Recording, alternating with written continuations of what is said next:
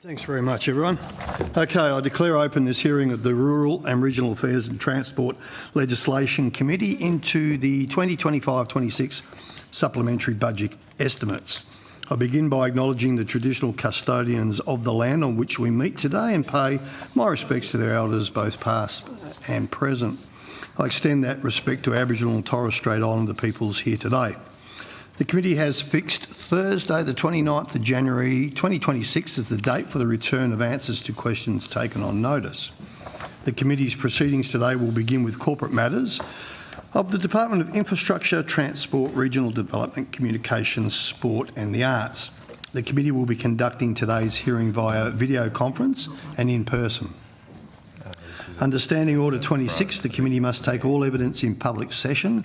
This includes answers to questions on notice. I remind all witnesses that in giving evidence to the committee that they are protected by parliamentary privilege. It is unlawful for anyone to threaten or disadvantage a witness on account of evidence given to a committee, and such action may be treated by the Senate as a contempt. It is also a contempt to give false or misleading evidence. The Senate has endorsed the following test of relevance of questions at estimates hearings.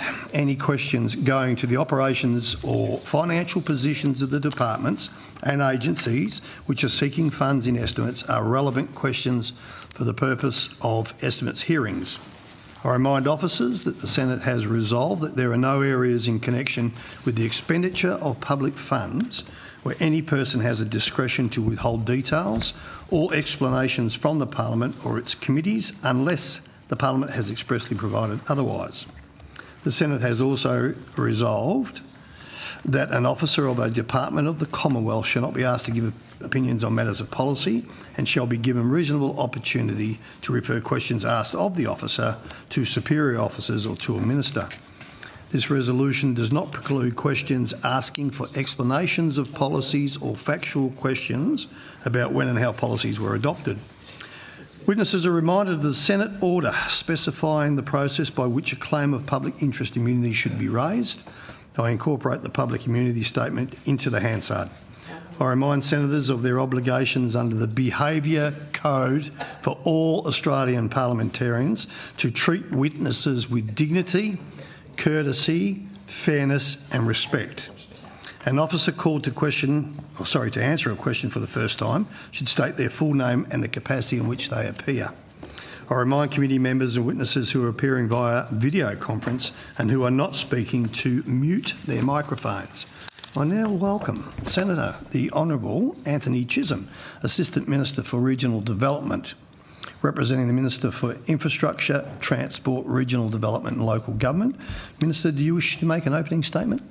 Morning, Chair. No, thanks. Thank you. And I welcome Mr Jim Betts, Secretary of the Department of Infrastructure, Transport, Regional Development, Communications, Sport and the Arts. Mr Betts, do you wish to make an opening statement? A very brief one, if I may, Chair. Yes. Senator Canavan wrote to me on the 5th of November on behalf of opposition senators requesting information in relation to government announcements of expenditure made since the committee's hearing on the 7th of October. I'm pleased to table the relevant information this morning. Separately, Senator O'Sullivan wrote to me last Wednesday, 26th of November, requesting information in relation to 9 specific projects and programs. While information on those projects and programs was provided to the committee on the 7th of October in response to Senator Canavan's earlier letter, my team will be happy to provide any updates under Outcome 1 today. I should add that a couple of projects listed by Senator O'Sullivan are not ones funded by our department, but we can deal with that at the relevant moment. Thank you.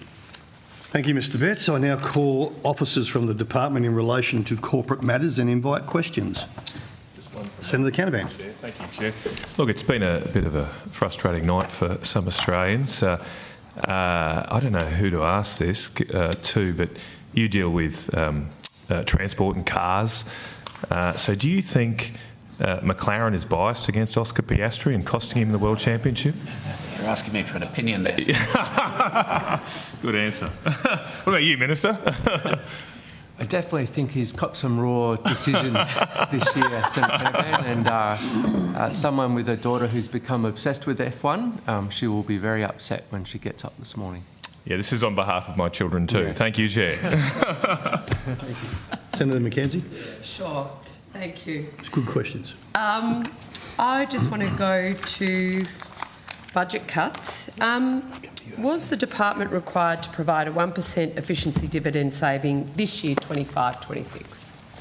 Yes, the department, like other departments, was required to provide efficiency savings, as is normal practice. That's been established over a number of rounds of budgets now. Ms Jordanovsky, our Chief Finance Officer, can give you more detail. Great to see you. So what is the value of the 1% efficiency dividend to the department? Good morning, Senator. So, Ms. Charles Jordanovsky, First Assistant Secretary and Chief Financial Officer. So, as the Secretary said, we have contributed the 1% this year. So, that's 1% of our operating budget, and at this stage, that is $517 million in terms of our operating budget. So, 1% of that is about $5.17 million. Okay, and how did you achieve that? So the long-standing efficiency dividend, Senator, is applied to and deducted from our annual appropriation. So in relation to that, we have undertaken, and I know that we've talked about this in the previous estimates hearing, we manage the budget according to what is provided to us by government. So every year we intend and do live within our means. In terms of that process over the last 12 months, we have undertaken a number of prioritisation activities, and we prudently manage our resources. So that's our, supplier expenditure, as well as, our employee costs, to make sure that we live within that budget that government provides to us. So has there been any change in employee numbers as a result of those decisions, as you outlined it? That you've given me the principle-based approach. Yeah. So what is that in real terms? So in real terms, I can give you the we've been managing our annual ASL levels as we do each and every year, and that can change at a budget and a MyEFO. In terms of our ASL for the last financial year, can you just give me 1 second? I will pull that up. I'm only interested in this one and how you're achieving the 1% this financial year. So we're not anticipating any significant impacts in terms of staffing levels or any widespread voluntary redundancies or anything like that. We're principally achieving a balanced budget this year through bearing down on supplier expenditure. Thank you. And have you been able to quantify that, Secretary? Well, the reduction in our departmental appropriation from 24-25 going into 25-26 was a reduction of $62.6 million. Quite a significant proportion of that was about measures which were always planned to terminate.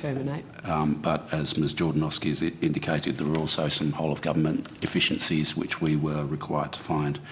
You might recall we talked last time about a review which Court of Mentor had undertaken for the department to look at how we could achieve efficiencies over the medium term.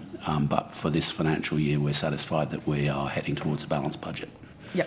So that 5.17 will be met. But you don't know specifically how. Well, we have undertaken a restructure within the department recently to make sure we're focusing on priority areas. We're just closing out the consultation on that right now. But as I said, the principal savings will come through bearing down on supplier expenditure. What is the expected efficiency dividend for the year 26-27? That's a matter for the forthcoming budget, and therefore a question best directed towards the Department of Finance. Oh no, it'll be being asked in finance. But what's your expectation? I can't speculate on what the outcome of the budget's going to be. Will there still be the 1% usual? I honestly, it's the 26 budget occurs in 2026, and I can't comment on that. So when the government determines the 1% efficiency dividend, and all governments across time have applied that, you would have seen in the forwards what your 1% efficiency dividend would be for 26-27? So, Senator, I know at the last estimates hearing we spoke about the existing save, so that's in addition to the 1%, and I talked you through the breakdown of what so that's the savings, the original savings measure that relates to supplier and legal and travel and external consultants and labour hire. So for this financial year, so in addition to the 1%, which is the 5.17 approximate to our 1% of our operating budget, we also have contributed on the existing measure $9.5 million. Right. And that's the so that was the outline I provided at the last estimates, and that's all the way through to 28-29. So I can give you that year-on-year breakdown if you'd like. I would appreciate it. So this is the original measure, I think, from 2023-24 budget, and the extension that was provided in the March budget this year as well. So that's $9.5 million for 25-26. Additional $6 million for 26-27, 8.1 million for 27-28, and 8.1 million for 28-29. Thank you. When we spoke, I think we were looking at reducing staff levels by 47. Has the department delivered on these staff cuts? Senator, as I mentioned earlier, we work to the budget that has been provided to us by government. So, yes, at the March budget, we did have a reduction or a net reduction of 47 in our ASL. Yep. And so what functions within the department changed as a result of that reduction of staff? So the principal way in which we manage that is through a combination of natural attrition. Our attrition rate is just over about 10%, maybe 12%. And tight controls around recruitment processes. And then we reorganise within the department to make sure that we are focused on the government's top priorities at any given time, and that's the nature of the restructure that we're going through at the moment. Secretary, have you received a letter from the Department of Finance requesting identification of 5% of savings?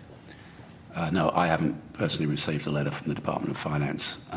As you know, there has been commentary in the media and commentary by ministers around an exercise to look at prioritisation or reprioritisation. That's a whole-of-government exercise, which again is a matter for the Department of Finance. So there's been no communication to your CFO, to the appropriate Deputy Secretary? There will be the distribution of templates and other sort of administrative material associated with the next budget, the 26-27 budget. That's in the normal course of events, but that is part of the budget process and not something that we can comment on. No, I understand it's a part of the budget process and you can comment on it. What you can't comment on is things that are being deliberated by Cabinet. And Cabinet is yet to actually make any decisions around next year's budget. They're still out for consultation and still receiving documents and submissions from across the community and their ministers. So I think we're well within the time frame to be asking about the process being undertaken by the government with respect to the budget, not the detail. So I would like to understand, so are you telling me that you heard about the 5% saving measures on Andrew Clennell? No. I can't believe you'd be up watching Sky on a Sunday morning, Secretary. My recollection is that the correspondence was at ministerial level rather than bureaucratic level initially. Right. And as usual, with ministerial correspondence, that will have been sent down to the department. So what date did Minister Gallagher write to Minister King about the 5% savings? So it's a whole-of-government exercise which is run by the Department of Finance and the Department of Prime Minister and Cabinet as an input to the budget process for 2026. I can't comment on budget processes which will come before Cabinet.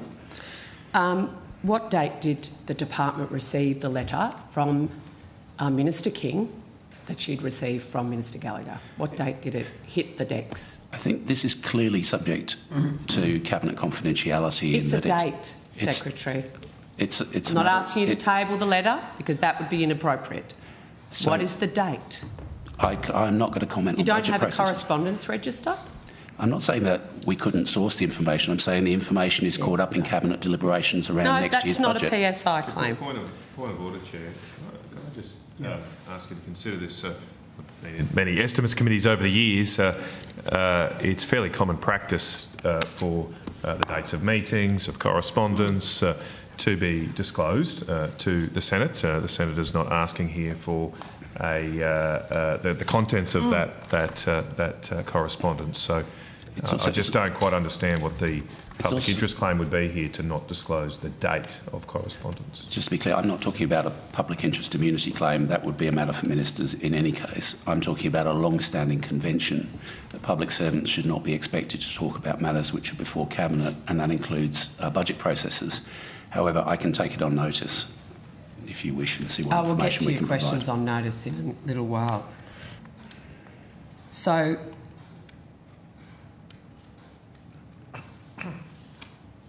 do you have a correspondence register for correspondence from the Minister's office? I'll let Ms. Yes Bridger. or no? Yes, of course we track correspondence from the Minister's office. Have you received, how many letters from other ministers has Minister King received since we last spoke? I would have to take that on notice, obviously. You don't have the correspondence register? I don't carry it with me, no. No, I know that, but you've got an army of people, Secretary, of highly capable people behind you who know how their way around a correspondence register. Okay, so just for the purposes of clarity, you're asking the total correspondence that is received by the Minister? No, just for total clarity. Yeah. I'm asking for the number of letters Minister King has received from her ministerial colleagues. Okay, we will take that on notice. And I ask again for the date that Minister King's letter from Minister Gallagher was sent down to the department. Has a draft of response been drafted for Minister King to that letter? I have explained to you that this is an input to budget processes, and it's by convention, public servants never talk about this stuff.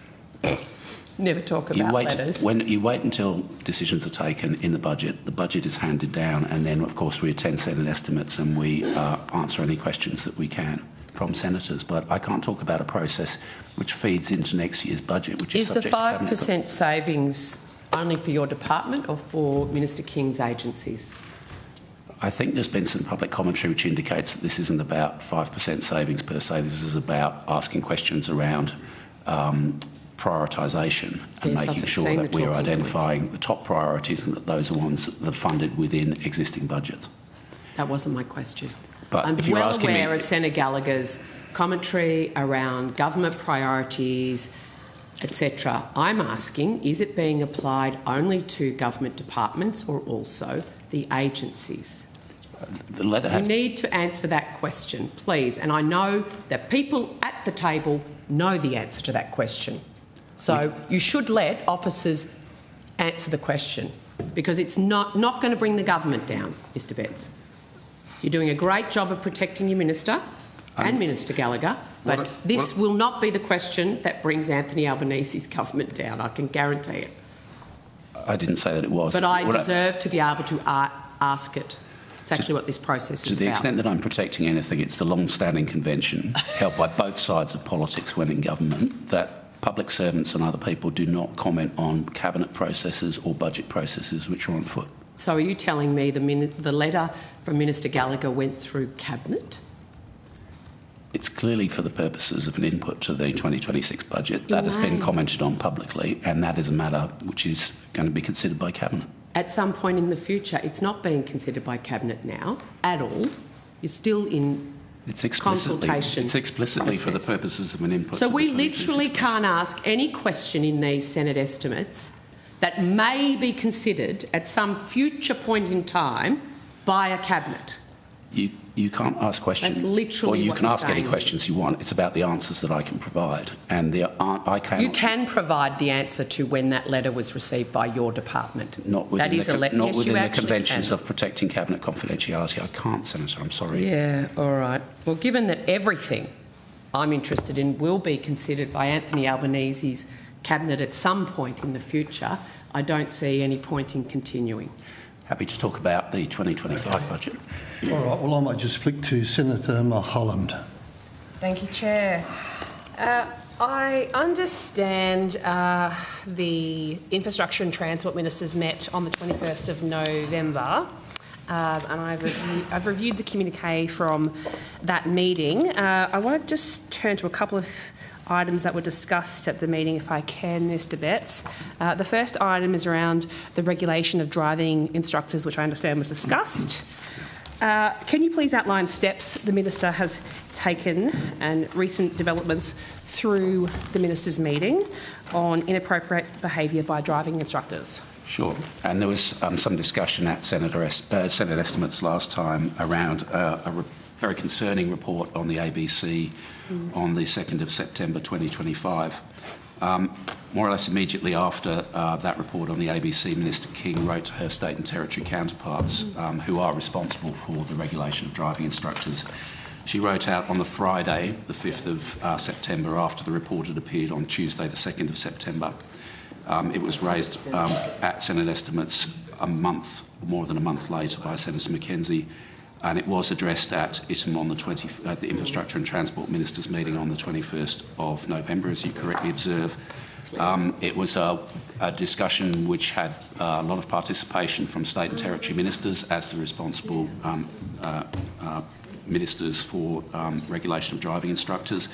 And as the communique makes clear, ministers agreed that reports of young people experiencing harm from driving instructors were deeply concerning, and that every learner driver had the right to feel safe and protected while learning to drive.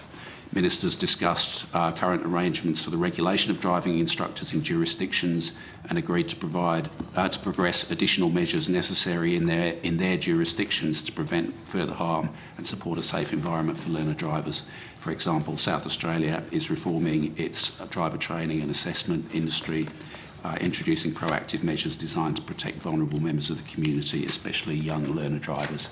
So I suspect that it's a discussion which will continue among the ministers around that table, but certainly there was a lot of focus on ensuring the safety of learner drivers, particularly female learner drivers, at that meeting.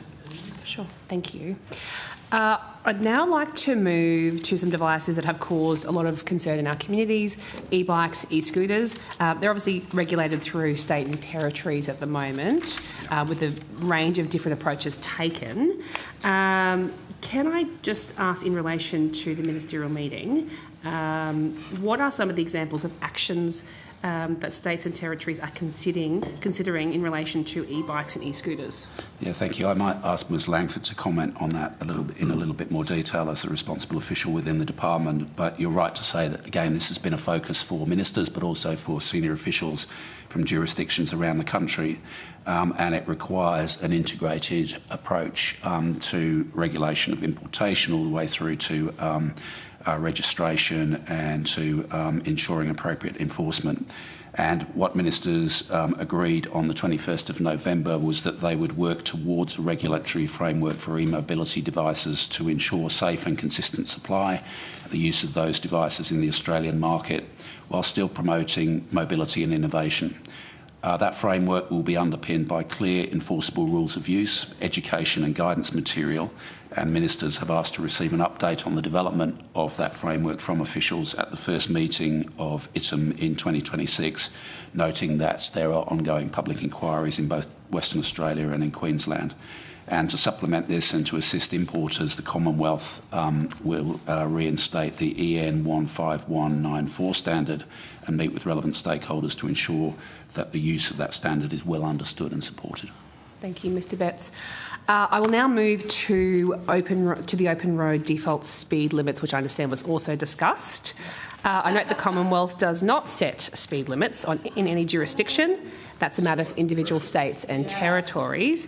Can you advise the committee what the outcome was? Sorry, Chair, I would like to ask my question, if that's okay. We've shown the same respect to other senators, so I'll start again. I was part of that banter too, correcting the record over here. Thank you. So I'm just moving to open road default speed limits. I note the Commonwealth does not set speed limits in any jurisdiction. That's a matter for individual states and territories. Can you advise the committee what the outcome was in relation to the recent feedback and consultation open on default speed limits as part of the National Road Safety Strategy? Sure. I guess to provide a bit of context, this relates to a public consultation on some regulatory impact analysis which was launched by the Department on the 29th of September 2025, quote, for the purpose of consulting with interested stakeholders. And it was clearly differentiated from a decision regulatory impact analysis. So this was a consultation exercise, not a decision-making exercise. And it executed a commitment by the Australian government which goes back to the National Road Safety Strategy under the previous government in September 2018, and an action plan which was published in December 2021 to, quote, coordinate a review of the Australian road rules and the development of a regulatory impact statement, as it was then called, on reducing the open road default speed limit. And the regulatory impact analysis situates the proposed change to the Australian road rules for the purposes of consultation as part of a safe systems approach spanning safe roads, safe speeds, safe vehicles, safe road users and post-crash care. And as the regulatory impact analysis made clear, the Australian road rules do not have legal effect until adopted by individual jurisdictions, i.e. decision rights sit with the states and territories. And then the documentation went on to ask whether the RIA actually established a case for amending the default speed limits in the Australian road rules. And the outcome of discussion at Infrastructure and Transport Ministers' meeting on the 21st of November was that ministers noted recent feedback from the consultation, and we received 11,000 submissions in response to that consultation on open road default speed limits that had been in the National Road Safety Strategy, as I've explained, since 2018. Ministers noted the Commonwealth does not set speed limits in any jurisdiction and that states and territories are responsible for these decisions, and no further work is going to be undertaken on open road default speed limits, and that was the decision of ministers collectively. Okay. Thank you, Mr Betts. Thank you, Chair. Thank you. Thank you, Chair. Senator Mackenzie. On this exact topic.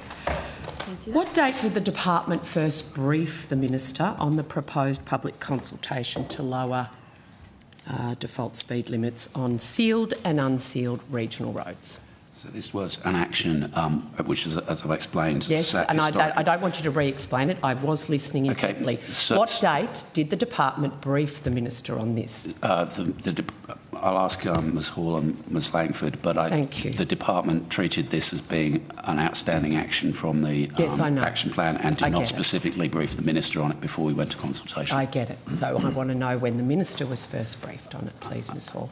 And I've just explained that the minister wasn't specifically briefed on it. But has she been briefed at all on it then? Okay. I get you went out for... I get it. I want to know when she was told. So, Senator, in regards to the process, as the... I don't want to go over the process because I'm hoping we do get out before 11 tonight. I just want to know when the minister was briefed on this proposal. So, in regards to the proposal was in regards to the requirement for the speed limits themselves. They were all briefed as part of the agreement to put it in the strategy. So that happened. Back in the day? Back in the day, and that I'm was asking all your minister. ministers. Your minister. In regards to the Road Safety Action Plan update, the previous road safety ministers were briefed in 23 and 24. In regards to the actual consultation process timing, as the Secretary actually highlighted, the minister was not briefed because the department... No, the minister wasn't briefed prior to the consultation being opened. That wasn't my question. My question was, when was your minister briefed? Or are you telling me she went off to a Transport Ministers meeting without a briefing on this?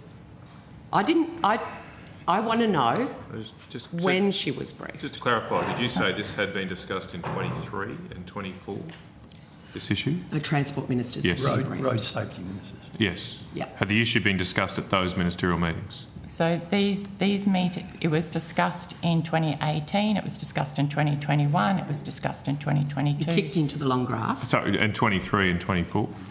We briefed the previous road safety minister in 23 and 24. That's what she said. Right. Briefed. Okay. But not... So which road safety minister was that? Minister Brown. Assistant Minister Brown. Okay, so she was aware that there was a proposal to lower speed limits on unsigned roads. It's publicly known because it's in the Road Safety Action Plan. Yeah, for the Okay, purposes of but consultation. our question is exactly... For the purposes of consultation, it is not Australian government policy. It's never has been Australian government policy. It's a process. I want to know, when Minister process. King was briefed, it wasn't before the consultation was released. No. When was she briefed? Well, clearly she was briefed before ITM. Yes. But this was a public consultation which was taking place. I was discussing that consultation as it was taking place with the Minister. Obviously, there was extensive reporting in the media of it. So we had conversations with the Minister, and then in the run-up to ITM, when it was possible to take decisions and set directions for the first time, recognising that decision rights rest with the state and territory ministers who were around that table, then obviously we provided advice to the Minister at that point. So was the reduction of speed limits presented to the Minister as a discrete policy proposal or as part of a larger road safety package? It has sat within the National Road Safety Strategy and Action Plan for a number of years. I understand the department's working on that and there's all those conversations. I'm asking about the Minister's knowledge and what was she, when you briefed the Minister, and I understand from your evidence that it was prior to ITM, there was, but post-consultation, did she request the briefing? Yeah, it's standard practice for us to brief the Minister on all agenda items which are before ITM, but the Minister sets that agenda, so yes. Did she specifically request an update on this issue? Yes. Yes. And when did she do that, Secretary? Because you meet with her weekly. Well, I would have had conversations with her, as you say, on a weekly basis, but certainly she would have asked at some point in the run-up to ITM to make sure that it was covered off in the standard briefing material. When did she request it? It wouldn't have been a text that she sent you. It would have been a formal request to say, I want to know more about this from her Chief of Staff or her advisor. I'd have to check that. Senator, it's quite possible, for instance, that the Minister would have raised it with me in the context of a general discussion about the forthcoming ITM meeting. You just said she requested a briefing on this topic. Yes. Yep. Correct. And it could have been... I would like to know when she requested the briefing. I'll see if I can This is not, again, we're not going to bring the government down with the answers to these questions. I have a right to ask them. I would like honest and upfront answers. Sure. So your Minister will be fine. So the ITM meeting took place, as we've discussed, on the 21st of November. Yep. We would typically provide the Minister with a briefing pack about a week in advance of that. But sometime in advance of that, the Minister would have had discussions with us about what she would like to see on the agenda. This was clearly a matter which was the subject of quite extensive media and political commentary.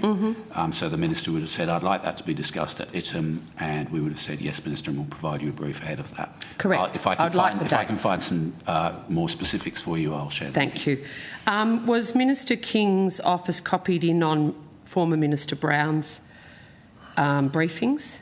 I'll have to take that on notice and just double check for you. Sure. No worries.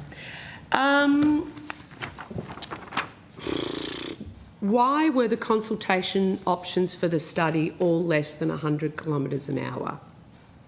Because the open default limit is 100 kilometres, so their idea is to reduce the speed limit to save lives. Had the Minister or Department already determined the speed limit would be lower than 100 kilometres an hour? Well, if the purpose of the exercise is to reduce harm by lowering speed limits and 100 is the existing default, then it's axiomatic that it involves a lower speed limit being consulted on. Did the Minister... Both New South Wales and South Australian governments came out opposing the proposal to reduce regional speed limits during the consultation period. Did the Commonwealth fail to consult with state ministers prior to commencing the consultation? Or did you just... Given this had been on the table since 2018... Correct. Why were they surprised? And as part of... Good question. Both Labor governments. As part of a National Road Safety Strategy and Action Plan approved by state and territory ministers, among others. But so why weren't New South Wales and South Australia consulted about the options you were putting The whole forward? thing is a consultation exercise, and we had, Did you say there were 11,000 submissions? yes, 80 Is that councils, unusual? 45 people. Is that unusual? Like, that's a lot for a departmental consultation on... Most of those responses were from members of the general public. Yeah. But you had 80 Thanks to a councils. campaign by the Liberal and the National Party. This is the purpose of consultation. As I said, the whole purpose of the exercise was for the purposes of consulting interested stakeholders. I would say that we successfully did our job and enabled ministers then to take decisions in the light of public opinion. Well done, Secretary.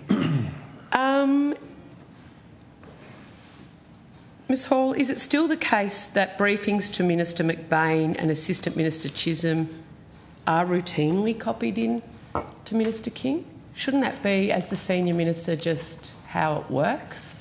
That's usual practice, yes. It But is. Back in 23, 24, I'm presuming that is the case, but I will just double check for you. Could you check today? Yes, we will check today. Thank you. At what level was the decision to commence public consultation signed off on? Because it clearly was, the Minister didn't know this was happening. Ms Langford, who said go for it? So it wasn't the South Australia or New South Wales, it wasn't Minister King. Was it you, Minister Chisholm? Did you sign off on it? The action, which sat within the action plan, was an action for the Commonwealth to undertake this consultation. No, the consultation. The public consultation. Yep. Who signed off on that happening? So, Anita Langford, First Assistant Secretary, Road and Vehicle Safety Division. Public consultations are a requirement from the Office of Impact Analysis for any regulatory impact analysis. So as long as they sign off, you can go out and publicly consult on anything? Well, the other avenue through which the activities of the action plan are governed is the Intergovernmental Steering Committee on Road Safety. But they didn't know because New South Wales and South Australia was surprised. Minister Chisholm, forgive me, are you the Minister for Road Safety? No, Minister McBain has the responsibility for that. Yeah. Right. Who signed off on it? Did you sign off on it, Secretary? No, my understanding is that Ms Langford did. She is the senior official within the department responsible for road safety, and it's her job to approve consultation documents. So you're the delegated officer in this case? I'm the officer who approved it, yes. Yes, okay. The consultation regulatory impact assessment that went out, was that sent to the Minister's office before it was released? No, Senator. Was it sent to the Secretary's or Secretary's office before it was released? No, Senator. Is that normal practice? Yes, Senator.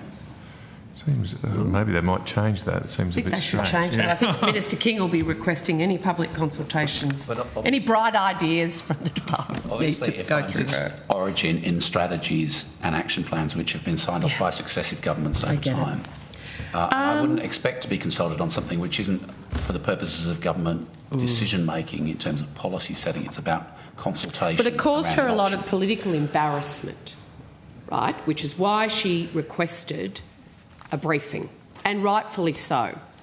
So are you looking at changing internal processes so that doesn't happen to Minister King again? I would Disagree with you there, Senator McKenzie. I think the embarrassment was all yours when all along you should have been lobbying Minister Mickelberg in so Queensland funny. around So speed funny. limits, because Jeez. they're the ones who actually No one set the believes time. you.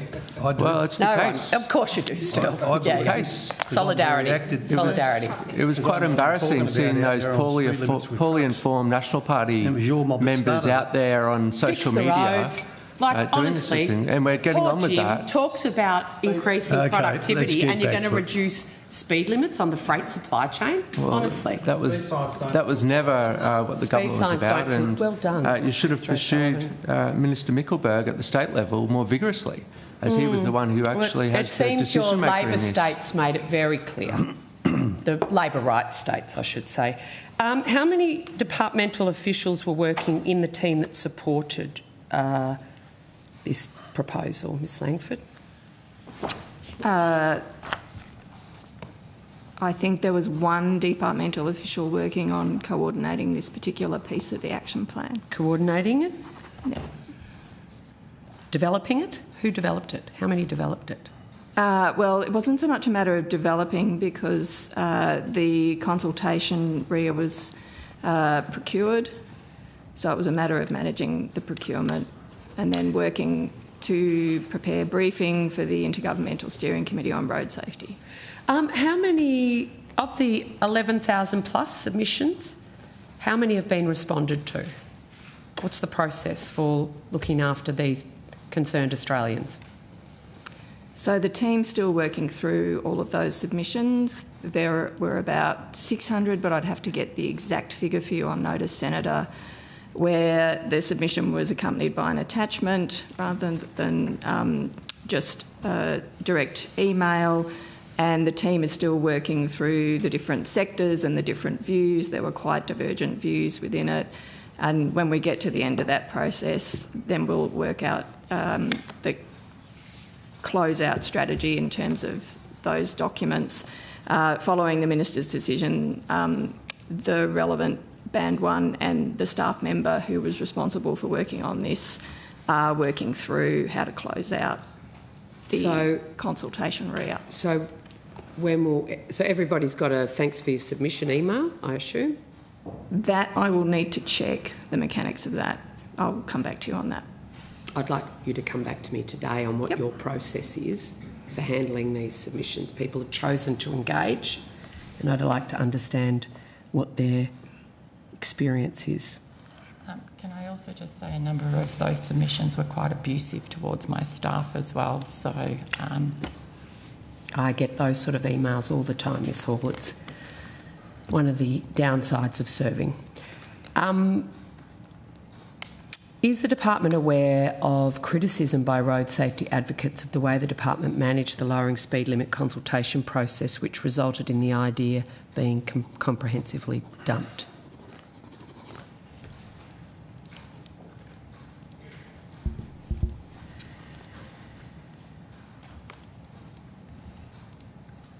I'm aware of criticism from one body, yes. Is that the Australasian College of Road Safety? Yes, Senator. What's their criticism?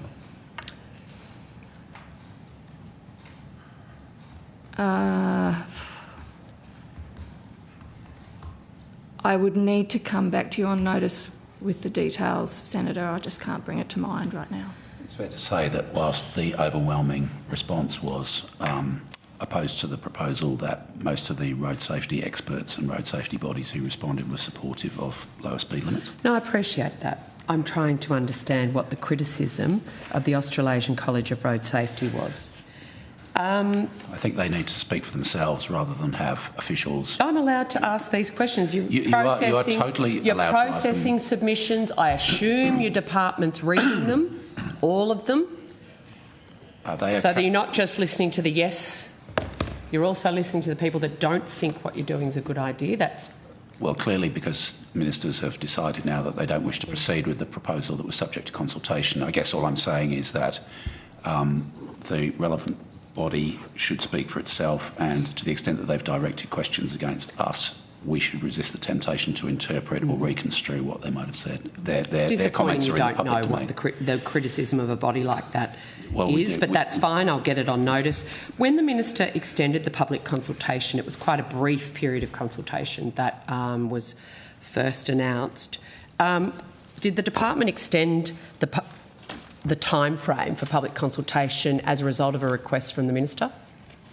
Yes, Senator. Yes? When was that request received? We would have to take that on notice, Senator. We'll check of course for you you do. and come back to you. And was that from the Minister directly or her office? I believe it was from her office, but we'll confirm. And was that Minister McBain or Minister King? Minister McBain. Okay. And on request from the Minister to extend the public consultation, is that when you made the change? What did you have to do to extend the consultation period? internally? Internally, we just had to engage with the Minister's office and the provider to extend the time available on the website. And I believe the team also sent out advice about the extended timeframe for consultation, but I'll have to come back to you with the details. That's okay. There was a rumour around decreasing city speed limits to 30 kilometres an hour near school zones. Is that still under consideration by the department? It's something that may be consulted on in the future? No, Senator. There's no work being conducted internally on that. Thank you. Some questions on this topic? Sure. Thank you, Senator Mackenzie, or Chair, actually. Can I just ask, would reducing speed limits lower carbon emissions? I don't know the answer to that, Senator. It's not the reason for the regulatory impact assessment. The reason for the regulatory impact assessment was purely to look at saving lives. But I understand that the Office of Impact Analysis requires a number of things to be assessed in accordance with its standard. I think So I'm just wondering... You might find the answer to that in the document itself. Well, I'm wondering then, if you don't know the answer to that, or anyone doesn't know the answer to that from the department, why then did the consultation regulatory impact assessment include this line on page 55, that, and I quote, "There is evidence to suggest that increased speed can increase fuel consumption and therefore increase carbon emissions"? I think that's just a normal requirement that is a standard part of any regulatory impact assessment. That is, as I said, a requirement of the Office of Impact Analysis, but that is not the purpose of what the RIA was supposed to be looking at. The RIA is looking at how do we try and save lives in a situation when we know that speed has a direct implication for deaths on our roads when our road toll is not going down.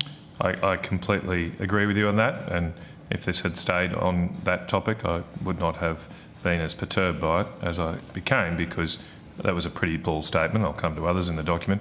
I'm just wondering on that, though, first, that's the comment I just read out, what is that evidence?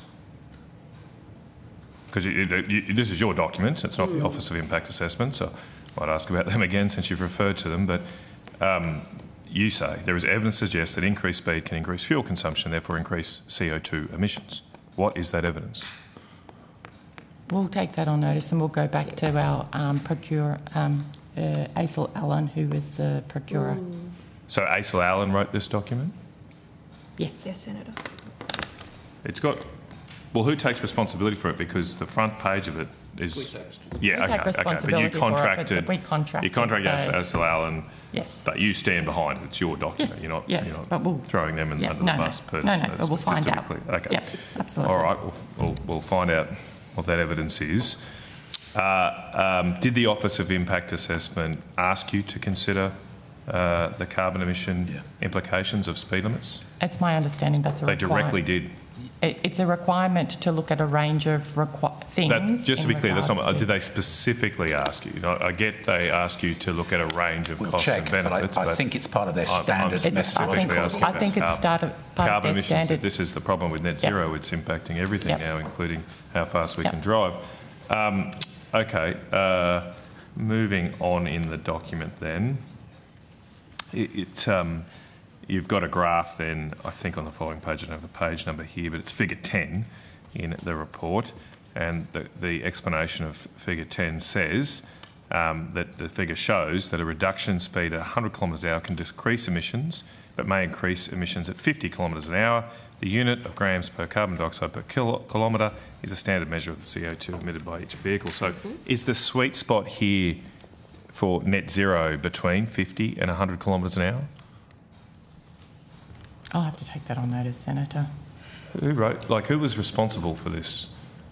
I mean, is this a bit of a problem if you're just saying Aisel Allen has to answer questions of it, because we can't ask Aisel Allen? So Is there someone else who was more responsible for this document and can help me? I'm just trying to understand. I'm trying to understand. You've written this, not me. You've said that a reduction from 100 kilometre-hours can decrease emissions, but may increase them at 50. And to give you the context of this, a lot of people have asked me since this came out, and when I read it, I was gobsmacked and I highlighted it. And a lot of people said, well, hang on, how can this be the case? Because if you lower my speed, I have to drive for longer, and therefore I'm burning more emissions. But I'm trying to help them out then to understand where this sweet spot, so to speak, is. You seem to suggest that the best speed would be between 50 and 100 in terms of our carbon emission impact. Yeah, so we'll get you some more information about what led to these statements in that document. Yes. As Ms Hall has explained, the principal purpose of this is around road safety, not emissions. And at no point in the infrastructure and transport decarbonisation roadmap is speed limits talked about as being a significant emissions reduction measure. This is an ancillary piece of commentary which is required by the methodology mandated by the Office of Impact Assessment. But we will get you the information. Secretary, I've said that. I've written articles on this, I've given speeches, and I've said that the principal issue in the document is road safety. My concern is that once you add this issue in, to the extent that you're doing this on a purely cost-benefit basis, there's a potential then, if you're factoring in carbon emissions, to flip it from a net negative to a net benefit of lowering the speed limit. And then this issue, despite being not the principal consideration, could be the marginal one, could be the sufficient condition, the necessary condition to get it over the line to lower our speed limits. That's what you're considering. It's clearly a determinative factor. Otherwise, why spend 4 or 5 pages discussing this? Lose too much sleep over it, Senator, given it's been knocked on the head by ministers. Anyway. Yeah. Okay. Well, I'm going to come to that. I'm going to come to that because there's other implications here. Later on the document on page 57, the department says that and I quote, the value of greenhouse gas emissions therefore is not internalised in the market, which means that individuals do not make decisions based on the overall impact. This is a classic market failure, making the value of emissions difficult to estimate accurately. Do you think people's driving behaviour in Australia is a market failure? I think the point is a technical economic one, which is that there isn't a pricing mechanism which sheets home to consumer the direct price to the environment of carbon emissions. That's the only technical microeconomic point that's been made there. Okay. The department goes as far as trying to estimate those emission reductions in terms of a value. It says there's a market failure, so it tries to estimate the value. The department uses the Australian Energy Regulator's cost of carbon estimates. They summarise those in figure 11 in this document. Just before, sorry, Senator. Just let you know, Mr. Betts, that there is a photographer in the room. So, thank you. Okay. Thank you, Senator Chair. In this discussion, the department says, and I quote, the total dollar value of the reduction in emissions is therefore the total tonnes of abated carbon per year multiplied by the social cost of carbon in that year. Did the department calculate the dollar value of reduction in emissions from a lower speed limit?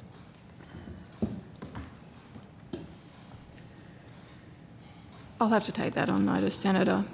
That wasn't the reasoning for the inclusion of that information in the RIA was because one of the things that we're required to consider is the impact of pollution and emissions. Right. Okay. So it was an indicator. It was something you had to assess. Correct. And if Senator Canavan's intuition was right, that actually slowing speeds and therefore... It's not, hang on. Just sorry, Secretary. Whoa. Secretary, do not verbal me. Yeah. It's not my intuition. I'm quoting from your document. Okay. I certainly think this is absurd. Just to be clear, I think this whole thing is ridiculous, but I'm quoting... Well, if the Secretary... I'm trying to explain why this... Okay. We'll start again. Assessing carbon emissions Yep. Okay. might be something sensible to do if, for instance, lower speed limits increased carbon emissions. You would want to know that. They do. That your document doesn't say that. Your document, as I just quoted to you, says that lower speed limits would lower emissions. Correct. Right. But if you were right and the opposite were true, then this document would need to spell that out. I haven't made any claims today, except that it's absolutely absurd to set speed limits based on trying to change the temperature of the globe. That's my system. Now you can disagree with that. You're free to disagree with me on that, but that's my only contention here. That this is a waste of time, a waste of your resources, a waste of the government's resources, while people are dying on our roads, while there are potholes on the road. I'd prefer you to focus on that rather than trying to change the temperature of the globe.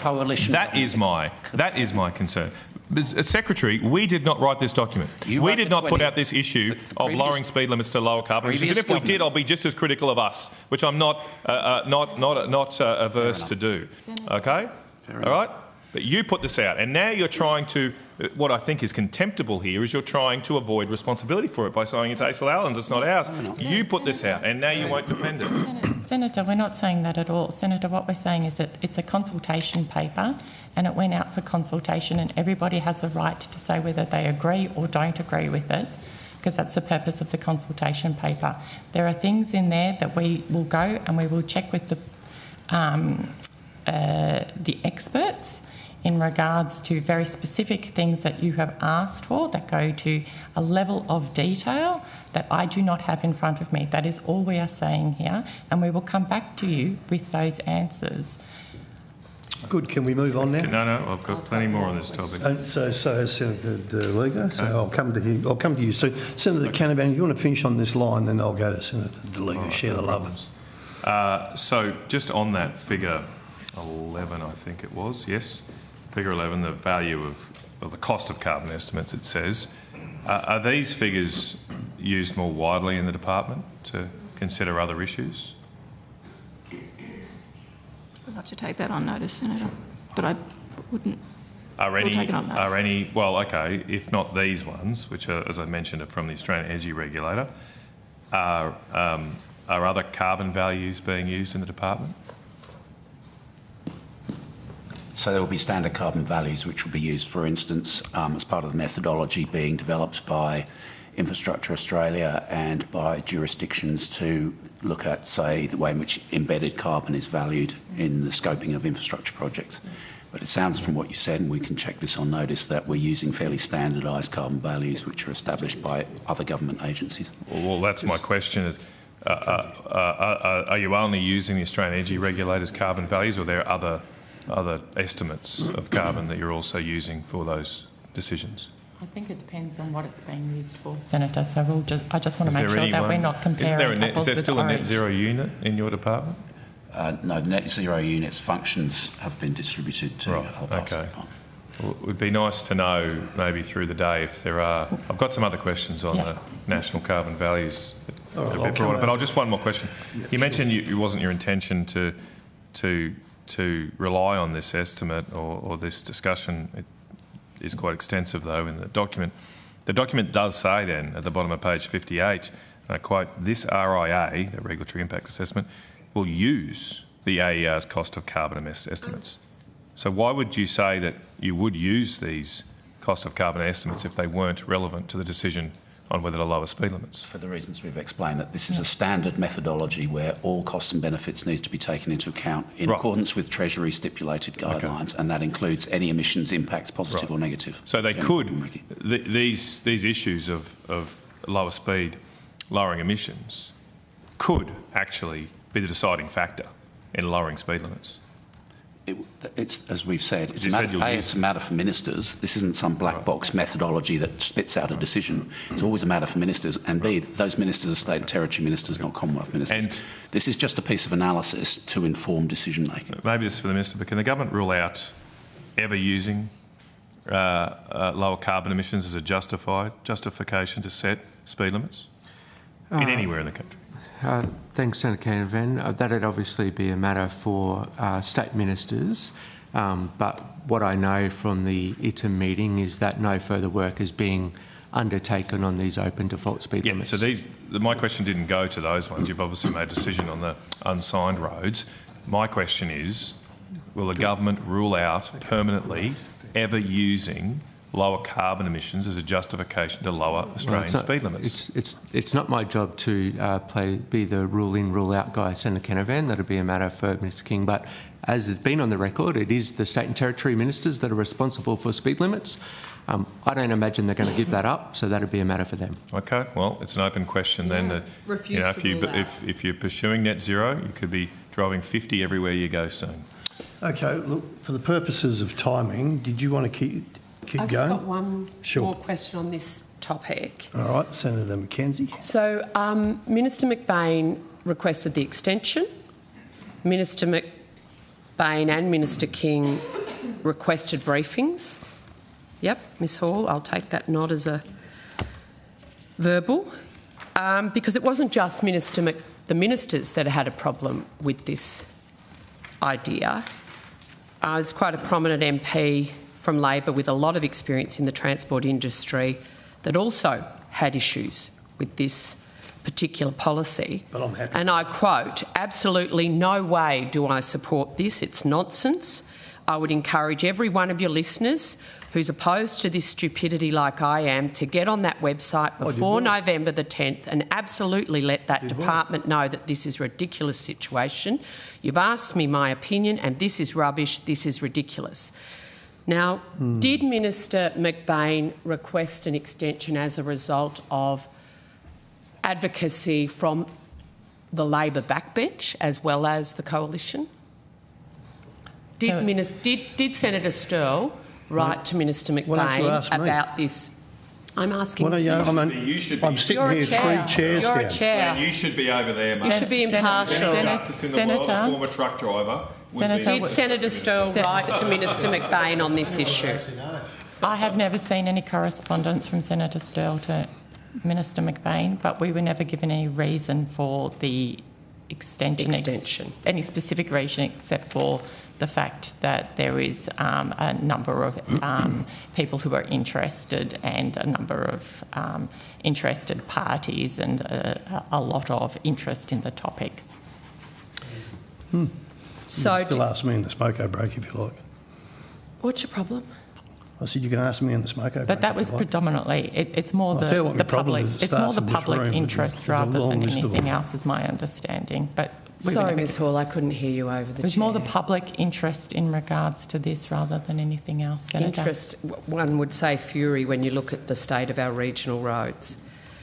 The fact that the Minister requested an extension indicates the government was of the view that to continue exploring the idea of lowering speed limits despite, like, you would just say, righto, this is a disaster, we're just going to finish it in item, rule a line under this. Instead, they extended the consultations.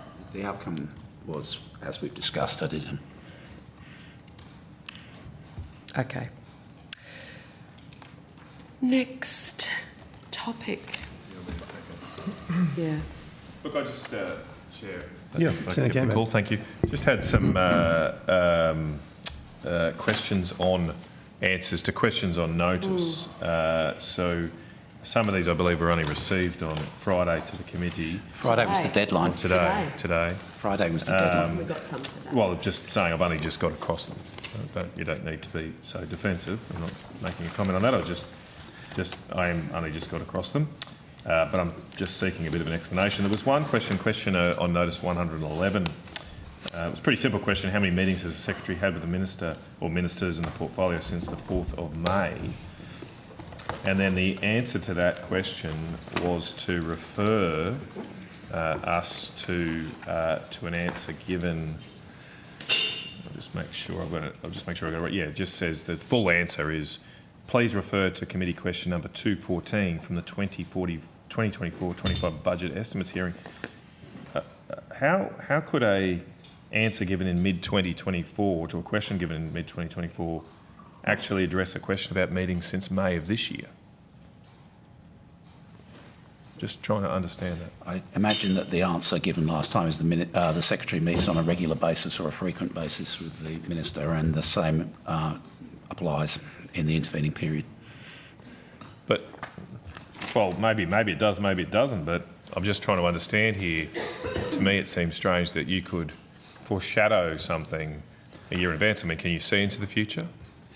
No, but if the answer last time was the Secretary meets on a regular basis with the Minister, and the answer in the intervening period is the Secretary meets on a regular basis with the Minister, it's going to be the same answer. I mean, you could have said that. I still think that clearly is not meeting the standards that the Senate has set in the past. This has been a fairly regular question asked. When I was a Minister, I would have no problem answering it.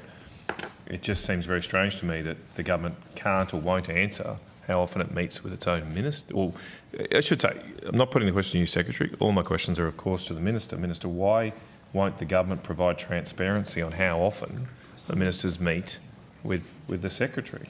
What have you got to hide? I don't think there's anything to hide, Senator Canavan. I haven't seen that question on notice, sorry. Okay. Well, I'm happy to table it. The question, whether or not the issue around the previous... there's an issue of time travel here that the department seems to be able to engage in, but putting that to one side, it's unclear to me why the government cannot answer a question of who it meets with and when, particularly when it comes to their own secretaries. Why won't you provide that information? At the risk of taking it on notice, Senator Canavan, which I know would be unsatisfactory in this circumstance, but it's hard for me to provide an answer, and I haven't seen it, but I'm happy to endeavour to come back and give you a response. Right. Well, there are more examples of this, and question 114,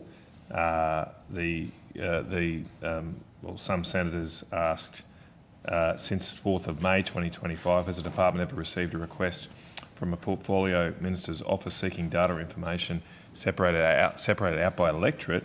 And again, this answer actually referred to estimates 2 years ago. But the question was from May this year. How could an answer to something given 2 years ago be relevant to a question of what's happened in the last 6 months? No. The answer's still no. It's no. Well, why didn't you just say that? I mean, okay. Great. Wow, we're getting somewhere. We at least got an answer. Well, it's not that hard. This is one way to get It's not that difficult. Because this is, and it's not us putting this, many independent commentators, crossbenchers, have called this government the least transparent in history, and it's pretty obvious here when basic answers are not given that conclusion is reasonable. Minister, there's another question here, question 112, where senators ask, please provide a list of the 10 largest estimates variations in the most recent financial year. So that would be, of course, the year to 30th of June this year.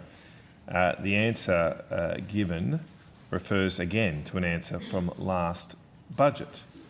And the last budget answer, or the last answer in the 2024-25 budget estimates hearing says, and I quote, the portfolio additional estimate statements inform the Parliament of changes to the total resources available for an entity since the budget. The pays annual appropriation bills number 3 and 4 and appropriation parliamentary departments bill number 2 are tabled in Parliament usually in February each year. Wow. I mean, that doesn't even seem relevant to that. I mean, can't you just provide us the estimates variations? Why can't you do that? Isn't that the whole point? This is an estimates hearing. I mean, we're asking about estimates variations. That should be relevant, shouldn't it? Not information that I have in hand. Okay. Can you give us a commitment to provide that? We'll ask again. Can you provide the 10 largest estimates variations for the last financial year? Well, I'm happy to take it on notice. Right. Is well, the CFO, maybe, hang on, maybe given the department's or the Secretary's response before, we might have changed about it. Just answer it. I doubt there's anything too much that's going to bring down the government or anything in it, but it's a reasonable request for the Senate to have, and it's very disappointing to see the government not respect this process. I'm not going to go through all of these because we will be here all day. Mr. Chisholm, one that you took on notice last time, question on notice 15, asked for the discussions you had with the New South Wales government around the Maitland bypass. Again, that question hasn't been answered, so I'd ask again, can you provide us information on your discussions with the New South Wales government? What discussions have you had on the Maitland bypass? Well, then I would have had no discussions with the New South Wales Minister in regards to that, because it's not my responsibility, Senator Canavan. Sorry, I should say, I got misinterpreted. Minister King's discussions with the New South Wales government, but you were asked, obviously, because you're at the table. So can you provide that information? I'm happy to take it on notice, Senator Minister King's office is probably sitting in this room somewhere. So Stop making Minister Chisholm look like an idiot. Help him. So the answer given to that question, as I said, was just, can you take on notice when you've had conversations with the New South Wales government about the Maitland bypass? The answer was, discussions regarding jointly funded projects occur between the federal and state governments in accordance with the usual processes. I mean, it's just not an answer. So what is the point here? I mean, if we're not going to get answers, this becomes simply a sideshow, and are you treating the Parliament like a sideshow now? A bit like OPDs in the Senate. Are you, Minister? Do you think that the Senate deserves to have answers to questions? You're a senator. Do you think we, as well as a minister, do you think? And I know the ministers take that responsibility very seriously. Obviously, federal-state negotiations on road matters are quite complex. There is a history there of those disclosures, those discussions not being disclosed as to protect those relationships. But I'm sure that Minister King would have regular discussions with her New South Wales counterparts and those around the country. Is the department aware of the growing stockpile of unsold Chinese EVs around the country? Kiama, New South Wales, Kilsyth in Victoria, Ipswich in Queensland? Sounds like a question to ask under outcome 2. So you're not aware? No, he just said that we're under ask it in outcome 2, and as soon as we get through this, we'll get to outcome 2. Do you have any further questions? 3% of staff said they felt well below capacity and did not have enough work to do in the APS employee census.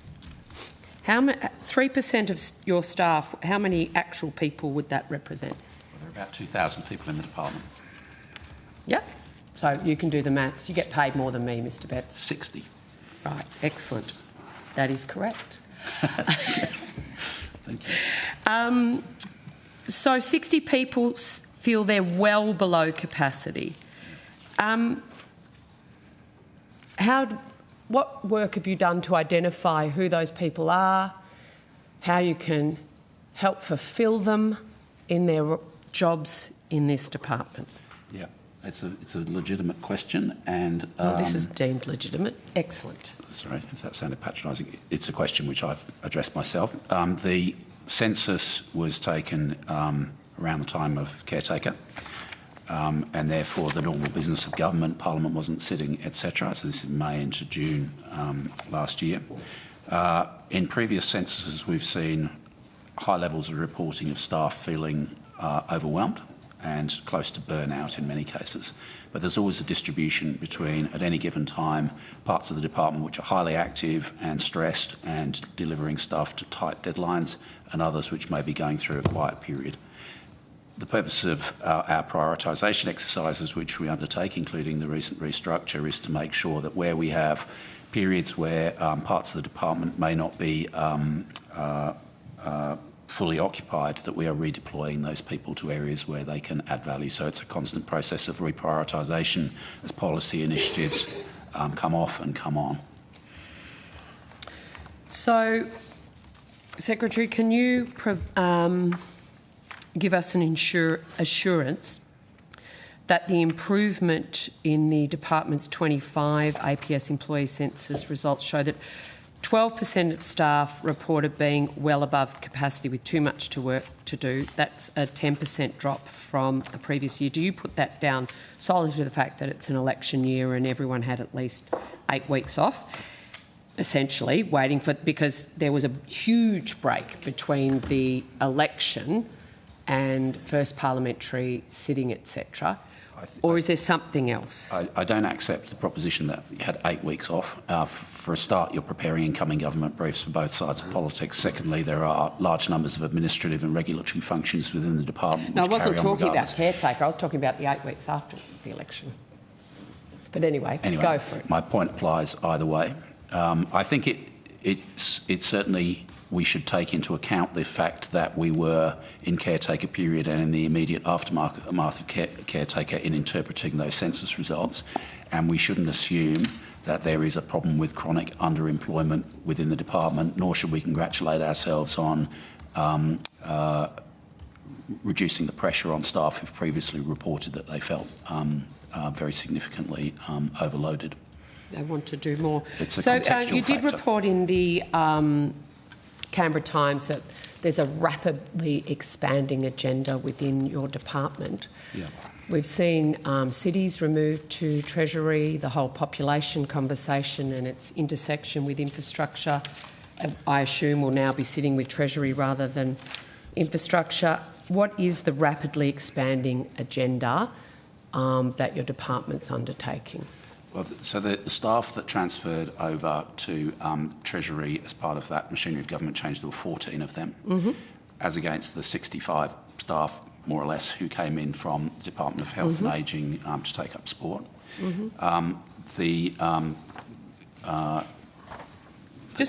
What's the rapidly expanding agenda? Direct quote.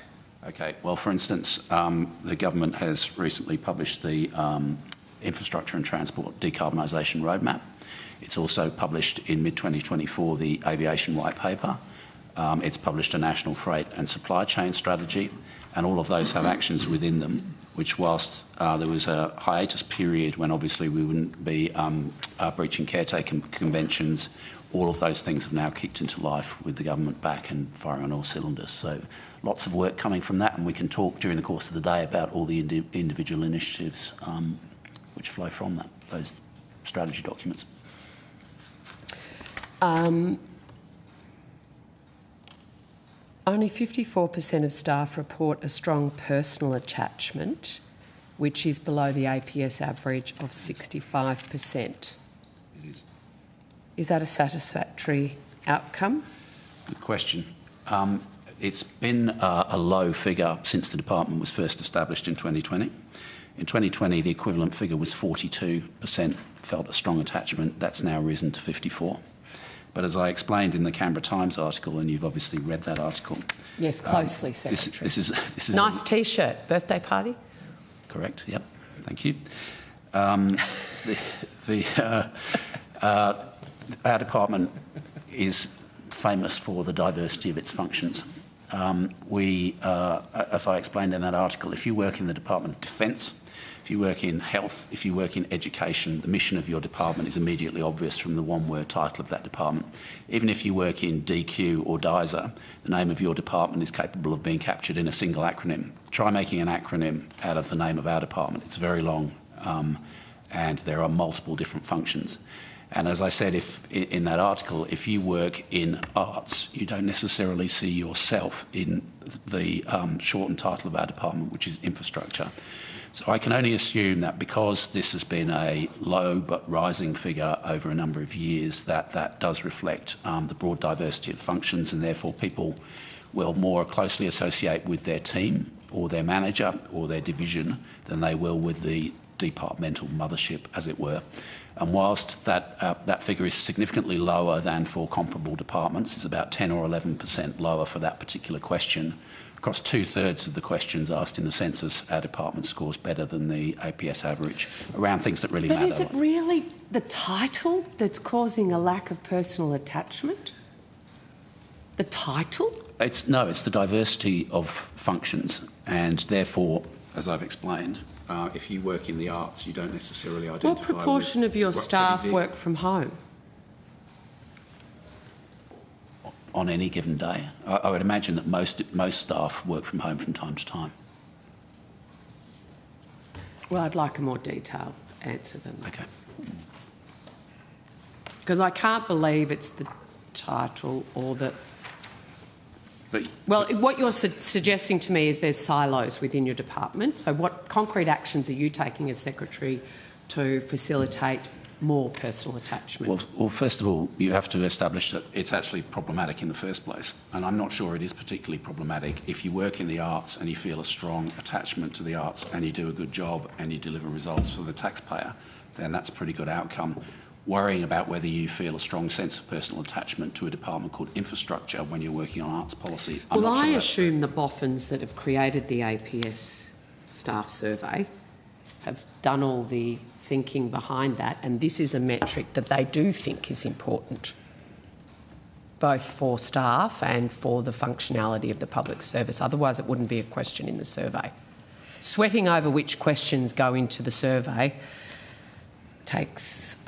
is something I just never want to be involved in. But it's there for a reason, and for you to say you don't think that actually is relevant. Can we get the list of questions related to that topic?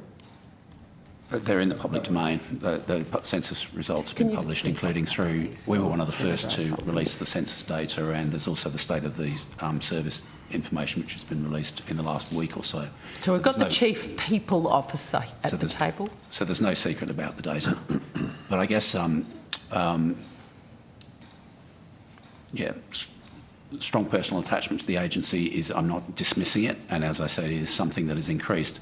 But when we've tried to, for instance, coming out of our capability review, it was suggested that we should try to come up with a statement which resonated with everybody equally across the department. It's quite hard to write short, pithy statements which create as much resonance for someone regulating heavy vehicles as for somebody working on arts policy. And in order to create that unifying sense of mission, it often needs to be pitched at such a generic level that it's just motherhood statements. So it's a challenge. I'm not dismissing it, but I don't think it affects our capacity to do our job on a day-to-day basis. What proportion of your staff work from home? We're just getting those results now. Yep. Senator, Pani Anastasiades, Acting Chief People Officer. Just give me one moment, please. Thank you. Senator, you asked some questions about engagement, the subset of engagement questions below employee engagement. I'm happy to provide that additional information to you if you would like now. I think we're getting it printed off. I think it's getting printed, but we won't take up time now. Okay, fine, no problem.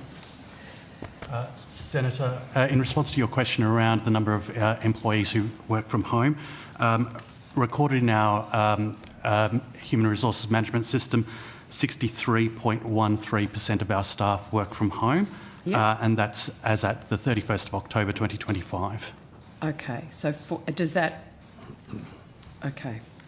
And has that increased or decreased? Sorry, Senator, that was the number of employees who have a flexible work arrangement, right, which incorporates things such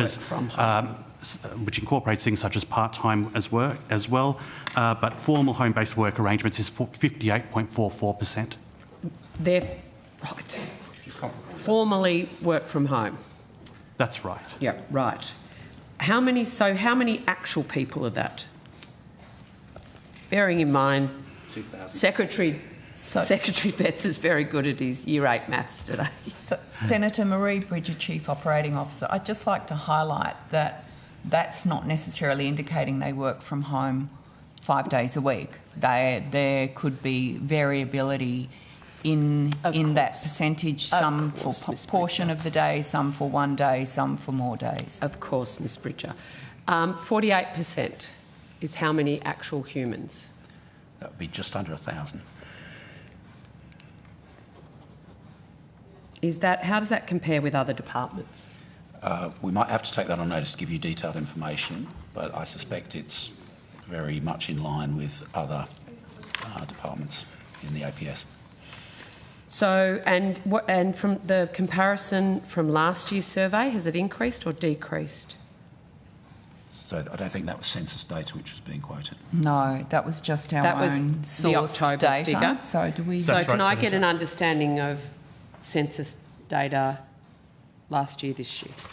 So, Senator, our census data won't necessarily match the data that presents in our human resource management system. The reason for that, Senator, is that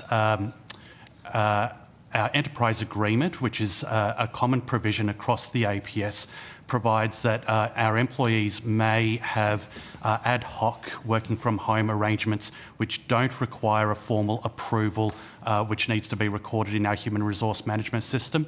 Rather, that's a local arrangement that may be made on a case-by-case basis with an employee. So, for example, an employee So that could be in addition to the 58%? That may be, Senator. So in addition to the nearly 1,000 employees who have a formal arrangement, there could be more. Do you are you able to quantify how many more? No, we don't record that officially, Senator. Who does? Who records that? Just the local manager? That's right, Senator. So, for example, I work from the office 5 days a week ordinarily. Occasionally I might ask my manager if I could work from home because I have a tradesperson coming to my home. Okay. They're hard to find. They are indeed. So I'm just wanting to know, can we then go to the survey data, and I want to understand the work from home last year to this year differences, please. Senator, I would need to take that on notice, Senator. Okay, that's wonderful. So one of the questions was, my work group has the tools and resources we need to perform well, has dropped from last year's result and is below the average. So is there a sense, Secretary, when we're going to making sure everyone's got what they need, that staff do not have the resources to work from home? Is that something that's been raised? No, I don't think it's about working from home per se. I think it's about the outdated nature of our IT systems and the chronic need, which goes back a number of years, to upgrade those systems. How are you going to do that with the 5% efficiency dividend? Well, good question. So we need to make investments drawing on our accumulated cash reserves to gain more efficient ways of operation. So, for instance, we're rolling out Microsoft 365 at the moment, which is a contemporary IT system that includes within it functionality for Microsoft Copilot, which is a well-tested AI tool.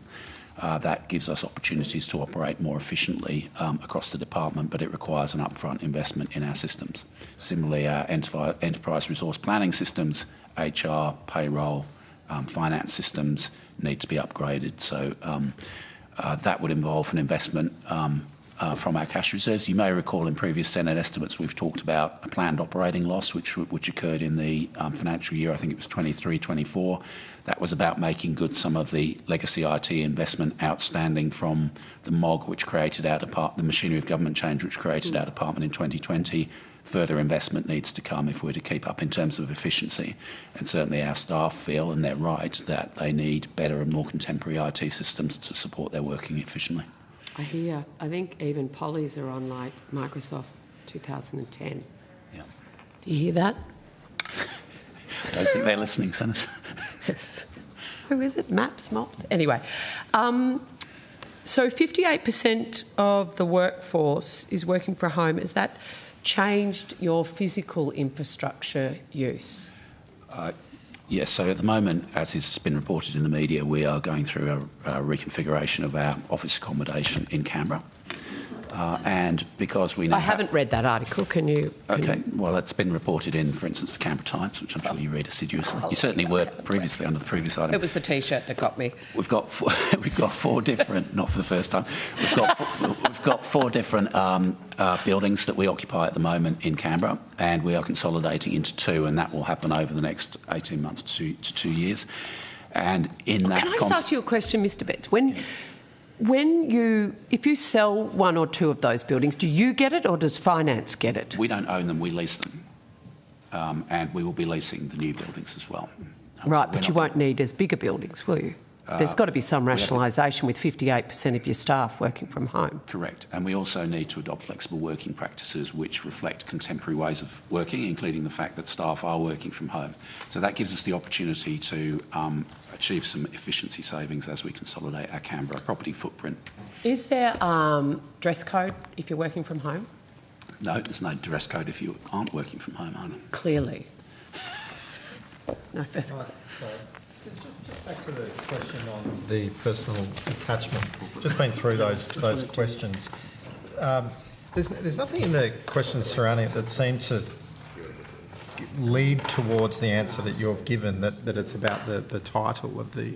No. So is there further data that's given you that confidence that might be the issue? No, and in fact I'm frustrated because I can't actually find a pattern in that data which explains why on the basis of the census data, why our result will be so markedly different from other government departments. You know, whatever it is, 11% below other government departments. When the question, would you recommend the department as a good place to work? We're above the APS average. When you ask, do your senior executives collaborate with each other? We're 11% above the average.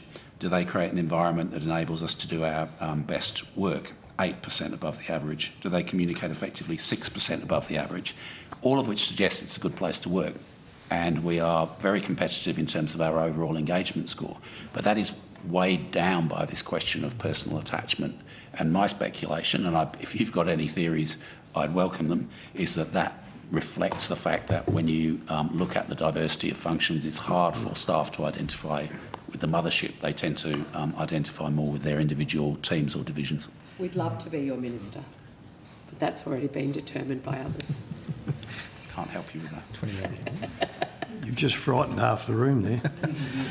Oh, not half. No, you're right. 90%. Yes, true, higher.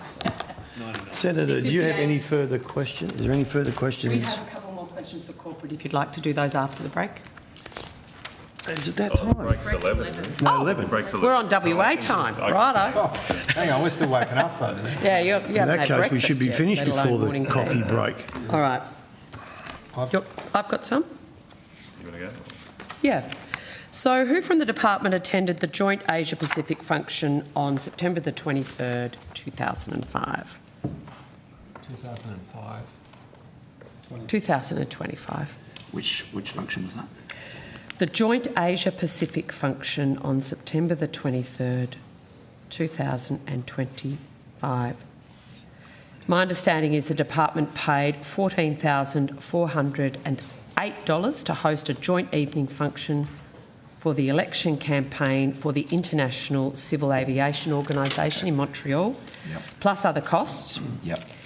And that may be a question under item 2. I don't know whether the officials responsible. Well, I think this is definitely corporate. Okay, but I may not have access to the officials who've got that information. So, yes, we don't spend much on hospitality and entertainment, but when we do, it's generally related to international engagement where we're trying to promote Australia's interests in things like the Postal Union or ICAO or IMO or other functions like that. And as you may be aware, that there have been ICAO elections in recent times. Yep. So who attended this function? I would be able to answer that if you ask that under outcome 2, but I'll have to take it on notice because you're asking it under corporate. Hospitality is so corporate. You couldn't get more corporate. Yeah, other but you're asking than about what was your media spend? Specific personnel who attended. I'll see if I can get the information for you. If the relevant personnel are in the building, I hope they will come to the table. They are. Okay. How many officials from the department attended? I will answer that question. Who has the line item for hospitality in corporate? It's held by individual groups and divisions. But obviously your person that looks after your finances. Senator, there we go. as the Chief Operating Officer, I do, but I do at a high level. But with regards to specific individuals that have attended, that is the line area. We're waiting for someone. So how many officials from the department attended? So Senator Char-Jordanowski, First Assistant Secretary and Chief Financial Officer. In relation to the event on the 23rd of September in Montreal, I have the breakdown. I mean, I don't have the breakdown of the individuals or the names of the individuals, but I know that we spent $13,956.69 on that particular engagement. Okay, so what was travel and what was accommodation? Senator, this would be the hospitality line only. Well, let's go to the travel then on top of that. Travel for that specific event? Yep. Senator, I wouldn't take that on notice. Hang on. Don't have that on. Someone. We don't know how much we spent on travel to that event. I can tell you. I can answer questions about travel. No, we've got it. We've got it. For a specific event? Yep. This is the place you ask this. Senator, I can give you... Then I can go down to the procurement of individual campaigns. Sorry, Senator, let me just look for the travel.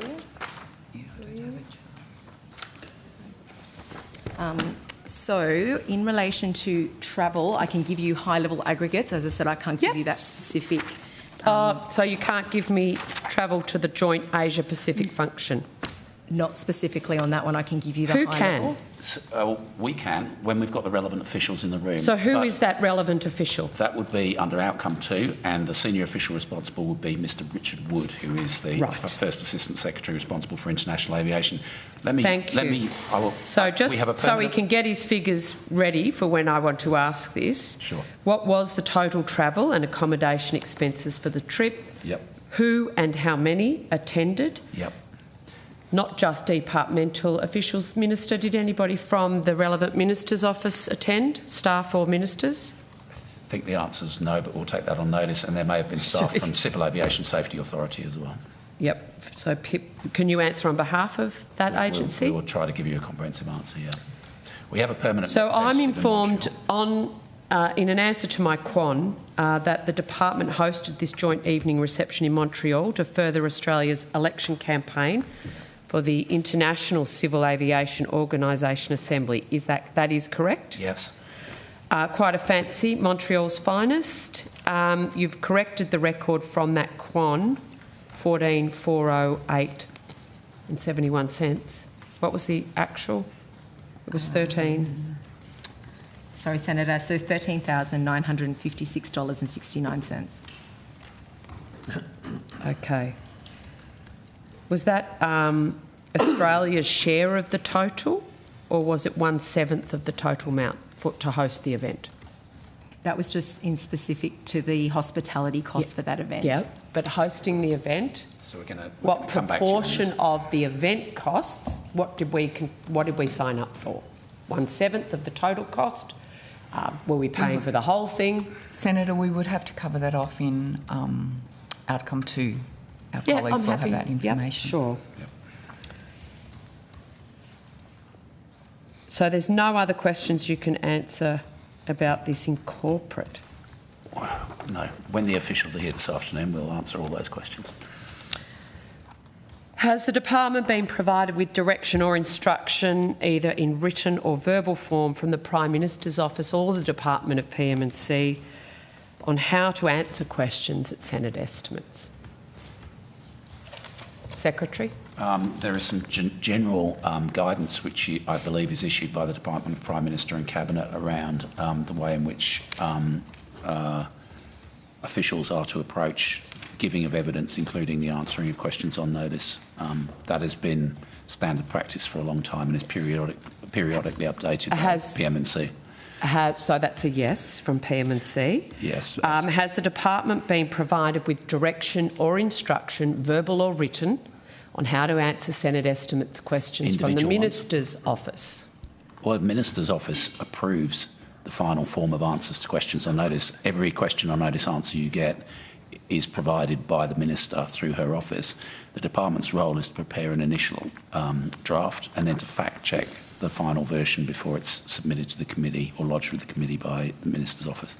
So in sort of response to Senator Canavan's early questions with the appalling robotic answers to quons, that's a fault of the Minister's office, not the department. We don't know if it's been changed or not, do we, from what you sent up? You know that the final form of an answer is as specified by the Minister and as fact-checked by the department.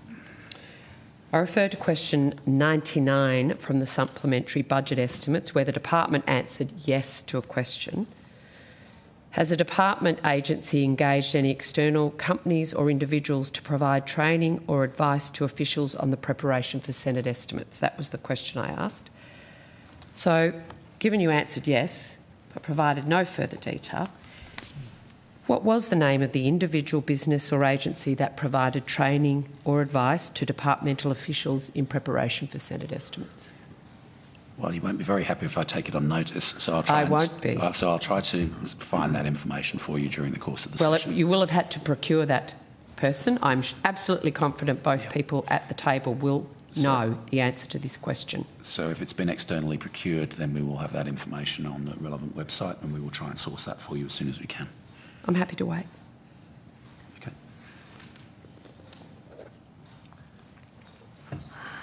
Senator, in terms of the information I have at hand here, so just for example, we have around 1,000 contracts in any given financial year, so I will get this is the one in response to Quan 99. Mm-hmm.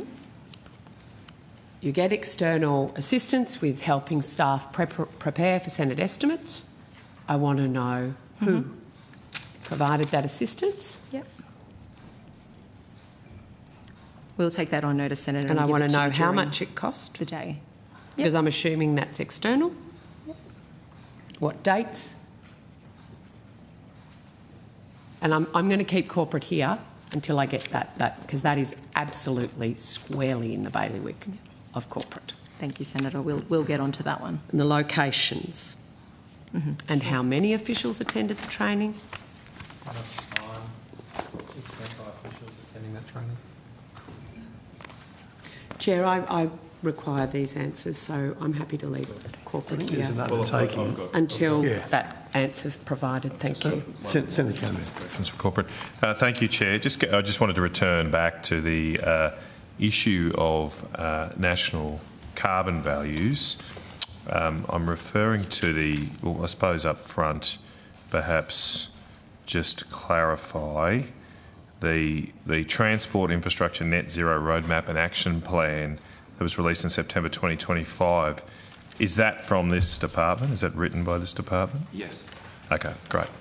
So in that action plan, one of the key initiatives under Priority 5, and I quote from the document, is that national carbon values for use in cost-benefit analyses. Could someone explain to me what that will mean? Yes. So it means that when business cases are being prepared for land transport infrastructure, that among the inputs on the cost side and the benefit side will be an estimate and a value associated with the embedded carbon in the materials which are used for that project, so that the cost of that carbon can be weighed against other considerations in the cost-benefit analysis. Does it go to the use of the infrastructure, the carbon created by the use of the infrastructure? No, the use. My understanding is, and I'm not a subject matter expert on this, my understanding is that the use of infrastructure is captured by the other initiatives and actions within the infrastructure and transport decarbonisation roadmap to reduce emissions, but the methodology that you're specifically referring to is about the infrastructure itself.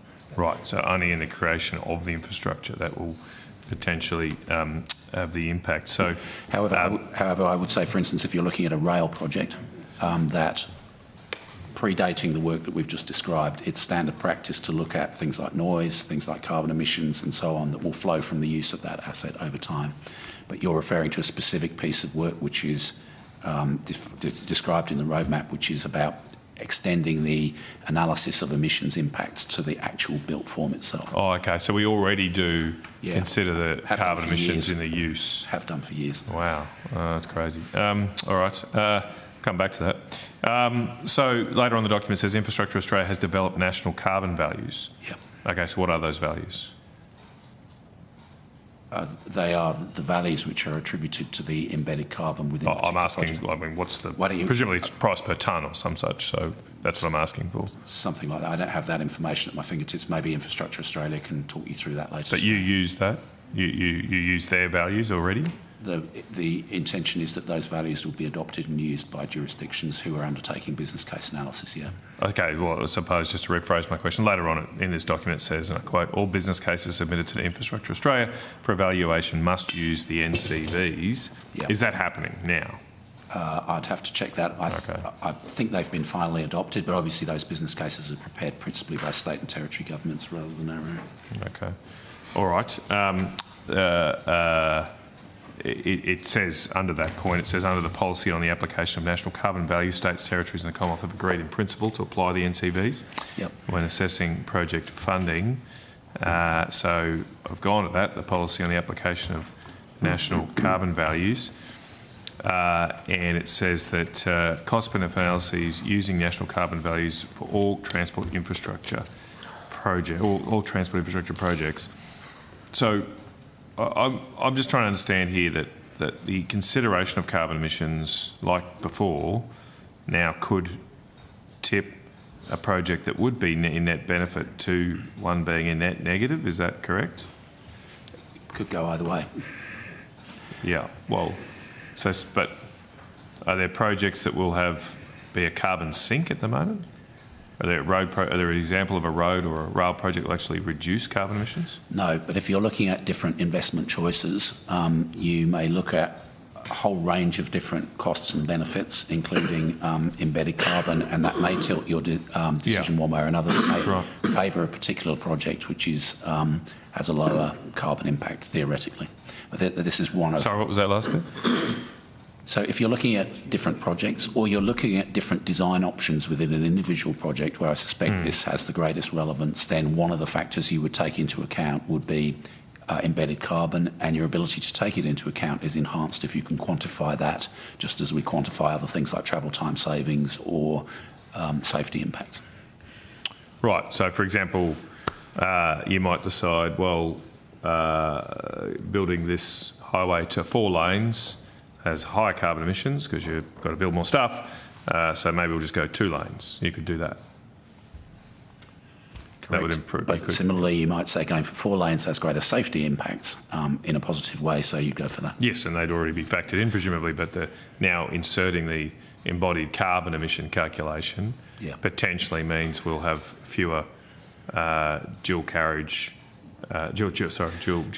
way, two-way split highways in the country, because it will skew the analysis to just having narrower roads, not wider roads. I would just emphasise cost-benefit analysis is not a decision maker in itself. It's an input to enable decision makers to understand the cost-benefit trade-offs as they take decisions. So it's not necessarily decisive one way or another.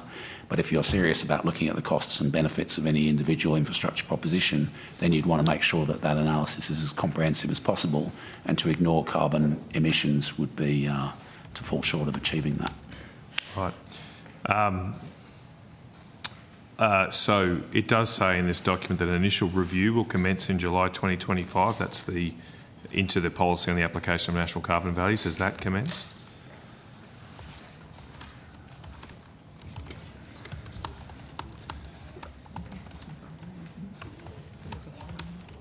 Senator Andrew Bourne, First Assistant Secretary, Land Transport Infrastructure Division. I think that question is probably best asked of Infrastructure Australia this evening, as they have a leading role in that analysis work.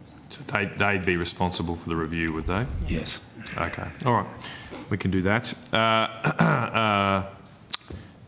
So just more generally here, just so I understand it, and just so I'm clear, I'm never really that partisan. I criticise my own side as much as others sometimes. So we've been using for years the idea that carbon emissions should be a factor in deciding between different infrastructure projects. Is that correct? Yep. Including in the use of that. Won't that, for me, coming from a rural area, won't that bias projects towards the urban areas? Because, as you say in this document, I'll go back to the net zero plan, rail is obviously a lower emission form of transport, but in areas where there's a sparse population, rail's not really going to ever be viable. So by putting in carbon emissions, aren't we skewing investment to dense, large populations away from the sparsely populated rural areas of this country where road safety is such an issue? No, because, for instance, urban motorways may be very highly used and therefore very highly emitting. And it may skew investment choices towards very lightly used regional roads, which are there for other purposes. I didn't mention urban motorways, I'm mentioning rail here, so that to me seems... This policy will be a massive bias against rural areas. No, that's because we have to drive cars. There's not really other option. as I said, cost-benefit analysis is a decision-making tool. It's not a decision-maker. Well, why use it then?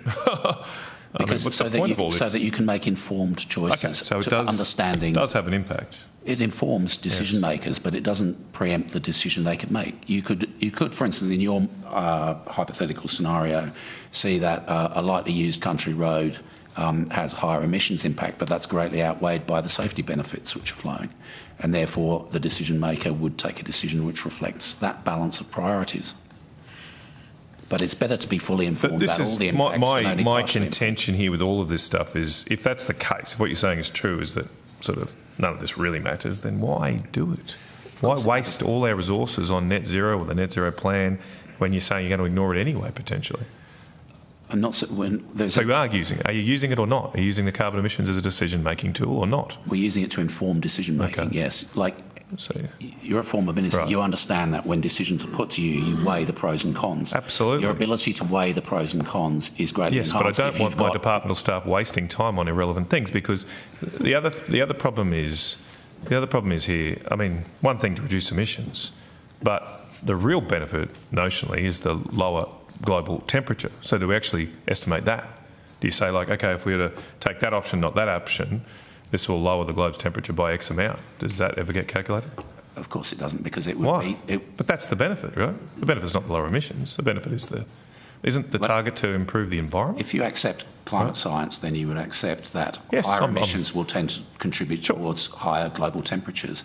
Therefore, you measure the input, because that's the thing you can control. So that should be in the decision making. I'm accepting the science. I'm saying if we lower emissions by this much, we're choosing this decision, it will lower the temperature by that much. So we never calculate that. We never actually put that in front of the minister and say, this is the calculation. You're going to save 100 lives, but the temperature will be 0.00001 degree higher. So let's work back from Paris Treaty, net zero, 2050. You understand the temperature outcomes associated with that, and then you cascade that back to the measurement and monitoring of emissions, and therefore abatement, and that's what gets factored into the cost-benefit analysis. What I'm saying here is, and the Minister can jump in, some of these are of opinion, but you seem happy to have the conversation, but what I'm suggesting here is that it's kind of irrational to try and solve this global problem on a individual project-by-project basis, on highway design, on railways. It doesn't make a lot of sense. That's not even a question, it's an opinion. Yes, okay. But, so but I would say there are all kinds of small things you could do on our road system which will contribute overall to reducing the road toll, but that may not be quantifiable, but it's still the right thing to do. Right, okay. Just got one more question if I can find something. So in a recent court case in a federal court, there's a case between, or case brought by some Torres Strait Islanders that the government wasn't providing them a duty of care to protect them from climate change. Court case was Pabai v Commonwealth. This is what the Justice Wigney, how he summarised the Commonwealth's position put to the federal court. And I quote, "The Commonwealth, on the other hand, submitted that it had no control over the risk of harm to Torres Strait Islanders from the impacts of climate change. That was essentially because in the Commonwealth, this is your government submission, this was in July this year, in the Commonwealth submission, climate change is a global problem that requires a global solution. It is not a problem over which Australia alone has any or significant control. While Australia may have control over its own emission reduction targets, it has no control over the emission reduction targets set by other countries, and Australia's targets alone are unlikely to have any impact on climate change or the risks posed by its impacts." So if the government's position to the federal court is that our targets have no impact on climate change, why would we be changing the width of roads to tackle climate change? Anybody? I'm not familiar with the arguments that were made in court. However, as everybody in this room knows, the government is committed to achieving Paris targets, including net zero by 2050. Targets have been announced for 2035 and 2030. That involves the abatement of greenhouse gas emissions in order to support those targets, and that's the mandate which my department is contributing to. Okay, thank you, Chair. Okay. Now, has Anyone got those answers for Senator McKenzie so we can move off of corporate matters sooner than later? I hope so. So do I. Is there anyone? We've got 7 minutes before the break. Senator McKenzie, I don't know if we've got anyone. Yep. I did see some collaboration behind the scenes earlier. So There's some movement at the station.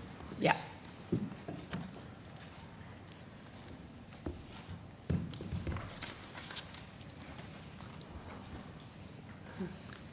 Senator McKenzie, Marie Bridger-Coo. Great to see you, Ms. Bridger. Yeah.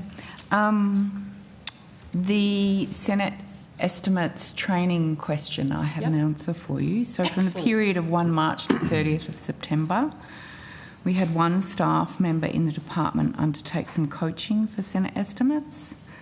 It took an hour and a half of their time. Do you want the name of the consulting? Yes, please. It was Alta Pest Consulting. Alta Pest. Yep, ALTA. ALTER. PESTE, I think is how it's spelled. Or PET. Alta P, yep. And so that... How much was Alta Pest? $1,650. For an hour and a half. Jeez, that's good money if you can get it. What about, so that was from the 1st of March 2025? Correct. To the 30th of September? Correct. 2025. Hang on, we've got another little note. It's not pest, it's PETE, sorry. Oh, it was much better when it was pest. I could have made something of that. Some scrawly writing on my post-it note, my apologies. And so... Means right. aim high, apparently. And nothing from the 30th of September? Correct, as far as I'm to aware. today's date? As far as I'm aware. Yep, okay. What date and what location was that training given? It would have been here in Canberra. The exact date I don't have on hand. Does our Chief People Officer have that date? No, I don't, Senator. Okay, but you're here for a reason? I am. Being helpful. Secretaries hate it when people want to be helpful. I do have a response to an earlier question on notice, wonderful. Senator. Thank you. Fire away. So, Senator, you asked for a comparison of census data from 2024 in respect of working from home. So the comparison is that the response for the question around working from home all of the time is up 2% from 2024 to 6%. In response to the question of some of the time, it is up 3% from 2024 to 57%, and irregularly is up 1% from 2024 to 16%.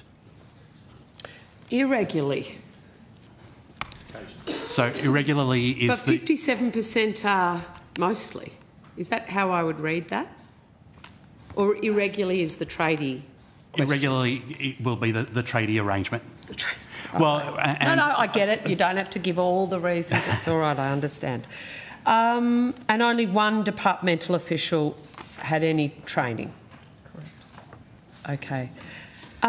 Just want to, according to the org chart, there are changes to senior SES in the department. We've added one additional Deputy Secretary, Ruth Wall. How long? Can someone just talk me through the Financial Sustainability Task Force? Yeah, so the Financial Sustainability Review is colloquially known in the department as the Quarter-Mentha Review. They were the external consultants. Not sure that's any shorter. No, but it's the name of the consultant that we engaged. They provided us with a report which contained 93 or so recommendations.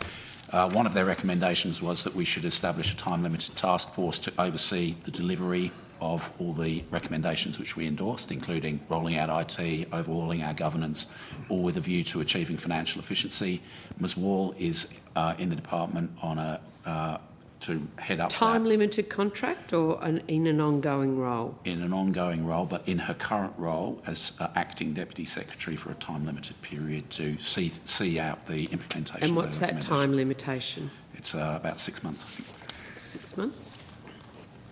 How many staff are actually working with Miss Wall on this task force? It'll be about half a dozen, I think, but it may be fewer than that. Ms Bridger? I don't have those numbers on hand, Senator. We can get apologies. for you. Yeah. Probably now. So when was that stood up? That was stood up in around October. Following the letter from Minister Gallagher? No, to Minister it's King? completely unrelated to that. It's only driven by the Court-Mentha report.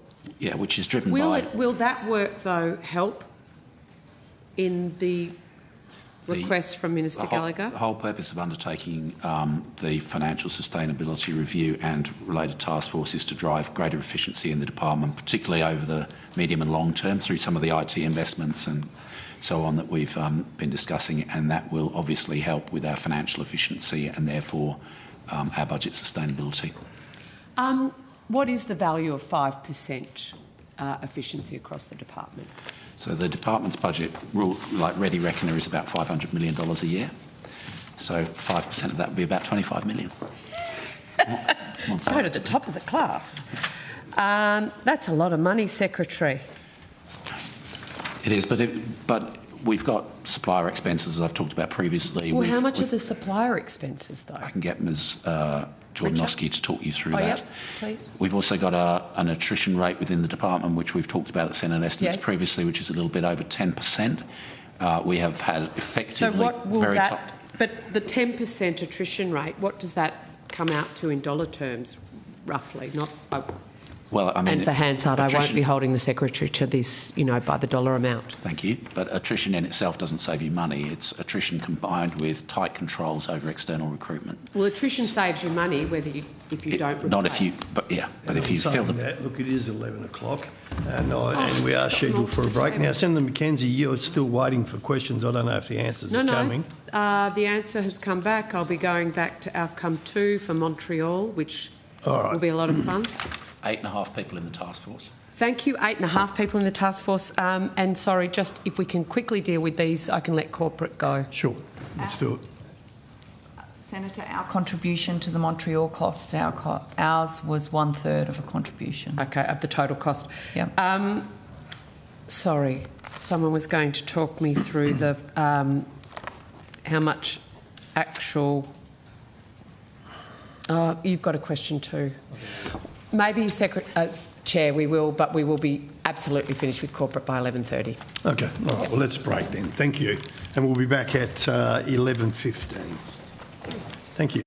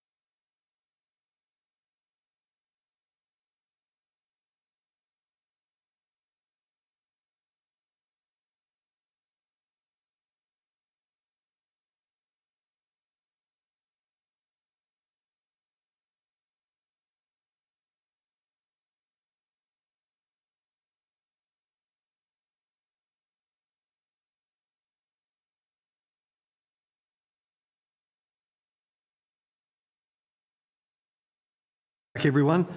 Questions still in corporate? Senator O'Sullivan? Yeah, I do.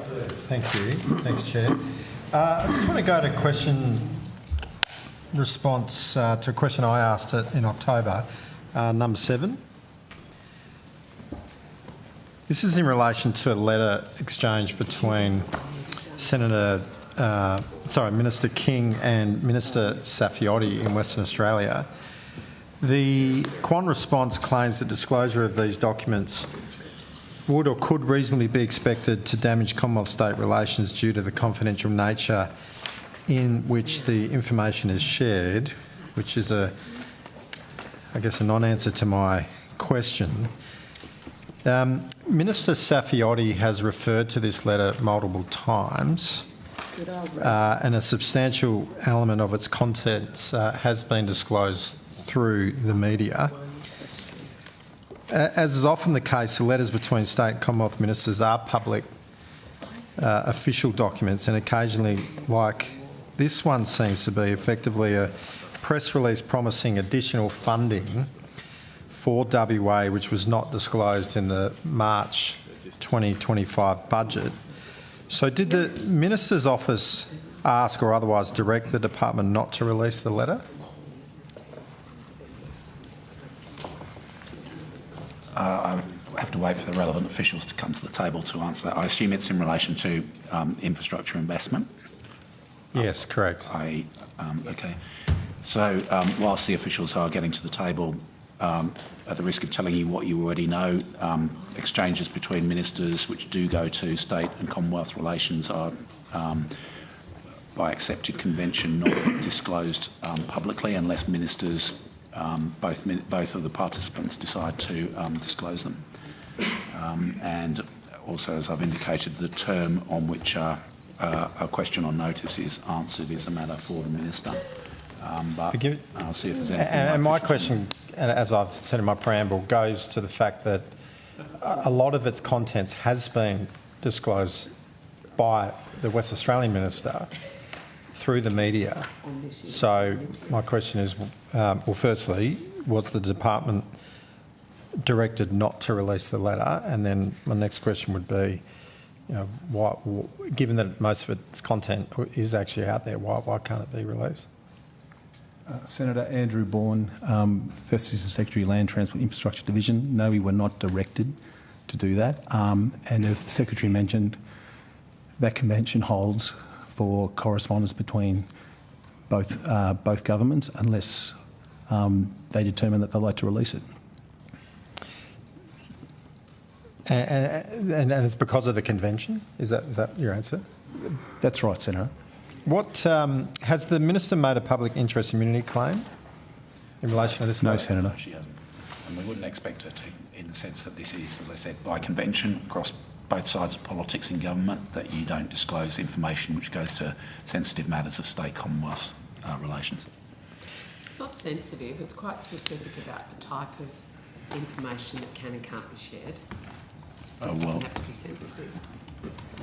There is an intrinsic sensitivity about state-Commonwealth negotiations. But it's up to so that in this case, the West Australian Minister, Minister Saffioti, has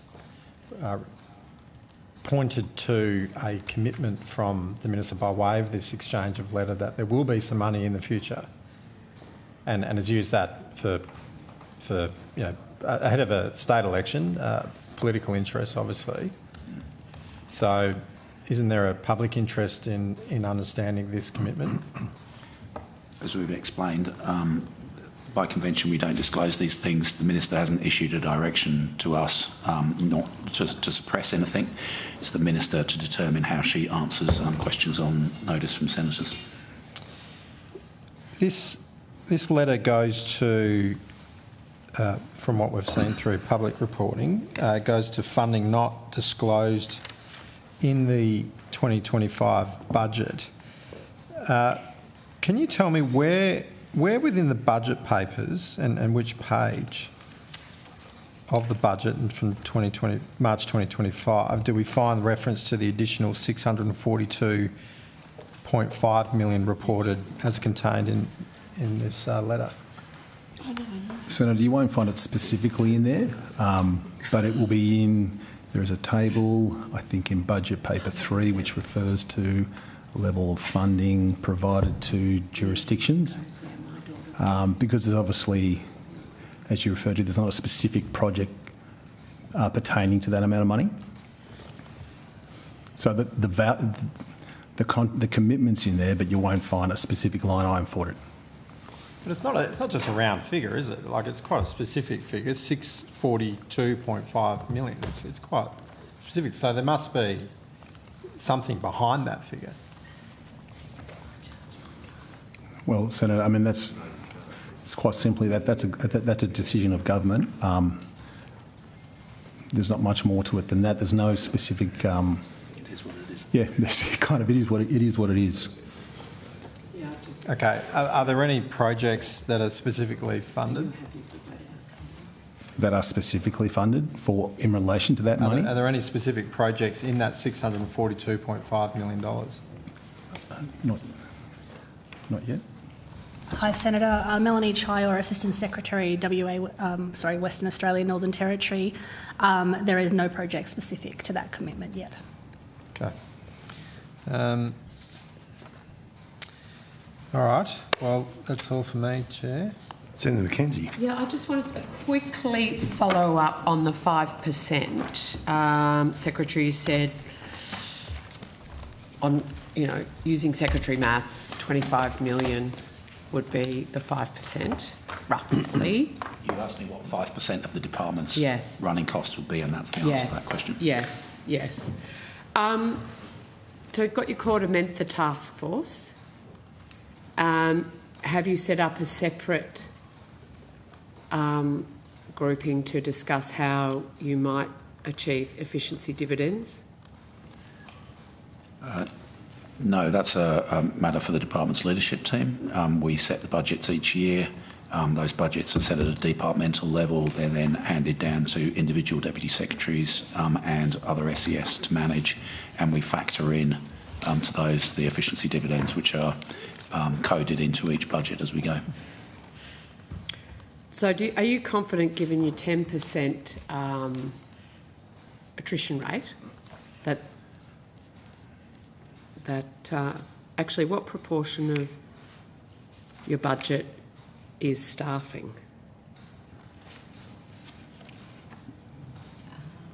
So, Senator, in terms of our employee costs associated, it's approximately around 62% of our total departmental appropriation, and that can change at any given point in the year. But that's the figure that I had. But if your attrition rate's 10%, and you're only going to be asked to do 5, and it's a little over 60, that's not going to be too much of a burden. Well, we'll be landing a balanced budget this year. As for the outcomes of future budgets, we can't speculate on those, as we've discussed, but of course it's not merely the efficiency dividend. We also have measures which were genuinely terminating measures which will come off, and we redeploy our staff as new priorities come on. The number of First Assistant Secretaries has also grown from 22 to 23. Is there a plan to readjust back to 22 FAS, or is this a permanent change? It's constantly under review. We have a cap which is set for us centrally around SES numbers. We're a little bit over that at the moment, and that happens periodically from time to time within departments, but my commitment has been that we will come back within whatever the approved SES cap is by the end of this financial year. By the end of this financial year, right. And just on your rapidly expanding agenda, and where you mentioned the Net Zero Roadmap and Action Plan and the Aviation White Paper. Yep. Have we got an ombudsman yet? Ombuds lady? That's a transport outcome 2 item. Okay. And where would I be asking questions on the Net Zero Roadmap and Action Plan? Ask them now if you want. Well, I was looking at your priority actions, and a lot of them are actually coalition initiatives. Things like the Inland Rail, investing in ports, railways, etc. I'm just wondering, where do I get more detailed information than the priority action dot points that are in this document? Because as we discussed, there's not a lot of detail, and you couldn't tell me last estimates about electric vehicle sort of methodology. You referred me off to Matt Keen's group. That when we spent a lot of time on the light vehicles, EVs becoming increasingly affordable and fossil fuels will only be used in very specific circumstances when it comes to light vehicles by 2035. And when I asked for what you based that pathway on, you referred me to the work of Matt Keen. So we can drill down in as much detail as you like into the new vehicle efficiency standard under outcome 2. Just to explain who does what.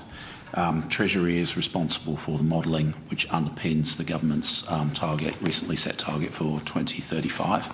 That is also informed by advice from the Independent Climate Change Authority, of which Mr Keen, to whom you refer, is the chair.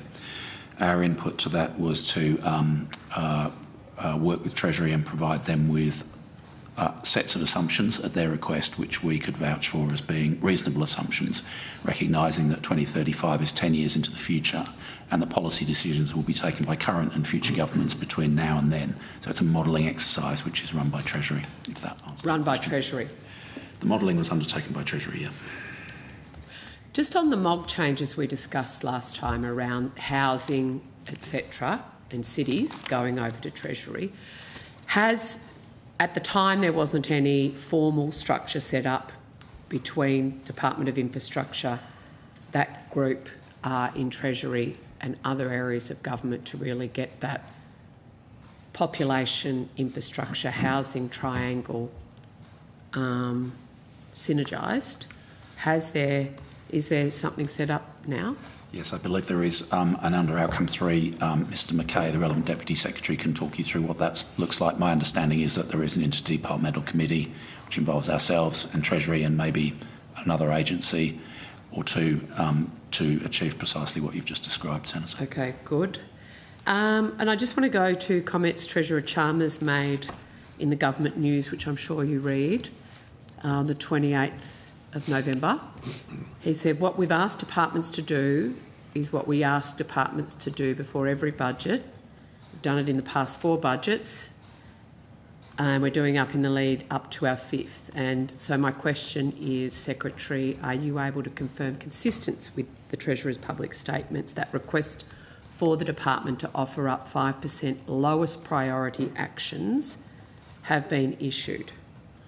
Well, the Treasurer is already in the public domain as saying that that's the case, but I think the point he's making, which I can confirm, is that every year we identify what the government's emerging priorities are, we look at the way in which our budget is allocated, and we make sure that we are only giving priority to items which are of greatest importance to the government. So he also referred to, as you did also in your answer, that this is sort of very par for the course in preparation for budget. So what, in last year's budget, did you offer up as the lowest priority areas in your department? Well, it was more a matter of at that stage of the government identifying new initiatives which it wanted to undertake or existing initiatives which it wanted to ramp up. And so which ones got bumped? Yeah, which ones got bumped or how we reprioritised internally, what we call absorbs. So, Secretary, we want you to allocate resources to this new initiative, but we're not going to give you any supplementary resources, and therefore you need to do a process of internal reprioritisation. That is absolutely standard practice in every budget I've been associated with for over 3 decades now. But it wouldn't be the Minister saying these are my, I think we should offer up these lowest priority areas. You'd be putting up a brief for her to put into ERC around what could be reprioritised. And my question goes to, well, what were those areas? Yeah, and that goes back to where we started this conversation, which is me saying that's an input, clearly an input to a budget process overseen by Cabinet, and I can't comment on that. When I took your advice last estimates and toddled off to Treasury on the Thursday and asked about the EV modelling, they said they hadn't modelled the 50% increase in electric vehicle sales, which is required to reach the targets. So can I be absolutely certain that you know who I need to ask questions of to understand the transport? Here comes Secretary or Assistant Secretary. Deputy Secretary. Deputy Secretary. We can pursue this at length under I'm going to Transport pursue Board. it at length at the time, but I want to make very sure we all know. All right. So we don't send shadow ministers on the merry estimates dance. We would never do that. Whichever, yes. I think you all get together, have a long lunch on a Friday before estimates and say, I'll send her here, you send her there. We'll just keep her getting her steps up all week. That is so far from the truth. Ms Purvis-Smith, can you help me? Because I was sent off to Treasury and I did ask the questions. Senator Marisa Purvis-Smith, Deputy Secretary, Transport Group. My recollection from last estimates is that you were asking about the modelling associated with the net zero plan and the government's commitments, which Treasury did in relation to, and I think that from memory, and I'm going from memory here, in relation to questioning on the specific comments that I think might have been made in the media around 50% of vehicles needing to be EVs. 6 million of them. I indicated that we had not modelled that was not government policy, that policies to meet the government's target were decisions of government and that government were going to need to make in future, but that was not government policy. And that the NVES hadn't been changed either, and that any questions around that in particular, which my understanding came from Mr Keane and the Climate Change Authority, was best directed to the Climate Change Authority. So who do I talk to about the decarbonisation agenda? So, Secretary, you're sending me to Treasury, you're sending me to Keane. I'm going to go to both of them. Yeah, that's a good idea. So the decarbonisation agenda spans every agency within government. If you're interested in the modelling which underpinned the net zero the 50% plan, sales target. 50% sales target. That's actually what needs to be done. So there is no government policy that says that there is a 50% sales target. We've not modelled that. There is no government decision or government policy that says that. No, because it's ridiculous and impossible. You can't say that because it would undermine the whole decarbonisation agenda. That is what has to occur to meet the targets you have set. The government hasn't made decisions on... We're not North Korea yet, so you can't do that, say how many exact cars need to be sold, but that's actually the outcome of the targets you've set. I think the commentary that is the origin of this was commentary from the Climate Change Authority, so I would have that conversation with them, with Mr Keane and the team at the Climate Change Authority. So did their stuff feed into Treasury and then back, or did everything go to Treasury? Their advice is independent advice to government, and so that is an input. The modelling was undertaken by Treasury, that is an input. Got it. We'll give it a go again and probably see you in February. Right, done. Okay, we'll let the officials from corporate go. Thank you very much, and we'll now move to outcome one.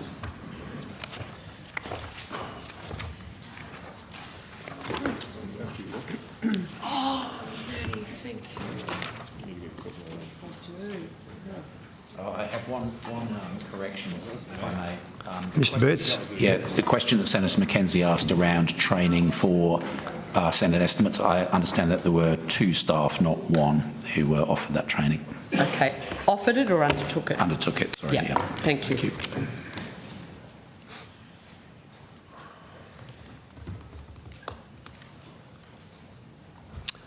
Okay. Questions? Senator Yes. Canavan? Yep. Oh, Senator McKenzie? Okay, I'm happy to go.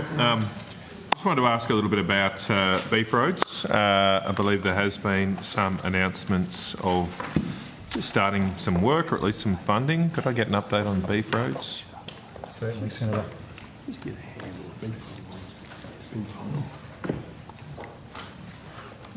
We'll just bring the relevant person up to the...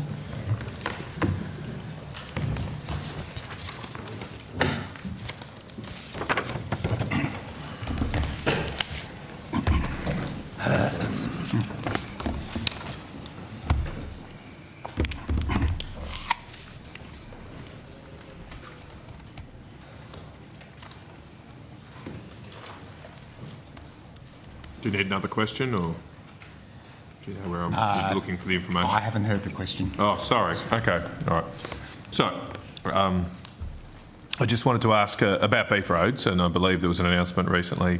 We've got something at the 20th of November here about construction starting on some beef roads. Just wanted the details around that. Sure. So, the Clermont, Bill Brummett, Assistant Secretary, Queensland and 2032 Venues Branch. Construction on the Clermont Alpha Road in the Central West District commenced in October and is expected to be completed by mid-2027. 2027. Okay, how much road will that seal? $10.5 million. I'm not sure how much that will seal. It says here in the Queensland Government media release approximately 89 kilometres north of Alpha. I'm just wondering, is it all of that get sealed, or just work on it? You're not sure? I'm not sure, Senator, exactly how many kilometres will be sealed. And I also wanted to know then, how much left remains to be sealed if after that 89 kilometres? You probably don't have that information. Correct. We'll see what we can get for you. Okay, thank you. I'm just keen to know where exactly that is on that stretch of road too, particularly is it around Mistake Creek? I was on there recently, it's pretty rough. No, you don't know, but you can come back to me. The Queensland Government media release I'm referring to on the 20th of November, it says work starts on $500 million program. It says it's the first project that construction started on under the Australian and Queensland Government's $500 million beef corridors program. Is that correct? That's correct, Senator. And then in early 2026, there'll be commencement on the Maydowns Road in the Mackay-Whitsunday district, with completion expected by mid-2027. And also in early 26, a $10 million works package on the Fitzroy Developmental Road, expected to commence in early 26 for completion by the end of the year. Okay. Look, it's fantastic that it's happening, and they're both very, very important roads that are in a shocking state of disrepair. Just wondering, this has taken a while. This funding was there, the $400 million was announced in the last budget of the previous coalition government, so we're more than 3 years from that. How come it's taken over 3 years to get this program started? I think there was a clear decision, Senator, with the program to take a very much, as far as possible, a bottom-up approach, and so over from July 2024 until this middle of this year, the stakeholder advisory group essentially developed collaboratively the investment strategy, which identifies the 24 projects across the various corridors and identifies within that short-term priorities and medium-term priorities. So essentially, there was so that process needed to be worked through, and then the appropriate approvals from government, and obviously the decision was made to get the early works package underway in parallel with that, which has happened. Yeah, I don't know if I'd quite call over 3 years early works, but as I say, it's great to see progress finally. Do you know who's been contracted to conduct the Clermont Alpha construction? Who's started on it? No, I don't, Senator. I'll see if I can get that. Particularly interested, is are local governments open to bid for these projects? They're certainly involved, and they most of them are on state roads, Senator, all bar one near Rockhampton are on state-controlled roads. Local governments certainly, as you would know, have been involved in the selection of the projects. I'm more asking their actual work teams, their construction crew. Can they? I've certainly heard conversations where they volunteered to help with things like gravel pits and the like. I haven't heard conversations about them actually doing the works. Well, maybe if you could take that on notice, because I think it's potentially a great opportunity for them, and I do think often it's the best value. Obviously, you need to get best value for the taxpayer, but they have teams already there locally. They have got obviously extensive experience in these areas, and sometimes to me they seem to be a lot cheaper than your big tiers who need to get moving and have a lot of overheads. Okay, apart from May Downs and Claremont Alpha, are there others that are in the works at the moment? So the final project in the early works package is the Alpha Tambo Road in the Central West District, which is a $7 million project. Just missed that. How many? The Alpha Tambo Road, $7 million. Okay. And construction there is expected to commence in mid-2026. Okay, all right. Okay, well, thank you very much for that, Chair. Senator Mackenzie? Yep. I want to go to the suburban rail loop.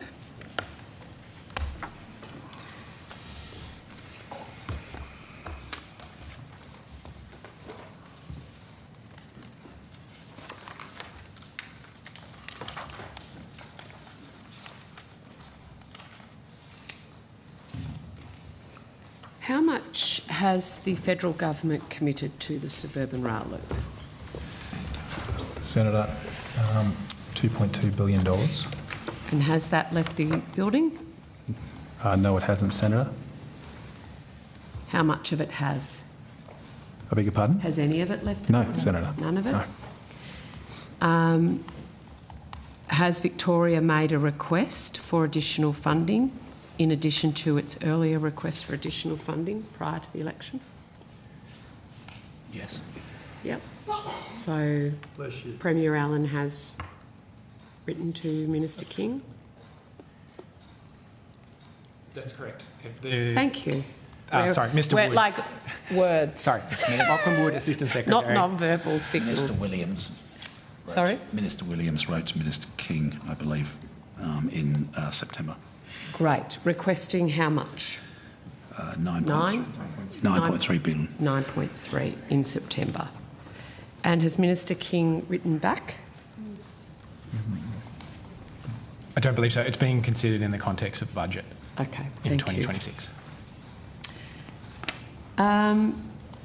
Just referring to a story in the Australian, 28th of July 2025, which talks about a $419,000 contract for a Director of Engineering on this project. Would that be a typical expense for a project of this size? Is that something the department would get involved in? It's not something the department would usually get involved in, Senator. That would be a decision by the delivery agency in Victoria about staffing. If the Victorian government expects the Commonwealth to contribute up to $11.5 billion for the SRL, can the Minister guarantee that no federal funds will be used for inflated administrative and communication staffing costs, as has been evidenced by a number of stories like this? So, Senator, I think we've talked about this before. We obviously are guided by what the delivery agent goes out and procures. They are procurement processes that are competitively tendered, and they have obviously administrative staff to oversee that. And in terms of the Commonwealth's contributions, we obviously look at making milestone payments based on the evidence that they provide us. Guided by the provisions in the PGPA Act, which require that Commonwealth expenditure be efficient, effective, economical and ethical. So that's the lens at which we look at the initial costings for these projects and the milestone payments. And what data do you require back from states to assure yourself that it is meeting the requirements of the PGPA Act? The principal document, which we can talk you through in detail, is a project proposal report, but that sits within a suite of broader documentation. Yes, and as part of that PPO, they provide a cost benefit breakdown. So they've told you they'll comply, and they provide us the information we need to be able to do an assessment in order to release the funds. At the initial project proposal phase. That's correct, Senator. And then they go out and hire everybody and procure everything. What happens then? What happens? How do you assure yourself and the Commonwealth taxpayer that everything the state has done or said they're going to do is done? So we have a role in the governance of particularly the larger projects and overseeing the works as they're undertaken. And then at milestone payments, when they are requested from the states, then we review the documentation to monitor and confirm that they have completed those milestones, and we look at the evidence. So what does the monitoring component look like? With a milestone, the states provide evidence that they've completed the works that are being claimed, so that the progress that has been achieved, that can be if the milestone is a signed contract, then they would provide us with evidence that that contract has been signed and entered into. If it's what evidence are they providing for you that it is ethical, that it is value for money? The assessment. They're the bits I'm really worried about, particularly with Victoria. So the assessment of value for money is done at multiple stages through the project. It's done first at the project proposal report and then at the milestone payments as well, looking at what has been achieved, But that's just a contract. Has contract been signed? Tick, contract been signed. What analysis do you do of, as the Secretary stated, about the ethical nature of it and the value for money? Do you run how much they're paying for directors of engineering against what is a usual cost? Because the Victorian state government, I can say, is, well known at overpaying for literally everything. So I want to know that you have actually assured Commonwealth taxpayers against that risk, which is the Victorian state government. So we do the assessment of the cost breakdown that is provided at the commencement of the project, and then we monitor whether they are meeting that cost breakdown throughout the delivery of the project. And then at the end of the project, there's a reconciliation about how much has been spent on that project. Okay, so we're accepting what they say as fact. Are we testing anything along the way? Please help me here. Yes, so Senator, there is also the ability for us to go in and do independent assurance work, and also to understand how the project's moving along their gateway processes, to give us an understanding on how the project's tracking, any issues, understanding that they are that things are being done within the envelope of the project, and we have used those. We have been involved in those processes. And which projects have been subject to those processes? So, in terms of SRL, which is it's in the early stages, we are involved in the gateway piece. So, SRL we haven't yet been involved. We expect we will be. For SRL, the 2.2 billion goes to, and just to go back, the example of signing a contract was just an example. In SRL's case, I get that lots of the majority of that 2.2 billion is going towards land acquisition. So when those claims are submitted, we would be expecting to receive a register of all the properties that have been acquired and what value has been paid for those properties by Victoria. And will you assess whether that value that has been paid for those properties is reasonable, ethical etc., or is that something Victoria has to supply to you? Is there an independent assessment of Commonwealth taxpayers' decision-making? Like So on what's yes. submitted? So, Senator, in regards to the way we have a very robust cost breakdown structure that goes on for I get it. Extreme detail. Do you check it? It lists everything down.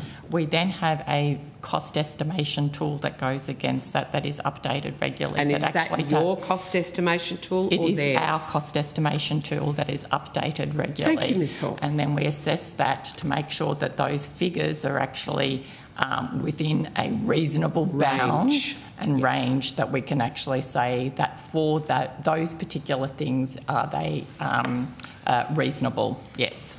Mr Bourne, you said there's sort of this independent assurance thing that I'm assuming not all projects have to go through, but it's something if the numbers don't match or there's something that would give cause for you to go, let's have a closer look at this. How many projects are currently being independently going through that process that you outlined, that you told me about? There'd be a few, I think, but I'll get Mr. Wood to talk about. I'll give Mr. Wood to talk about one. Thanks, Mr. Wood. So the ones just off the top of my head that I do know about is Melbourne Airport Rail link. We are currently involved in that. But this is for the separate process that we're talking correct. about. So this the assurance. The process is the Victorian government has a process for doing assurance reviews on its large projects. It engages independent experts to come in and look at that. And the other two projects that are the Western Rail Plan and the Melton Line upgrade. But in other jurisdictions? Yes, there are. For example, Direct Sunshine Coast Rail, we're looking at undertaking some independent work there. The Olympics. And the Olympics. And sorry? The Olympics. So this comes out of the new federal funding agreement that was put in place in 2024, and we've overhauled the governance and oversight of major projects. And an important part of that, apart from the governance and being on committees and so on, is the use of gateway methodology, which has been tried and tested in multiple jurisdictions, independent experts coming in periodically reviewing projects. It's fair to say that we're in ramp-up mode at the moment, so we've covered off a few projects, given you some examples, but we're looking to do this at scale. We see this as a very significant way in which we and the states can de-risk the big capital projects across the country. On notice, can I have a full list of those projects across the country that are going through that issue?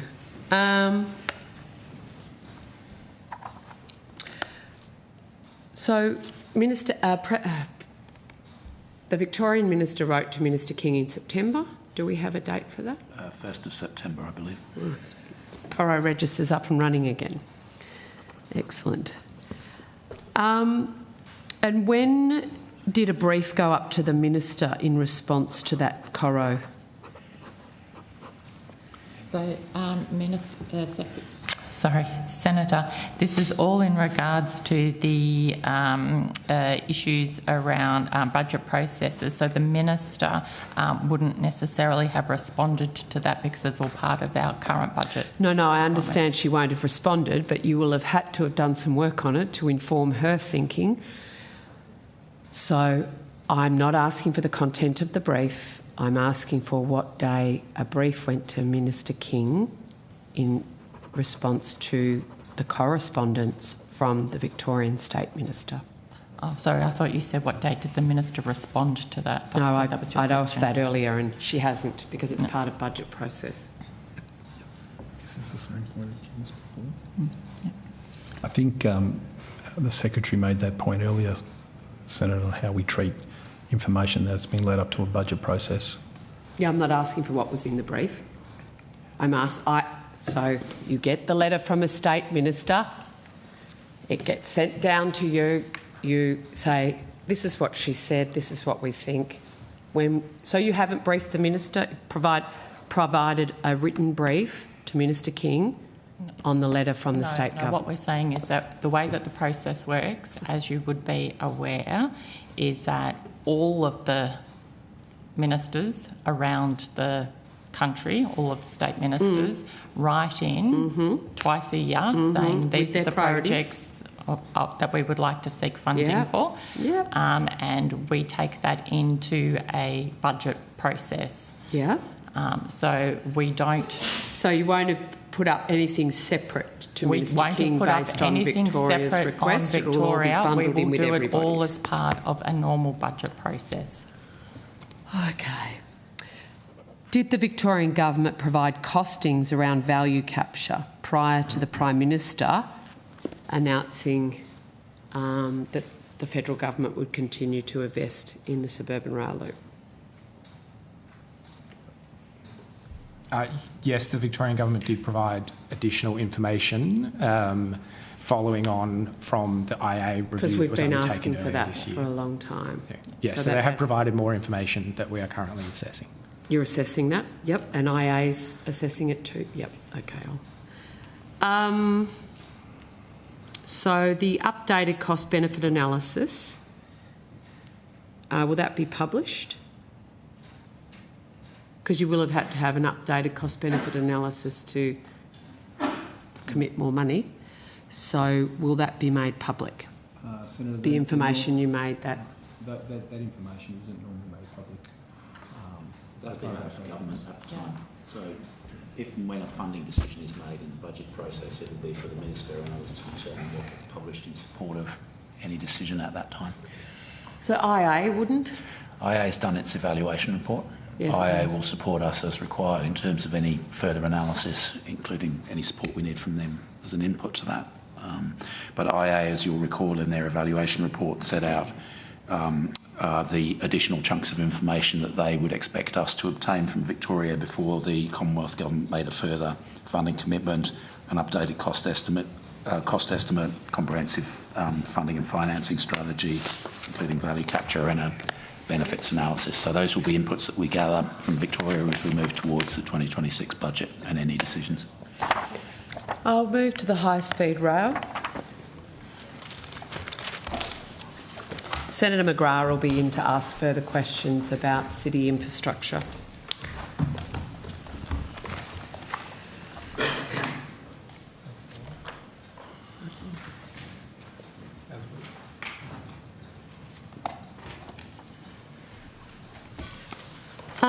IA have indicated that there'll be a shortage of 300,000 workers by 2027. And recently, while I was in Dubbo and Taree doing some housing forums with local members, Jamie Chaffey and Alison Penfold, the Housing Institute of Australia indicated we need more than 83,000 tradies, 22,000 more carpenters, 17,000 more sparkies, 12,000 more plumbers, 6,500 more bricklayers and 4,500 more concreters. Is it realistic to believe that the housing objective of part of the high-speed rail project will be achieved, given we're so behind in our current housing targets? I think you're at risk of asking officials to express an opinion there. We're still in the planning stages of high-speed rail. So before government made any substantive decision around investment in that project, one of the factors that it would obviously want to take into account is industry capacity to deliver. On the other hand, the government has set housing targets and the states and territories have signed up to those.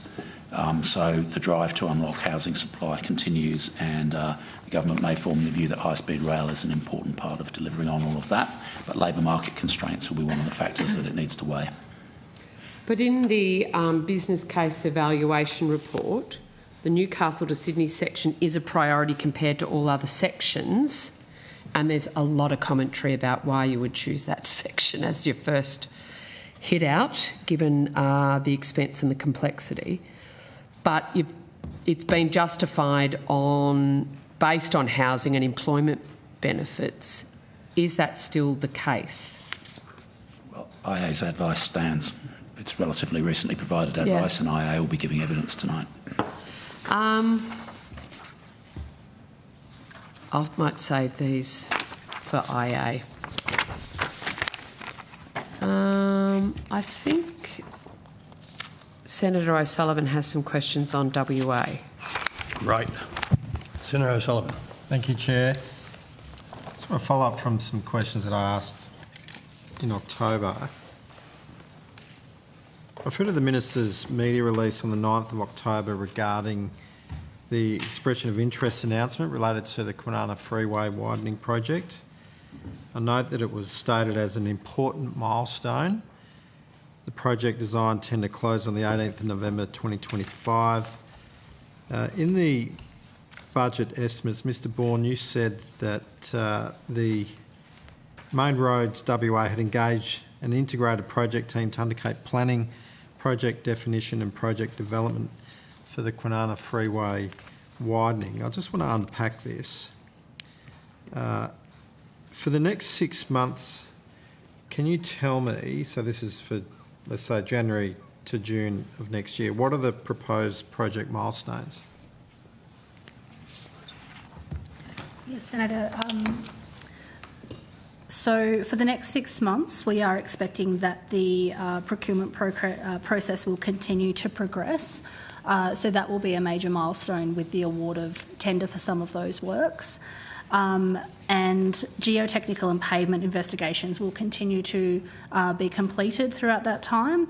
And I think Mr Bourne mentioned at the previous estimates that community pop-up sessions were also held over the last few months. So feedback from those community consultations will continue to be fed into design plans and those tender documents. Given that the proposed funding for this project is currently an estimate, you know, ballpark sort of guess, I suppose, in that there's no concept plan yet, and it's still being developed. On which milestone in 2026 will the exact costing be finalised and known?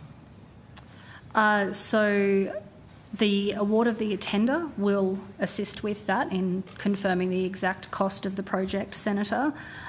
We also are yet to receive a project proposal report for that project. So at that point in time, we expect Western Australia will give us the final costings for that project that we can then approve and put forward. So with the $350 million committed to date, should any future fund or any additional funding be required, that would be a future budget consideration.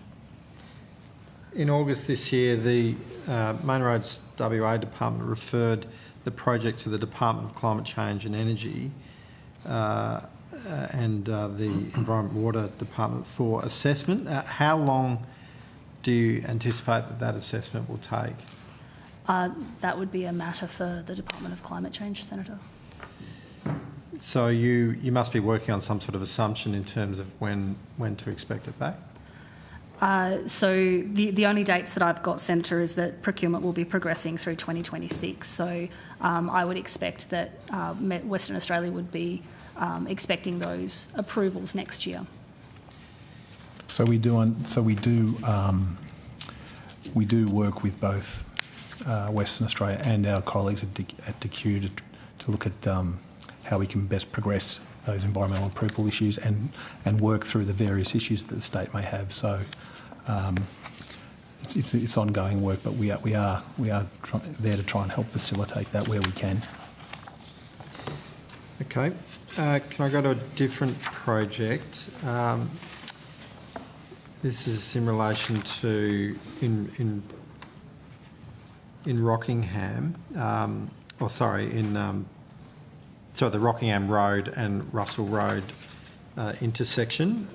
So, Senator, this is one of the two that we mentioned earlier today that are more on the responsibility of defence. Sorry, can you speak up, sorry? This is both this one and the Garden Island Highway, Yeah. I think, that you've raised with us previously, as has the former Senator Reynolds, that don't actually sit with us in this program. They're actually more in the remit of defence. Yeah, so you said that to me last time. I'm just curious as to why. I mean, it's not on defence land, and it's nowhere.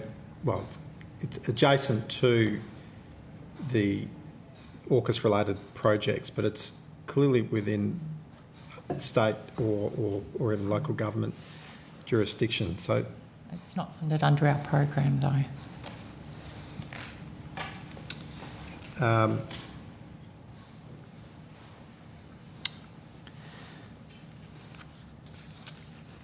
Main Roads Western Australia is indicating that these projects are not priority projects, yet for those certainly living around these locations, these are very significant issues. Have you got a comment in relation to the government's priority in relation to addressing the significant local concerns in relation to traffic in and around the two projects, be it at Garden Island or indeed on around Henderson? No, not at this stage, Senator. I think in regards to the way that the program works, the things that we specifically look at are the projects that come from the state to us, issues that are identified by Infrastructure Australia, things that are in the state infrastructure plans, and other priorities that are raised with us. One of the things that we are looking at the moment, and we are talking with, is across the Commonwealth in regards to defence priorities, renewable energy zones, and we are collecting that data at the moment. But at this stage, these issues have not been brought to our attention.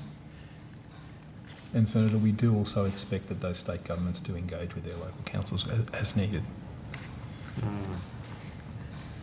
Yeah. Look, the frustration is, and I'm really reflecting this from direct feedback that I've had from the community, that, I mean, we've known about AUKUS now for over 4 years, or thereabouts.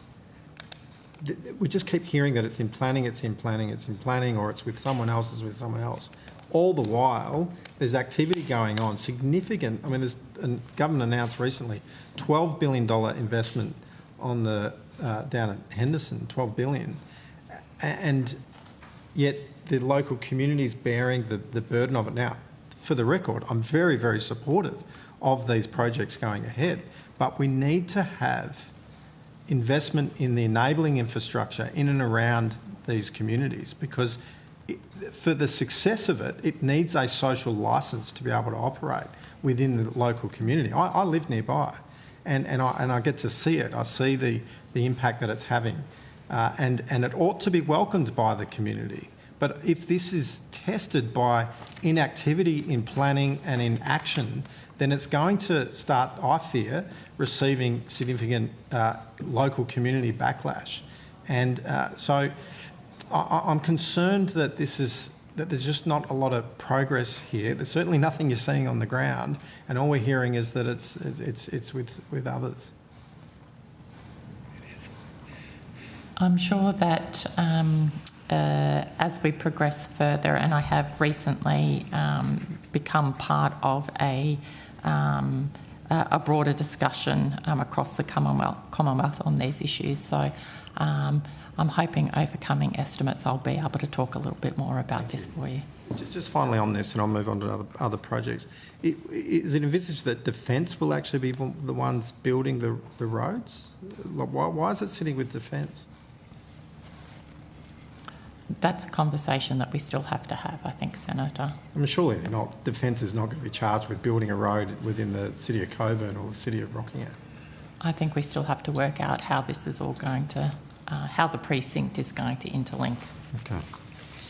All right. I'll be coming back to this in February. You can be assured of that. Can I go to Tonkin Highway Extension? Went down there to the city of. Or beg your pardon, the Shire of Serpentine Jarrahdale citizenship ceremony, and I drove past and I saw some earthworks happening down there, which is fantastic. So can you just tell me about the status of this project? I want to firstly acknowledge my good colleague, the member for Canning, who's been a long-time advocate for this project. He spent 10 years, in fact, advocating for it to progress. So I just want to understand what stage the project is at the moment. Certainly, Senator. And can I just confirm that's the Thomas Road dual carriageway, Southwestern Highway to Tonkin Highway and the interchange? Yes. And south of Thomas Road. Yes. So you're correct. The project is under construction. There was a sod turn event held on the 21st of September this year. Major construction will now accelerate with large-scale earthworks, bridge structures and interchanges set to take shape over the coming months. And we are anticipating this project will be completed by late 2028. What stages of the project are planned to have been completed by the end of next year? So if we're talking in 12 months' time, what should we expect? I don't have that level of detail, Senator, in terms of sort of a year-by-year breakdown. I could take that on notice, though. How often are you expected to get an update in relation to this project? So we're on the steering committee for this project, and the next meeting is this Friday, which will be my first attendance, Senator. So this Friday. This Friday, so that's the next one. How often are you expected? They're quarterly. Yeah. Okay, thank you. Well, I'll keep asking about this one then. Thank you. But it is good to see that finally, Senator Still, I know it's your part of the world as well. Sort of seeing some action down there, which is good because I know they've been needed for a long time. Can I ask about the Canning Highway bus interchange in Applecross or Como, depending which side of the bridge you're from? This project was first announced in 2020. I understand from reading the very small fonted spreadsheet that it's still in planning. Is that right? That's correct, Senator. There was a development application lodged by Western Australia in September of this year, and community feedback consultation ran from the 29th of August to the 26th of September. So that community feedback is currently under consideration as well. So it was announced October 2020. Why does it take? Why do things take so long? Like the 2025, end of 2025. Sure. So this project does have a couple of complexities, Senator. You may be aware that there is a scout hall that will need to be absorbed as part of this project. So consultation has occurred with between WA and Scouts WA about options with that work expected to be finalised with a memorandum of understanding. So that is still in negotiation and active conversations are happening on that scout hall. There's also consideration regarding the Fremantle traffic bridges, so making sure that we're sequencing the works accordingly to minimise the road closures around the areas and congestion that could be caused by sort of too many development works happening. Is that a workforce issue then as well? I couldn't comment on that, Senator. Not to my knowledge. I think it's just purely a sequencing and impact on local traffic issue. That's my understanding of it. Okay. They're about 12, 15 kilometres apart, those projects. Yeah, I'd have to take that. I wouldn't expect you to have a Google map in your... Yeah. But it's not, they're not quite adjacent, but I appreciate that they are on the same road, as in Canning Highway. Can I... So when something is listed as in planning, is that within this department, or is it primarily within the state who has jurisdiction of it? It's within the state, Senator. So Right. It just means that works are commencing to prepare the project for construction. So should I be asking my colleagues in the state parliament to be putting them under pressure then? Like, are they the ones to blame for these projects being delayed because of planning and lack, what seems to me, at this vantage point, looks like a lack of urgency?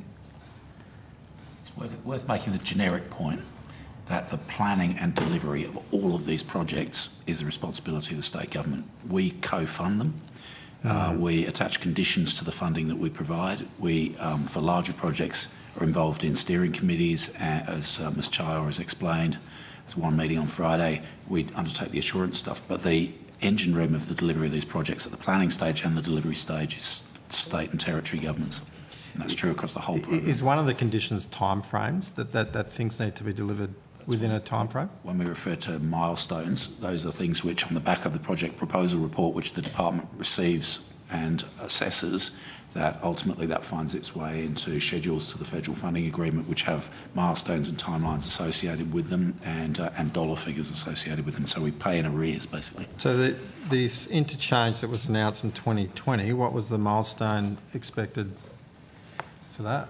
So we were expecting construction to commence in the 2024-25 construction financial year. Was that the expectation back in 2020? Yes. Or has that shifted year on year? So my understanding was that was how it was planned out in 2020, but I would need to confirm that, Senator. That's the date that I've got in front of me. Okay. It is worth noting that a lot of these projects do take a considerable amount of time from planning early works to delivery as well. So there just seems to be quite a backlog occurring in there in WA. But I take your point. Can I flick up in the northern suburbs, the Flynn Drive upgrade? This was a project committed to in 2022, November 2022. Can the department please provide an update on the current status of this project? Yes, Senator. So development works continue to progress, including approval of clearing permits and the coordination of service relocations such as the ATCO Gas, Water Corporation, Western Power, Telstra and other utilities. We are expecting that procurement will be commenced in early 2026, with the contract to be awarded shortly thereafter, and construction will commence in mid-2026, Senator. So the project was originally expected to begin construction in 2023 with a completion by now. So again, another project is it state government's fault? Who's to blame? I couldn't place blame. Or Western Power? We keep hearing it's ATCO or Western Power. There are a lot of delays caused by service relocations, and just being able to prioritise works across those organisations with the amount of infrastructure projects. Just like one of my favourite project, Nicholson Road and Garden Street.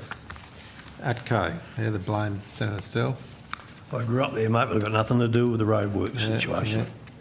The City of Wanneroo previously indicated that relocating the high-pressure gas main along the route would have been too expensive, prompting a redesign of the road alignment. Is that why it's been pushed out? That will be one of the contributing factors to the extended timeframe, yes, Senator. What role did the Commonwealth play in managing or monitoring this issue? When was the department first informed that it would impact on the delivery?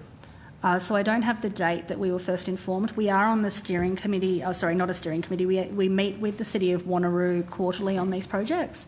We last met with them just last week on the 27th of November, Senator.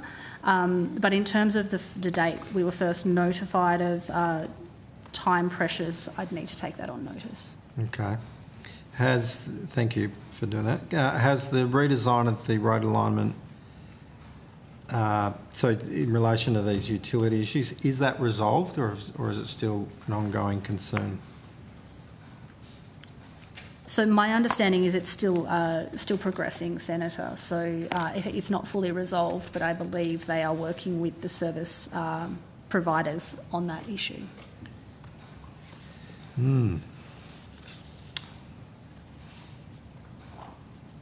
How much of the delay in commencing the construction and the subsequent redesign of the road alignment affected the original cost? The estimated cost of the Flynn Drive upgrade? And has there been a request for the Commonwealth to cover that additional cost?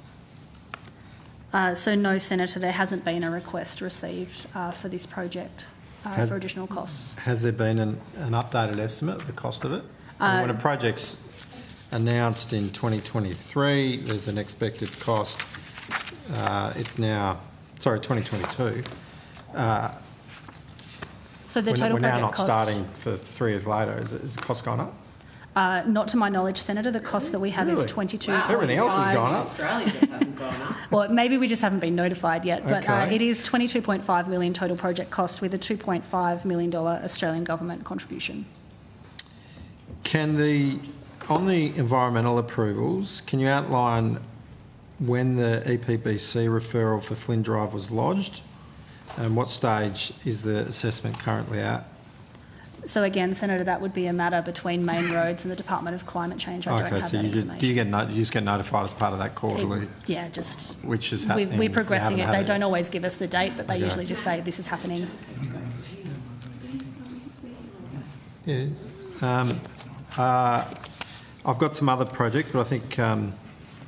You're getting bumped, mate. Well, we're just... all competing interests. Other senators have to be in other places. There's so many fronts to fight So on. much to... Just whack them all on. I'll just check that I've got all of this to then move on. We'll return back to WA. Target rich environment. Yeah, no, that's Tell good. them where the We'll- Tanaway is. Yeah. I know where it is. I've been on it enough times. Yeah, you find Yeah. the minister did. Can you tell your minister? You know what? Sorry? If you could let Minister King know where it is. Sorry, Minister McBain know where it is. Sure. And the fact that it's 1,600 kilometres away from the flood-damaged area Area within that the she's electorate. actually being asked I about. can tell her, absolutely. I'll Now, come back. Thanks. I'm happy to listen to West Australia, mate. Where are we going? Queensland? James? Oh, sorry, Senator McGrath. When did the Prime Minister make the decision to bail out the Victorian Government's suburban rail loop?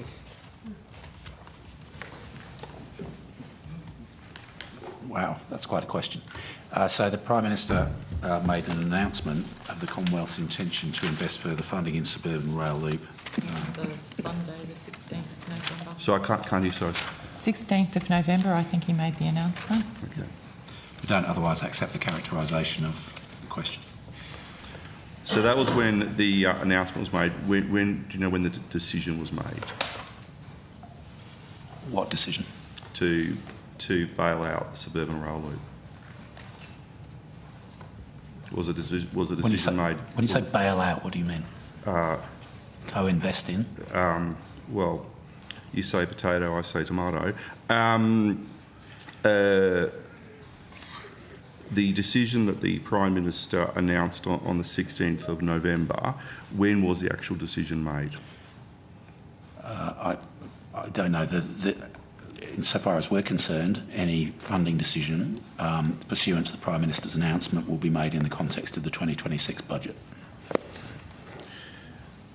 Will the full $9.3 billion be in next year's budget? That's a matter for consideration by the government in next year's budget. In relation to the Prime Minister's decision, did the Victorian Government provide costings around value capture to the federal government? As we explained earlier, Infrastructure Australia, in the evaluation report that it released earlier in the year, made a series of recommendations around further information the Commonwealth should have at its disposal before making a decision to invest additional money. One of those things included the funding and financing strategy. We're working with our Victorian Government counterparts to make sure that we've assembled all the information necessary to provide advice to government in the context of the 2026 budget. How many meetings has the department had with Victorian State Government in relation to the suburban rail loop? We have to take that on notice. Multiple numbers. Multiple? Yeah. So I have conversations with my counterpart in Victoria on a regular basis about multiple issues, one of which is sometimes suburban rail loop. Okay. So it's something that's been under regular discussion then? Yes. Yes. Mm-hmm. In light of the very serious allegations about corruption and criminal behaviour in Victoria's Big Build program, what assurances have you sought from the Victorian Government about the suburban rail loop project and its contractors? So we have standing arrangements under the federal funding agreement between the Commonwealth and the states in relation to the reporting of criminal behaviour and other forms of unconscionable behaviour. There have been multiple different exchanges of letters with Minister King and myself writing to our counterparts. It's been raised most recently at the Infrastructure and Transport Ministers meeting where guidelines have been developed by the states and territories to give effect to that commitment in the federal funding agreement, and the basic obligation on the states is to ensure that as soon as any information comes to light about criminal or other unacceptable conduct, that it is reported immediately to the relevant authorities, whether that's the Fair Work Ombudsman or the police or whoever. Has the Victorian Government referred its concerns to the Department in relation to corruption and criminal behaviour? We're aware of a number of such matters. Yes, they have, Senator. On what dates did they? So the most recent ones, I think, were on the 17th of November. And how did they do? Was it through a phone call or through a letter or email? Through a email. Can you table that email? Would have to take that on notice, but we're happy to read out the list of projects like we did last time. Yes? Yep. Yes, please.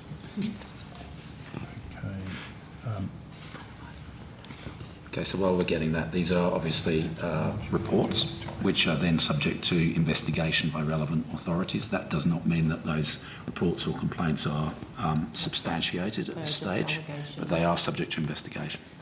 So, Senator, I'll just ask Mr Wood to take you through those. Sure.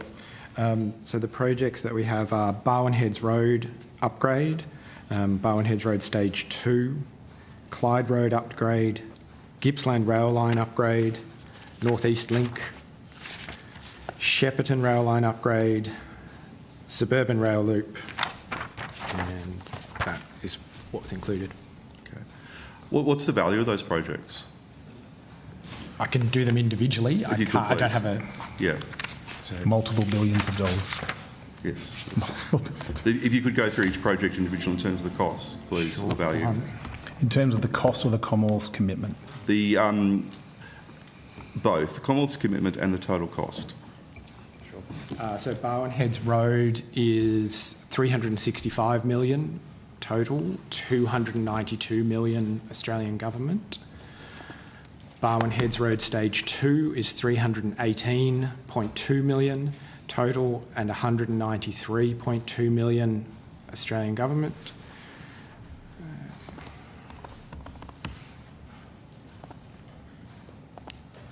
Clyde Road upgrade is 277.7 million, and that is 100% Australian government, so that's the same amount.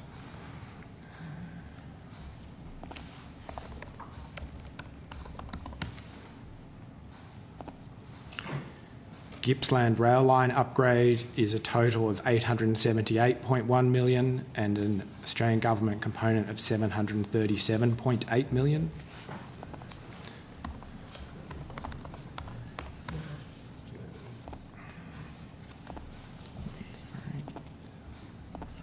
North East Link is 26.21 billion total, with a 5 billion Australian government contribution.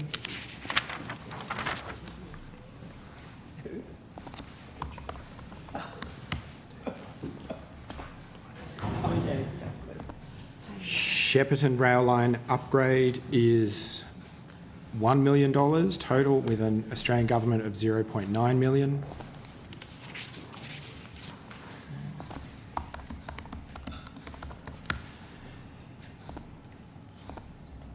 And Suburban Rail Loop East is a total project value of 34.5 billion and an Australian government contribution of 2.2 billion.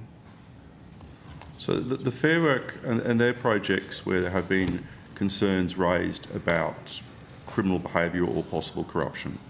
Those are the projects that Victoria has received allegations about that sort of behaviour and has referred on to relevant regulators. Including the Fair Work Commission.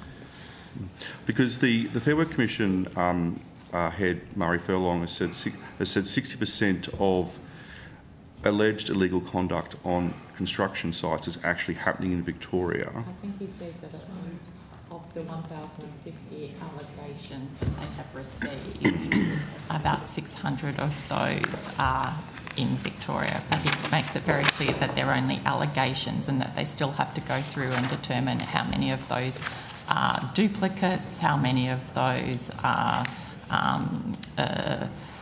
the same issue being reported multiple times. And he uses the Gold Coast Light Rail as an example where I think there were 16 reports against Gold Coast Light Rail and 13 of those were the same issue. Is the department concerned about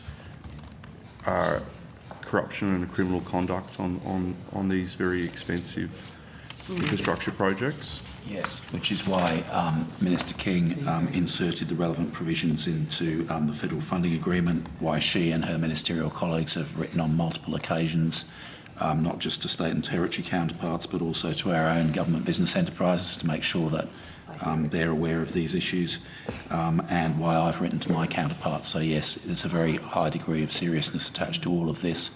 The regulatory authorities, people like Fair Work Commission, Fair Work Ombudsman and the police are the right place for those complaints to be directed. But the Minister's been extremely active in making sure that everybody fully understands and complies with their obligations. But it's also worth saying that of the 1,050 allegations that the Fair Work Commissioner has, only 44 of those actually relate to Commonwealth funded projects at the moment, which is about 4%. So we do take it extraordinarily seriously, and we are doing a lot of work across the whole of the Commonwealth to manage these issues right from start to finish. But it needs to be put into that context as well. Do you believe are you satisfied that the Victorian government has taken the allegations seriously? Yes, I understand that the Victorian government has put in place a number of actions to manage these as well, and they have been very, very good at reporting to us on a regular basis. And at the most recent Infrastructure and Transport Ministers meeting, there was a discussion around an unacceptable behaviours guide, which has been jointly developed by the governments of Queensland, New South Wales and Victoria, and all governments are subscribing to those. Thank you. Well, thank you, Senator Breyer. Next date, it's going to go back to you, Senator O'Sullivan. Oh, Senator O'Sullivan. Can I go back to another WA project, Reid Highway, West Swan Road?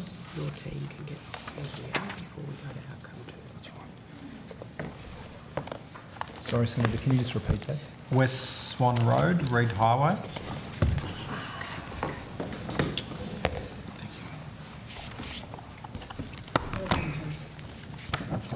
So, what's the status of this project?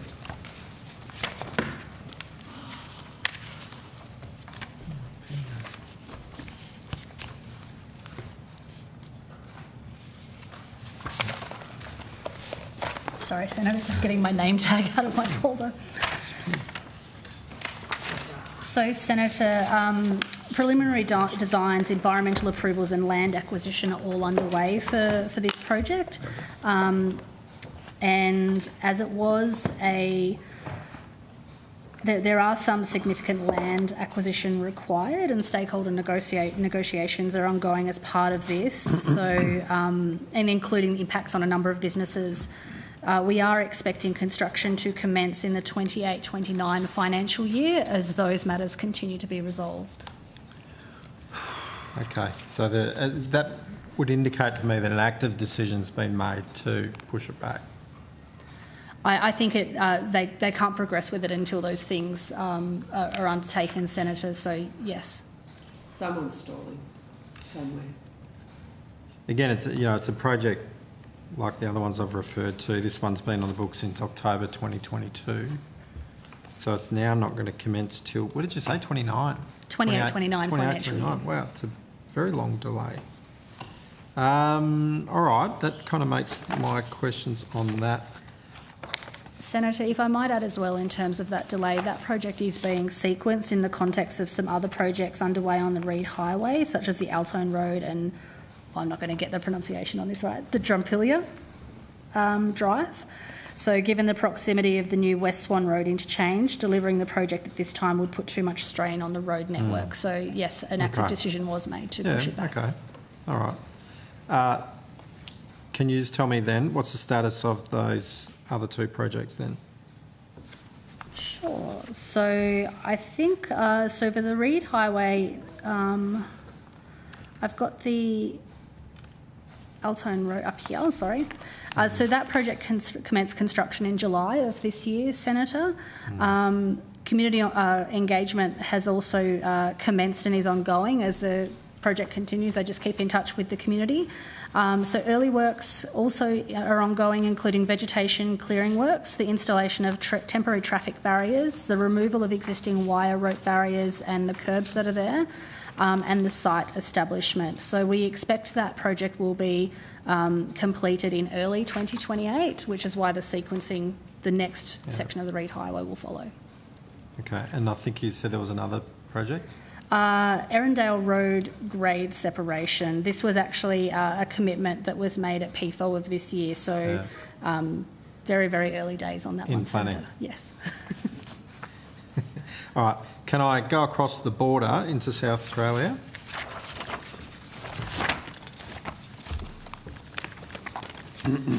The high productivity vehicle network access, the Adelaide, otherwise known as the Adelaide Freight Route. Thank you.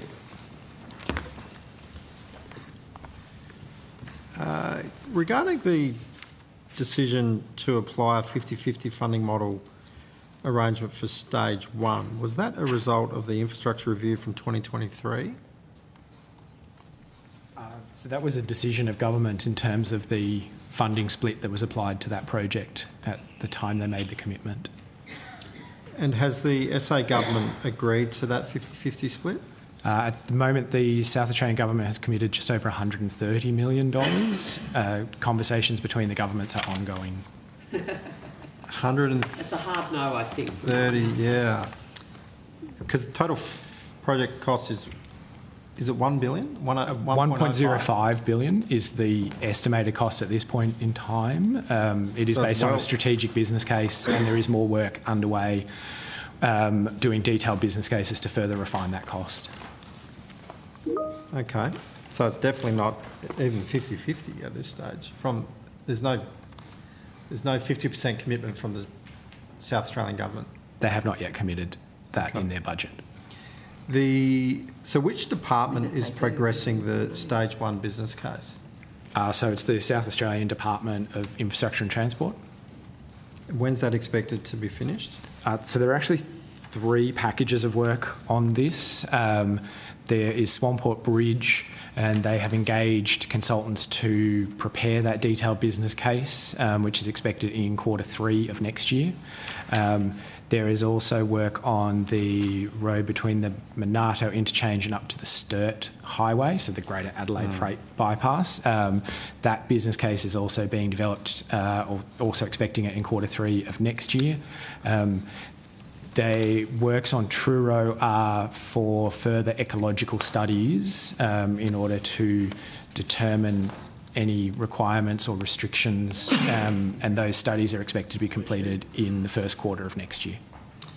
In coming up with the 1.05 billion figure, the approximate cost of the project, was your department consulted regarding that cost? So South Australia led the development of that and the preparation of that strategic business case, and then that business case was reviewed by Infrastructure Australia and ourselves. I don't know how to work it. Infrastructure Australia undertook an evaluation of that business case. Okay. And when did that occur? I believe it was earlier this year that it was finalised. I'll check and come back to you on that. If you can come back to me with a date. You think it was early this year? Yeah, it will be published on their website, is my understanding. On IA's website? Yeah, so we'll just double check. So was that done then? Can you confirm whether that was before the Commonwealth's announcement? I will check and come back. Yeah. Any land acquisitions necessary for the project to proceed? I believe those details are still being worked through as part of the detailed business case. Okay. Sticking with SA, can I go to the North-South Corridor project?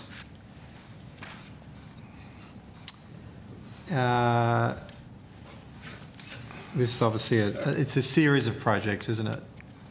Yeah, so yes, this is the last link in a sense for the North-South Corridor, which is the Torrens to Darlington component. Yeah, so the have all utility investigations along the full alignment of the project been completed? Have they been completed? I will have to double check that with South Australia. They're sort of progressing with construction, but I'm not sure that they have finalised all the utility works. Have all the land acquisitions occurred? The latest update I have is that there are 522 of 524 properties that the land acquisition has. There are two left, which are expected shortly. Okay. Is tunnelling for the project still anticipated to commence early next year? Sorry, Q3 of next year? Yes, that's consistent with my information. Is the project still planning on using 3 tunnel boring machines? Yes, it is. Have all 3 arrived? No, they haven't. The components of the first one arrived in October and the other 2 are expected in the coming months.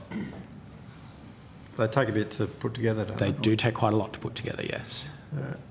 Do you need all 3 operational to commence? No, they can start progressively. So they're doing different tunnels in effect, and so so if one's still getting. There's 2 on the southern tunnel section, and then there's 1 on the northern tunnel section. Okay. Is the 50-50 Commonwealth state funding arrangement locked in? Yes. So the state's agreed. The state has that budget allocated in its budget. Yes. Is there scope for the Commonwealth to be paying a greater share of this project, or is it locked in at 50-50? Well, at this point, the government's commitment is 50-50, Senator. When the project was announced in 2021, the funding agreement was 80-20. Is that right? I don't have that detail. Sorry, I don't have that with me. I'd have to check that one for you, That's Senator. my understanding. If you could confirm. I'll check. So back in 2021, my understanding was that there was a Commonwealth commitment was 80%. So if it's 50-50, that would obviously mean they've committed another. The state government's committed another 30%. Happy for you to. I don't have. Sorry, I'll have to check, Senator, and come back. Mr. Bourne, are you I'm searching for an answer, or I'm just looking. I'm happy to move on. But sorry, I'm just looking to see. I can't see that funding split arrangement for them, but I just may not be in front of me. Yeah, if you come back to us about just the detail on that. Can I go to the Black Spot program? All right to keep going? Yeah, sure. Yeah.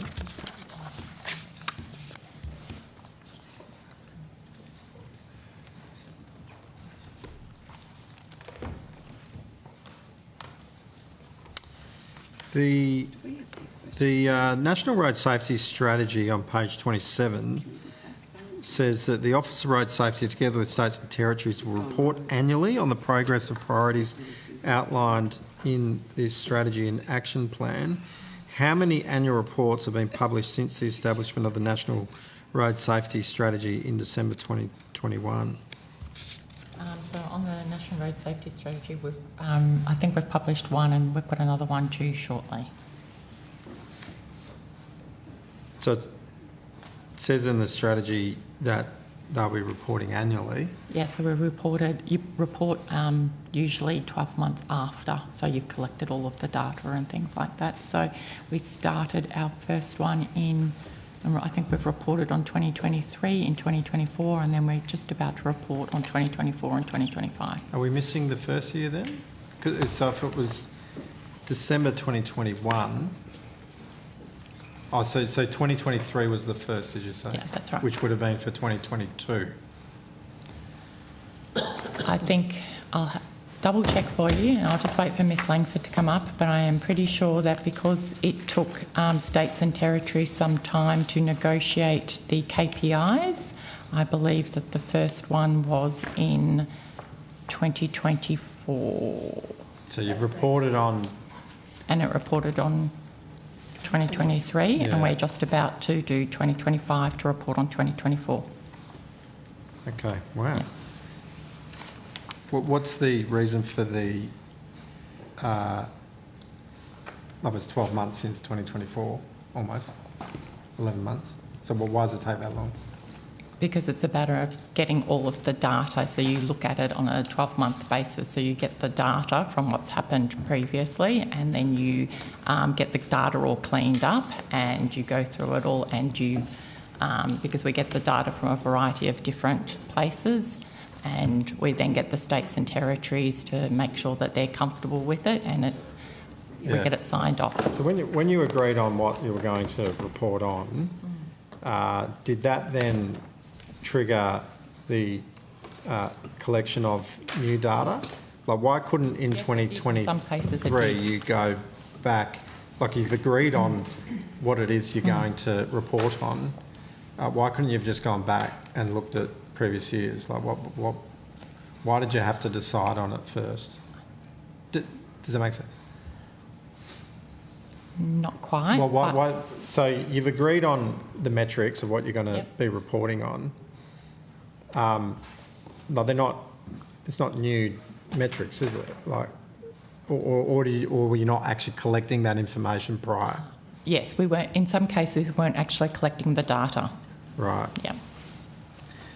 Okay. Why is the government conducting a midterm review of the NRRSS when there's only been one annual report published so far? So that was just a requirement of all national road safety strategies. They always go through a midterm review. What can you possibly learn from just 1 year of data? So I think what we will do is that we'll actually have 2 years of data, and that we're also not just looking at the data, but we're also looking at the themes within the data that are actually in the strategy as well. So we're looking at if those themes are still relevant based on the issues that have come up. So, for example, we had questions before on e-mobility devices. That is something that wasn't a particular focus in the strategy when it was first written, but now it is a key issue, so it'll be things like that. I note that in relation to the Black Spot program, projects have to be under $3 million, is that correct? Or up to $3 million? Kendall, Assistant Secretary, that's correct. A maximum of $3 million Australian government and contribution. how long has it been set at $3 million? So that change from $2 million to $3 million happened from 1 July 2024. Okay. So it is somewhat, well, recent. It's more than index. It's actually quite a step change. Okay. And what happens if a project is a significant concern, but it's above that $3 million? Significant safety concern, black spot concern, but it's above that $3 million threshold. So there's other funding programs that the jurisdictions can come to the Commonwealth with. So there's the road safety program, there's the infrastructure investment program, there's the SLIRIP program. So there's a range of other programs that states and territories can access. The design of its purpose, the black spot program, is for those lower cost. That's exactly right. Improvements. Yep. I can keep going, otherwise I'm happy to share the call. We'll have to get Senator McGrath back after lunch, and we've got some other things, and I've got lots from MPs that want to know about their local projects. Do you want me to keep going? I'm in your hands. I can keep going. I just might ask one. Oh, no, that's fine. You go. Can I ask about the Keys to Drive program? Take us home. Yes. Yep. Someone's at the table already? Yes. Excellent. Thank you. I will just get that in front of me. Okay. I'll ask my question while you're looking it up. The Keys to Drive program concluded in 2023. Can the department provide us with context around why the Australian Automobile Association did not continue delivering the program nationwide? Senator Anita Langford, First Assistant Secretary, Road and Vehicle Safety Division.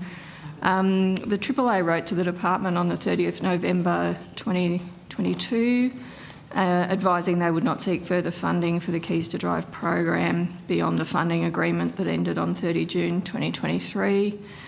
The AAA noted the program was not reaching its intended targets, impact of COVID-19 and their intention to develop an alternative program to replace that program.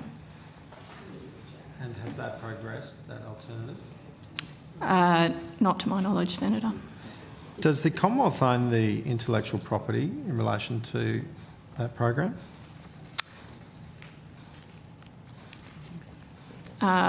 Senator, I don't think so, but I'll take it on notice to confirm. In doing that and looking at that, answering that question, can you come back and let me know what actions the department's taken since the conclusion of the program on the 30th of June 2025 to address the gap of a national road safety education program for young drivers? Or maybe you can answer that now. Like, are there other educative initiatives that the Commonwealth is taking in assisting particularly young drivers to get up to speed? Yes, there is an existing National Road Safety Grants program that's underway. We'll need to come back to you with examples, but there are specific programs that go to young driver education. I've just been through this. My son's just got his licence this year and my daughter only 2 years earlier. So obviously education is key, and sadly in Western Australia we've had a real spate of real tragic incidents where young drivers tragically died or been seriously injured. And having gone through that experience, so that I lost some of my hair in the process of teaching my son how to drive. Sorry, Sam. There does seem to be an opportunity that's maybe been missed that I see in relation to upskilling drivers using technology and using educative tools. So is the Commonwealth looking at ways that it can draw on best practice from around the country and maybe playing that role of sharing it with other jurisdictions to provide best practice and in fact actually cultivate it so that we're putting the best possible tools in the hands of trainers and in fact even in schools? Yes, Senator, and indeed that's one of the Commonwealth's key roles in this space, is that convening spaces where states and territories can exchange information on best practice.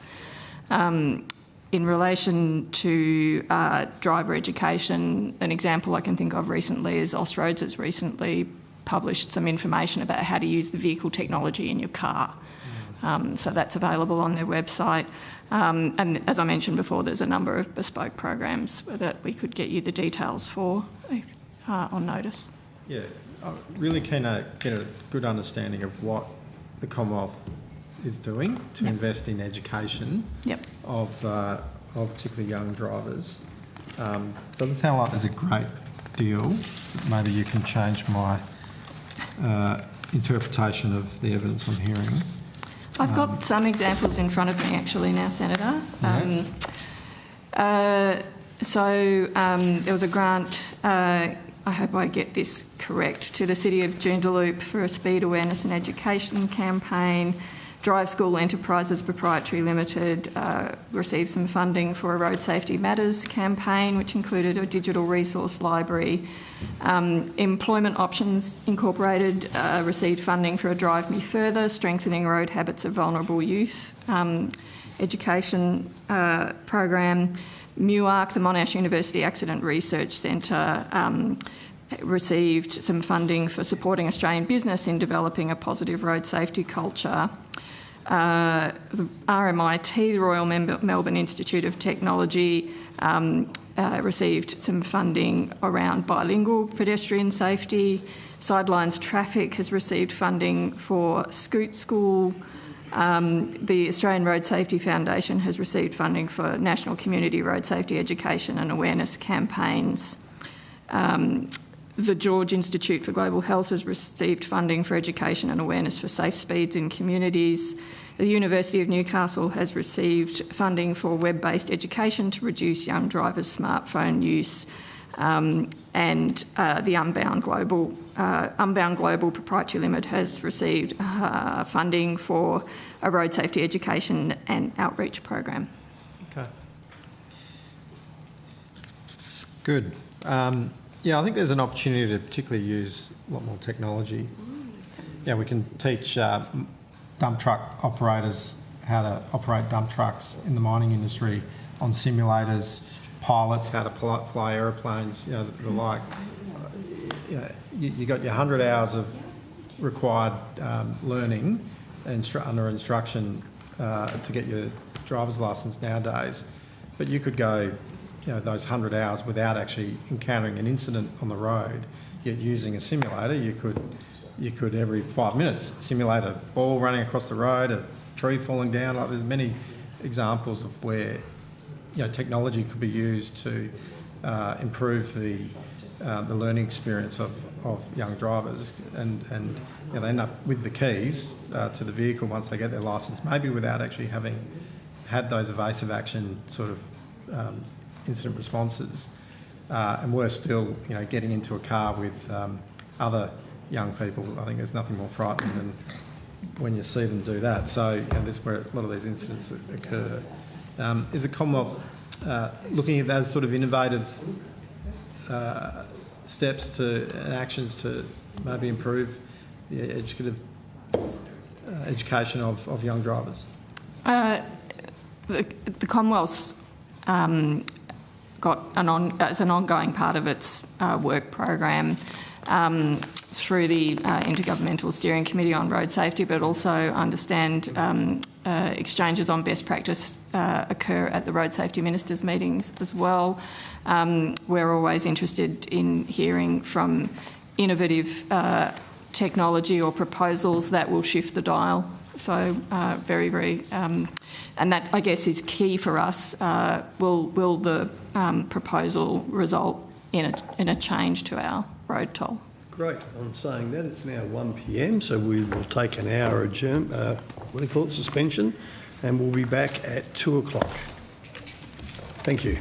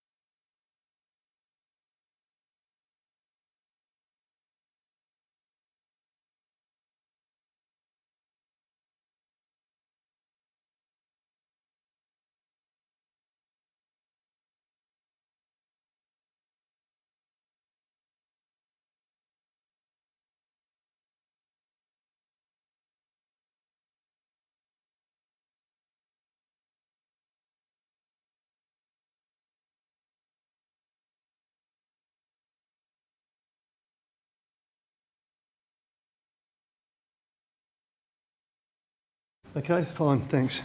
All right, welcome back, everyone. And I notice Minister Green, welcome. Questions? Senator Mackenzie. Yes, thank you. Are you going to go? Okay. I want to know, if I want to ask questions around infrastructure and population, is outcome one the place to ask them? I think so, yeah. Okay. So I want to understand the work that the department's been doing to plan for transport and social infrastructure needed in our capital cities to support population growth.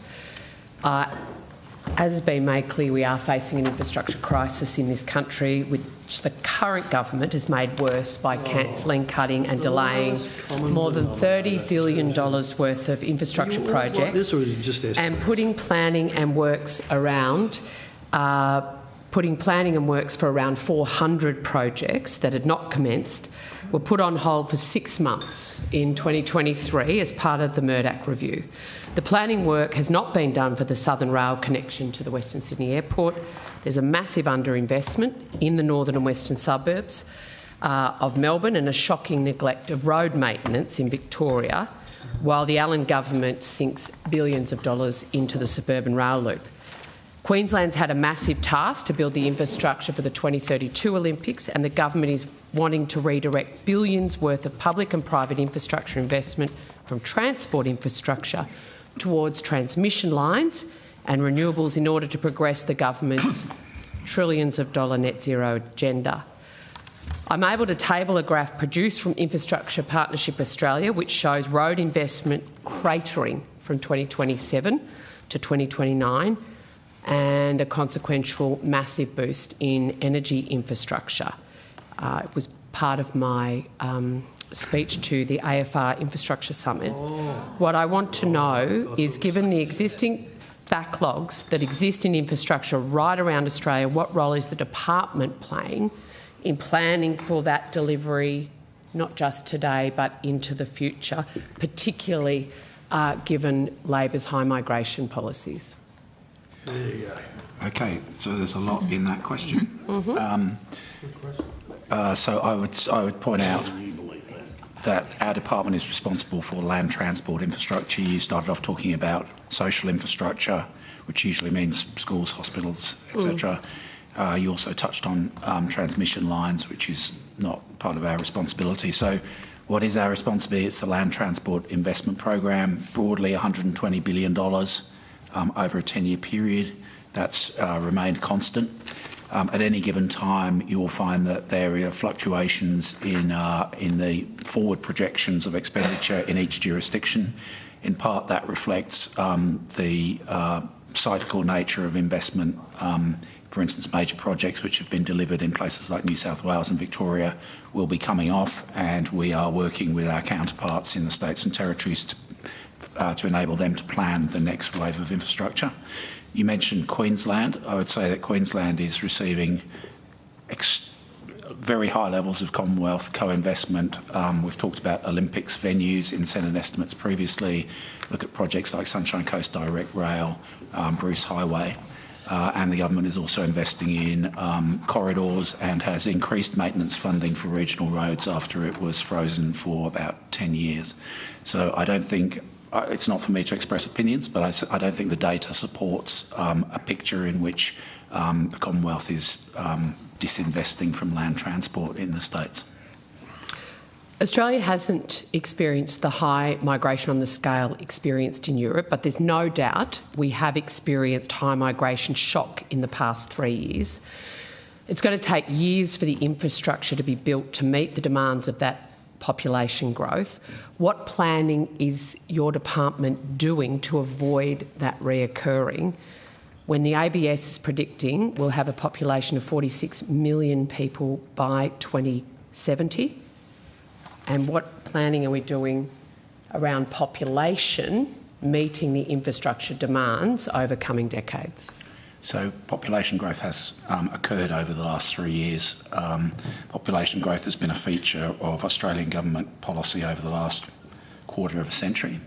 We've seen very significant growth in all of our major cities, particularly in Sydney and Melbourne. That having been said, we also saw a drop-off in public transport usage during COVID, and the rate at which that has come back has varied across jurisdictions. As you know, we're kind of reliant on our state counterparts to do the integrated planning around housing supply and infrastructure to support housing supply. But we are working with them now to put in place 10-year forward plans where we can see the pipeline of investment that's going forward. And that includes investments specifically geared through the infrastructure policy statement to support the provision of homes for that growing population. Thank you, Secretary. So do I understand that it is the state jurisdictions that are providing the department with the population regional projections so that you can work with them on planning specific projects? Well, I think population projections tend to come from Commonwealth Treasury at the macro level, and those feed into the assumptions that government departments make. But it is the case that planning for infrastructure, including social infrastructure, and for housing is principally conducted at the state level. And the Commonwealth obviously controls migration policy, so there is a meeting between the two tiers of government in that sense.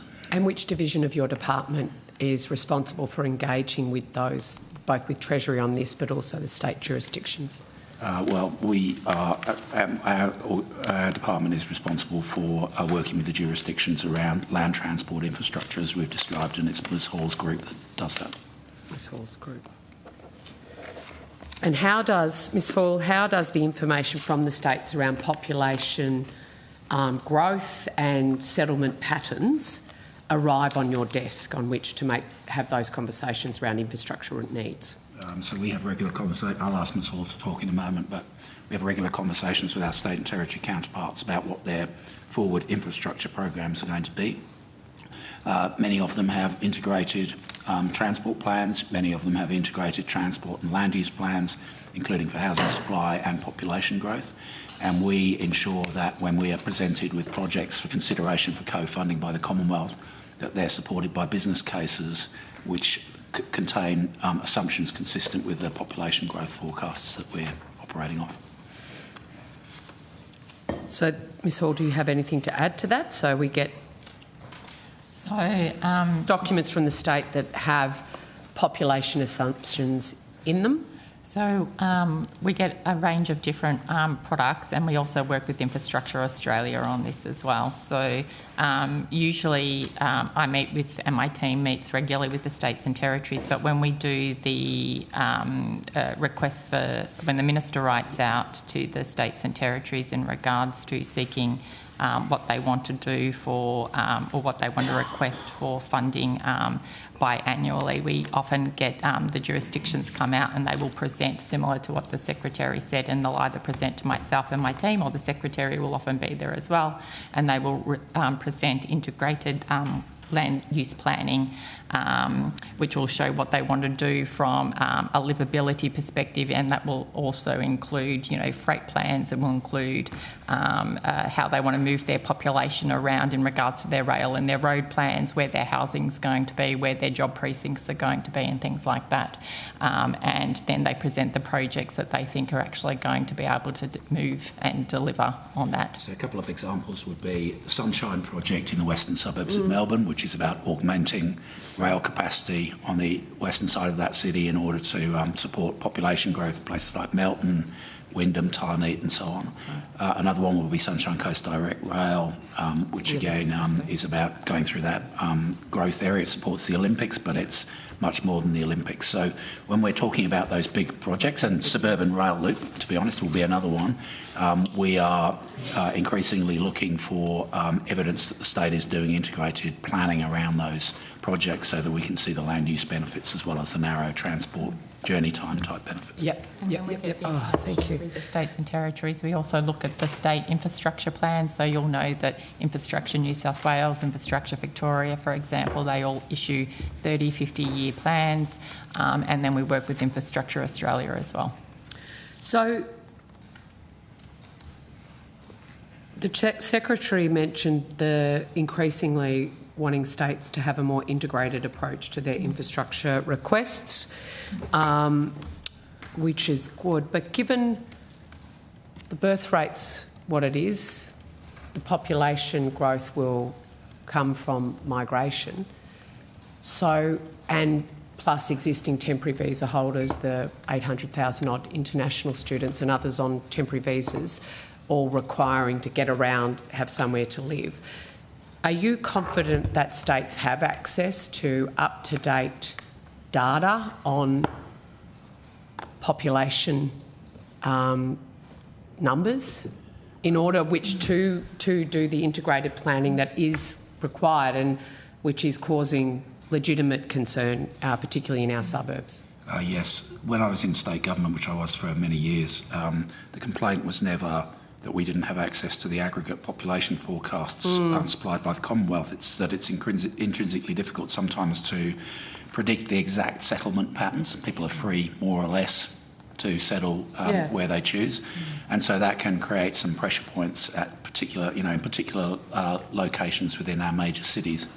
It's fair to say that temporary visa holders, particularly overseas students, tend to be very efficient users of the transport system, less reliant on private cars, more likely to use mass transit, which is where some of the big metro projects in Sydney, for instance, which have been connecting up university campuses, have been very well targeted.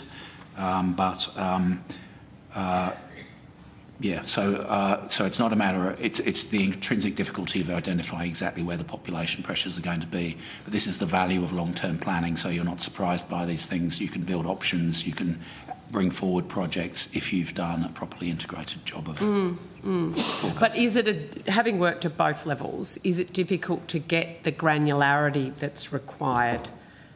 Is that, as I understand your response? Or Ms Hall, do states get access to the granular data that they need to make the most accurate predictions that they can in what is a obviously dynamic system? Our understanding is yes, they do get that. Okay. We also work with agencies as well so that we can help provide and act as a conduit where we need to, where the states ask for us to provide that additional information where they need it. It's also a function, of course, of the housing policies of the individual jurisdictions, which then comes down to local government as well in terms of housing supply targets and therefore housing affordability in particular parts of cities, which then affect settlement patterns. So is there an interdepartmental committee set up on this? As we sort of discussed earlier today, the MOG changing that put housing in cities over there, and I'm sure Mr Mackay will be here later, but I do want to get to the nub of settlement patterns and population. I mean, there's an obvious debate around migration, permanent, net, temporary and otherwise, but it is a real pressure point that legitimately Australians are feeling concerned about a lack of forward planning, shall we say, in light of that. And so I just want to, is there an interdepartmental committee maybe between Home Affairs, Treasury and yourselves to sort of negotiate that challenge? Certainly between Treasury and ourselves there is, and Mr Mackay can talk about that under outcome 3. Yeah. All right, thank you so much. And I'm happy to, this isn't my graph, Chair, you don't need to worry, it's Infrastructure Partnership Australia. As I said, I'll table that, which does show a very marked decrease in investment in road infrastructure from 27. It falls off a cliff. Are we not going to be building roads anymore, Mr Betts? Well, no, but the further you forecast out into the future, that I imagine that I haven't seen it. It says that it transitions to energy infrastructure as the priority. Yeah, okay, so there is a forecastable installation of energy, both transmission and generation, over the medium term. For state investment in roads, that tends to be particularly hardwired into the forward estimates, and then their plans become less certain once you get outside the forward estimates period. So you will tend to see a front-end loading in roads expenditure and a decline over time, but that gets renewed and refreshed every year as budgets are handed down and new projects move out of long-term planning and into procurement and delivery. So you'd expect that hump to move right over But that aside, Secretary, that aside, the skill shortage that we have right now within infrastructure, we're then adding to the burden and the demand with the additional energy infrastructure piece, which you'll see from the graph is quite significant. And again, just so everyone can calm down, this is not coalition modelling, it's Infrastructure Partnerships Australia. I would say it is certainly true that there will be pressures on the construction sector in this country from the combination of land transport infrastructure, where the funding will continue at historic levels, energy transition and defence. Housing is also obviously with ambitious housing targets. However, the work that Infrastructure Australia has done, which they can talk to you about later, suggests that they are not all operating within the same labour market, and in fact there's quite a strong differentiation in the skills that you need across those different sectors, particularly between land transport on the one hand and housing on the other. Thank you. Oh, sorry, just then, given that, what are you having discussions with the Department of Education around the skills and training aspect and migration, needing skilled immigrants to help us with this task? Well, we don't set macro migration policy for the country, but through forums like the National Construction Industry Forum, for instance, where there are multiple government departments sitting around the table, including Department of Employment and Workplace Relations, which actually hosts that forum, that's where the jobs and skills agenda meets the infrastructure delivery agenda. Okay, thank you. All right, thank you. Senator Mulholland, you got some questions? Thank you, Chair. I might pick up where our last speaker finished off about roads. So just a comment made before that the government's not spending money on roads at the moment. That's not correct, is it, Mr. Betts? And there's billions of dollars being spent on roads at the moment. Yes. Okay, that's just worth getting that on the record. I'll move to some of the projects in Queensland if I can. I understand Minister Catherine King is in Queensland today, joining with Federal Labor member for Ford, Rowan Holzberger, to talk about the Coomera Connector project. Could you please provide an update on when stage 1 of the Coomera Connector project will open to traffic? Certainly, Mr. Brummett will provide that answer, I think.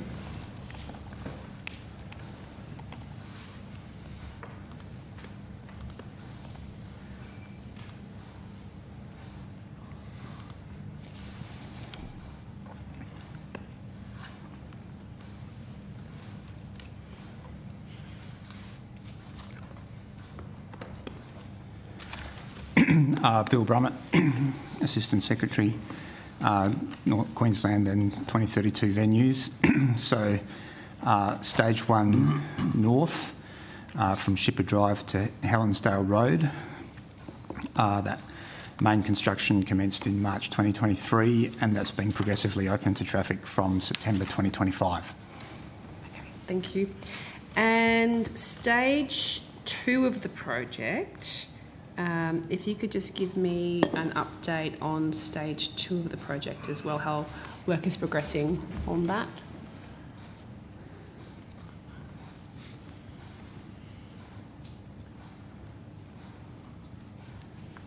Must be a long document. Do you mean stage 2 or do you mean the next stage of stage? Stage 1 is broken up into 3 different stages. Well, let's go with the next stage, and if you can give me some information on that first. So stage 1 central, which is Helensdale Road to Smith Street motorway. The early works agreement contract was awarded in February 2023. And the main construction contract awarded in September 2024. Construction started in September 2024 and completion is expected in late 2028. And then stage 1 south, which is from the Smith Street motorway, Mollendina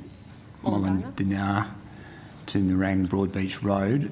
The early works contract was awarded in May 2024 and commenced construction in July 2024. And with the main construction contract awarded in April of 2025 and main construction starting in June with completion scheduled for late 2028.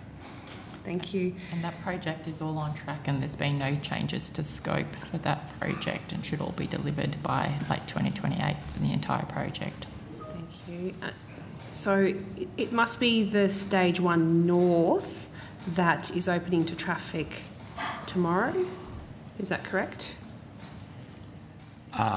Yes, that's correct, I think. Excellent.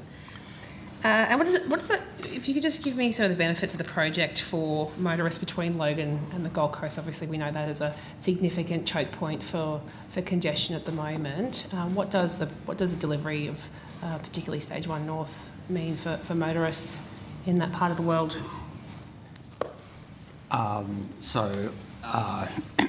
Obviously the Coomera connector, the idea is to provide another passageway, if you like, and so having that Stage 1 North operational will take pressure off other main roads. Specifically the Pacific Motorway? Specifically the M1 Pacific Motorway, yes, and reduce congestion. Okay. And what's the investment of that on Coomera connector from the federal government's perspective? So the Australian government funding is $1.5 billion. Okay, thank you. I'm just going to move to the Bruce Highway now. So last year, we'll recall the Prime Minister announced a historic funding agreement with the Christopher Lee government in Queensland to provide $7.2 billion to upgrade the Bruce Highway. I understand it was the single largest investment ever in the Bruce Highway. Can you particularly provide an update to me on some of those priority sections of the Bruce Highway north of Gympie, particularly those sections Maryborough to Gladstone, Rockhampton to St Lawrence, Bowen to Townsville, Ingham to Innisfail? Senator, it was this year. It's been a long year. Was it this year? Oh, yeah. Good Lord. Very first announcement. Thank you. Of the year. Thank you. It was. Yes. It's been a big year. Senator, so I think probably the key thing you're interested in is the progress with the early works package. And there have been, which is a $300 million package, so 200 million early works and 100 million for design. So 6 projects have been completed already. 8 projects are under construction. 2 projects are in planning, and then there's under the design package, the $100 million design package. There's planning and design continuing on a further 28 projects through 5 design packages staged across, I think, in line with the areas you mentioned, staged across the Bruce Highway. And then yesterday there was a further announcement from the Australian and Queensland governments in relation to the next 22 projects under the Targeted Safety Program, which will progressively commence in 2026, and that includes $380 million for 19 projects that will deliver 93 kilometres of pavement strengthening, and $183 million for 3 projects that will deliver 13 kilometres of wide centreline treatment. And the total value, of course, is $563 million. Thank you. And I understand a contract has been awarded for design and construction of the interchange between the Bruce Highway and the Gateway Motorway as well in that section, Bracken Ridge to Pine Rivers, Gateway Motorway to Dolly's Rocks Road, and Dolly's Rocks Road to Anzac Avenue. Is that correct? With construction, and when construction is likely to start on that section of Bruce Highway interchange to Gateway Motorway? So there's two related projects. The first one, Gateway Motorway, Bracken Ridge to Pine River. So that has $800 million of Australian government funding and a total project cost of $1 billion. And then the other project is the Gateway Motorway to Dolly's Rocks Road, which has $758 million of Australian government funding and $948 million of total project cost. The Dolly's Rock Road project, construction is expected to commence in mid-2026 and to be completed in late 2031. And the Bracken Ridge to Pine River The next step there, construction will be commencing in early 2026, targeting completion in early 2031, so ahead of the 2032 games. Okay, thank you. So it sounds like a lot of work has been done, billions of dollars are being invested, not quite how it was characterised before. So thank you for clarifying that for me. I'll hand back to Mr Chair. Senator O'Sullivan, Senator Canavan. Follow up on the Bruce Highway. Just so I can understand this, of the $9 billion, how much is in early works?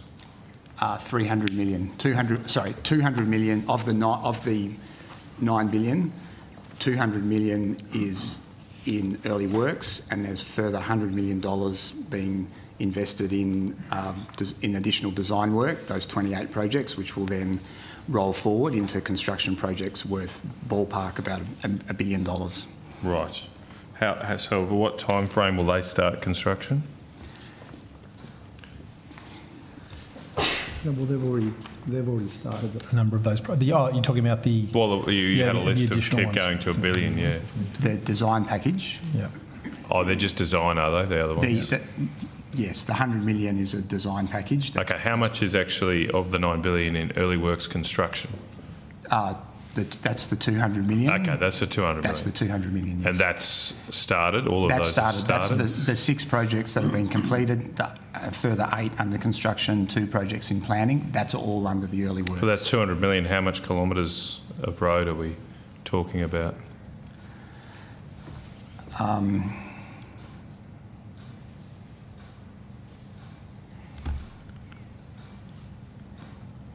So the projects that were announced yesterday, they will deliver the 19 new projects. That'll deliver 93 kilometres of pavement strengthening and 13 kilometres of wide centreline treatment. The total of the early works in kilometres, I'll have to get back to you on that. The pavement strengthening, what's that?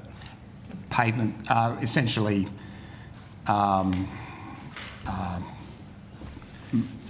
Improving the improving the foundation. I'm not an engineer, but like improving the foundation of the road and putting a better quality, more durable, more sort of flood resilient or rain resilient bitumen coating. Sometimes it also includes widening the pavement, which then allows them to come through afterwards and do the wide centreline treatment. Right, the wide centreline treatment, that's to improve safety, obviously. That is the wide centreline treatment is. Has statistically has the strongest correlation with reducing head-on collision, which is the. But there's only 13 kilometres of that. Yeah, in the package as a whole. That's obviously not much on a road that's over 1,000. Correct. Well over 60%. Is there just sorry to go back? Is there a geographic part of the Bruce that this $9 billion is devoted to, or is it the whole length of the Bruce? The $9 billion. Yeah.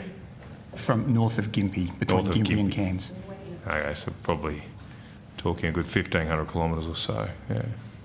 And that's in addition to other. There are other, as you'll be aware, Rockhampton to Gladstone. There's $200 million commitment there.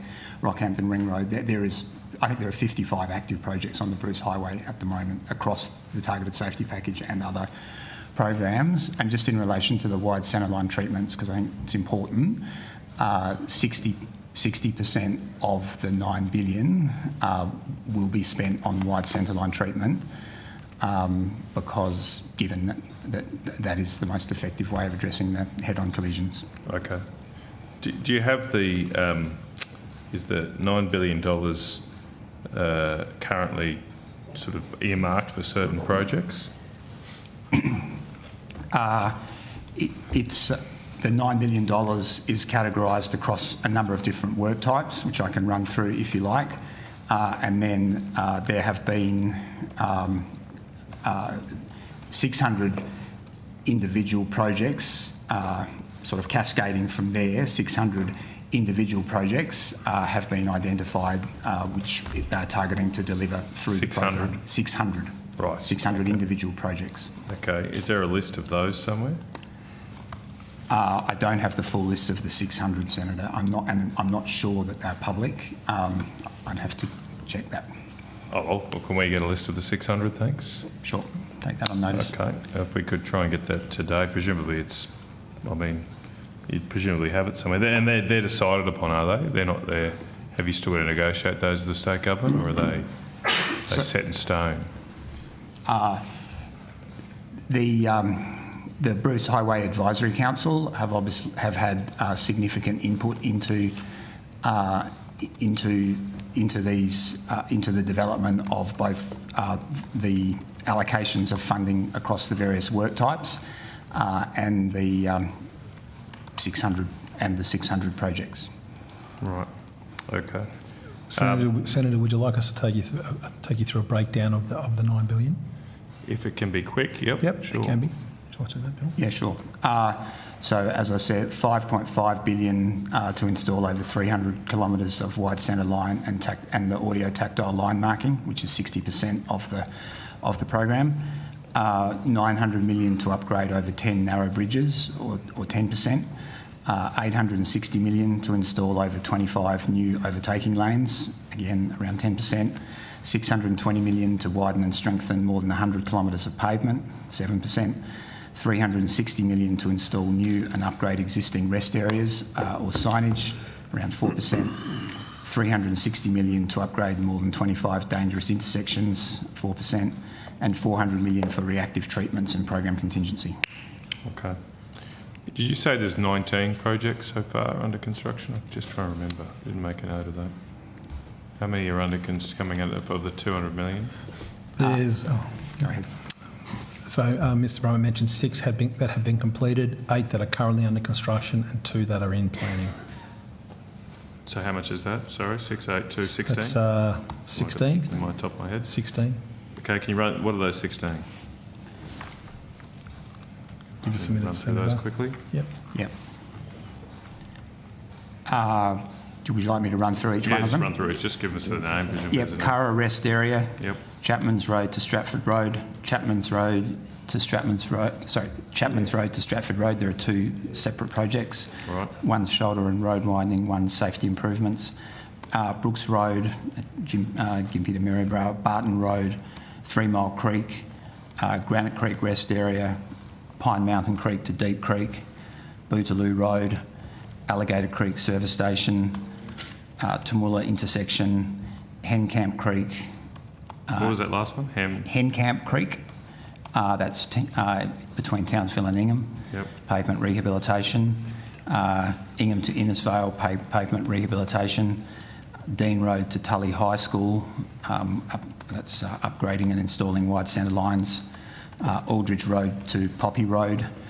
Pavement Innisfail to Cairns, pavement rehabilitation. Yeah, that's the 16. Okay. I think there's only 2 of those in the Cedar Capricornia, is that right? Alligator Creek and Kamala would be the 2. Senator, we wouldn't have broken them down by electorate. Okay, does anyone else know that? I mean, there doesn't seem to be a lot in Central Queensland. Is there any around Gladstone? Not Gladstone. There is a... You know, Mount Larkham, Miriam Vale, that sort of area. Gladstone's off the Bruce. Bear in mind, this is the early works package. Is essentially there are 4 projects between between Gingin and Maryborough. Yeah, Maryborough Gympie. Maryborough Gympie, correct. Then there are 3 between Gingin and Gladstone. There's 1 between Rockhampton and St Lawrence, 1 at Bowen, another one between Ayr and Townsville, a couple between Ingham and Townsville, and then 4 between Ingham and Cairns. Yeah, it just seems, once again, Labor's flying over central Queensland, but we're kind of used to it. Okay. Flying over the Rocky Ring Road. Well, let's talk about the Rocky Ring Road. Let's go to that next, because it wouldn't be happening without the LNP. You guys tried to stop it. Can I just say that these work packages were developed by the state government with advice from the advisory council, the Bruce Highway Advisory Council, that has a number of industry representatives, councils on them, and trucking organisations. Yeah, we've seen this a bit and it today, is chaired by Minister Mickelberg. You're trying to flick responsibility. 80% funded, right? This is 80% funded from the Commonwealth. It's 80% Do you funded. have a say where 80% of the money goes? I mean, well, are you? Do you just do what the state government says, or not? This is one of the most. Is it signed off by your minister or not? This is one of the most robust processes that has been undertaken by a state that I have actually seen. To pass the buck rather than take responsibility. I would also note, between Gladstone and Rockhampton, there's an existing package of Australian government funded work, and then the other area, when you look at the map, the other area and this is the map of the early works, the other area where there's no projects is between St Lawrence and Mackay, but I did notice in the announcement yesterday there are, I think it's 2 projects between St Lawrence and Mackay. So it's a long highway and this program is in its early stage, but from what I've seen on the Advisory Council, I think a very strong effort is being made to allocate projects and make sure to address the safety issues in the best priority that they can. Okay. Moving on then to the Rocky Ring Road, could I get an update on that? How is that progressing? Sure. In relation to first of all, the early works package. So you go. The early works package has been concluded, and in relation to the south package of the main works, which is now underway, the access tracks have been completed from the Capricorn Highway to 9 Mile Road and the site of the Milner Road overpass, and pylons are being constructed and components delivered for the new structures that will form part of the road from Capricorn Highway to 9 Mile Road, as well as those that will be used in the construction of the Milner Road overpass. And then on the north package, activities are continuing to establish the casting yard that will be used to store and construct components for the Fitzroy River Bridge, which is and so at the present focus in clearing and levelling the land, removing rubbish and installing the fencing and getting that casting yard up.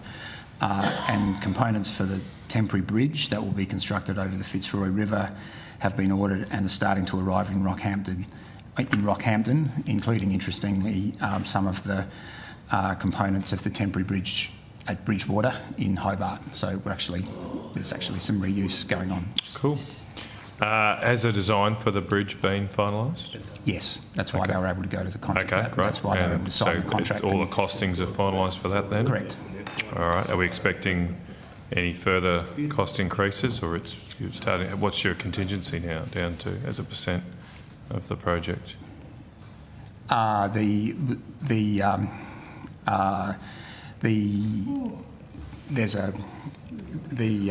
TMR. The way the contracting has been done, there's a strong incentive for the contractor to deliver the main works within the budget and within the available contingency. And all the advice that I've had is that the contingency is adequate. Yeah, okay, I'm asking what proportion. So is it a 50% contingency, 20, 30, 10%? I don't have the exact number. Could you take that on notice for me? Happy to. That's all right. Thank you. When's the completion date expected for the overall project? The expected completion date is mid-2029. 29? Mid-2029. Mid-2029. The locals I've spoken to think it can be done a bit quicker than that. Is that something you're looking at, or? I'm giving you the information. You're just sticking to the information that I've been given.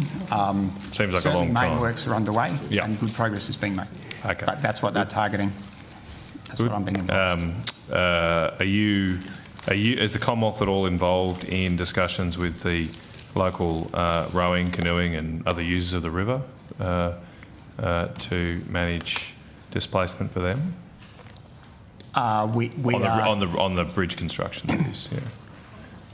On the bridge construction? Yeah, so the third bridge there is going to potentially displace some users, at least even temporarily, possibly permanently, depending on the design. Are you at all, is the Commonwealth all involved in those discussions? No. Okay, so they're all being handled by the state? Correct. Okay.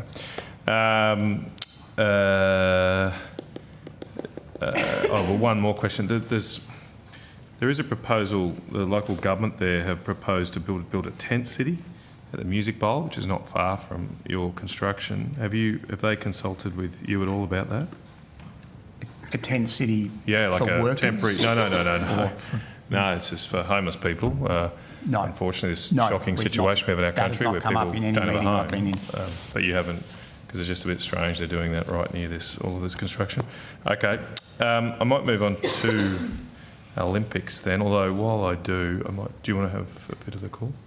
Might go to Senator O'Sullivan for a second.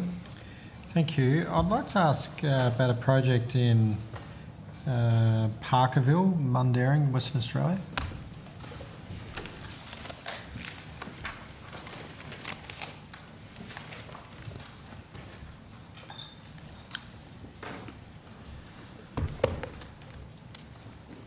Thank you.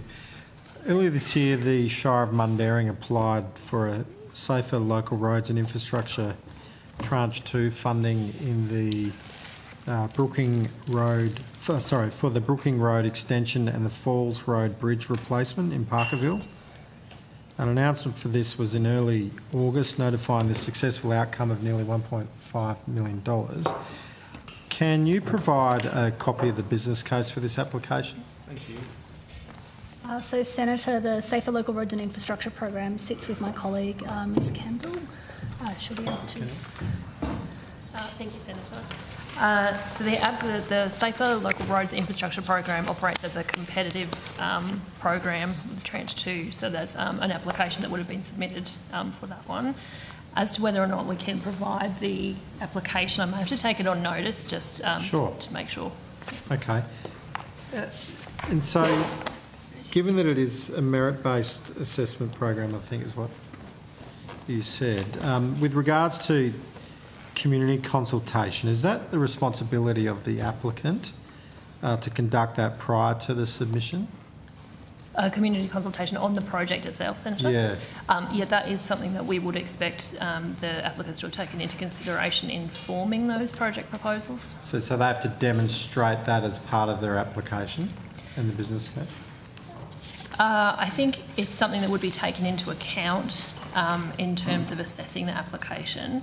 To the best of my knowledge, it's not a requirement in terms of the merit assessment criteria for the program. Okay. So there's no weighting then assigned to community consultation? Not specifically, no. Okay. So, Senator, just to help, if I may, there are 3 criteria that we assess under that program. One of them is deliverability, but also project impacts and benefits. So as part of that, the applicant would need to include any sort of, if they had done any engagement, that include evidence of their engagement with the community. As Ms Kendall said, it's not something we score on specifically, but if they have undertaken it, it is something we consider as part of the overall score of the project. Okay. Thank you. I'm going to ask about the Thriving Suburbs program. It's under outcomes 3. Oh, okay. Then I'll skip those then. Can I ask about the Marmin Ave Coral Street intersection in Craigie, Western Australia? Sorry, could you just say that one more time, please? Marmin Avenue, Coral Street intersection.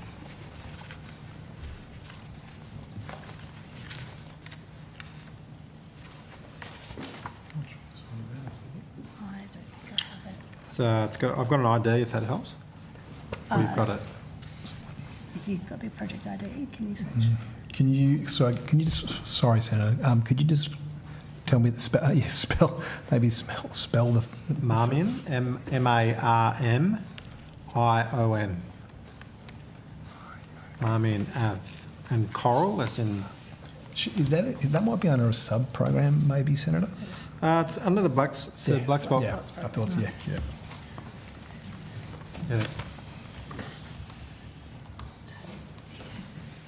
Sorry, Senator, we have so many programs.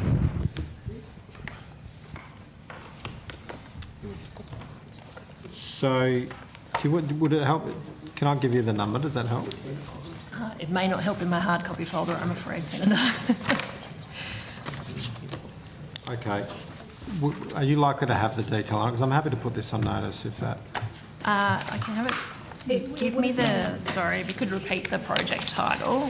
Let me just have a look. I understand the project title is Marmin Ave and Coral Street, as in Coral Street intersection. It would have been tabled, Senator, under when we listed the Black Spot program projects in the October estimates. While Ms Kendall searches to see if we've got a current update. Yeah, and that's where I've derived the question from. Look, let me ask a question and you can tell me if it's something that can be answered now. So this is a project that commenced, was approved in 21-22. So quite some time ago, with $486,000 of Commonwealth funding attached to it. You can confirm if that's right or not. But it's a project that's been sitting there on the books for quite some time, not yet started. I'm just wondering why.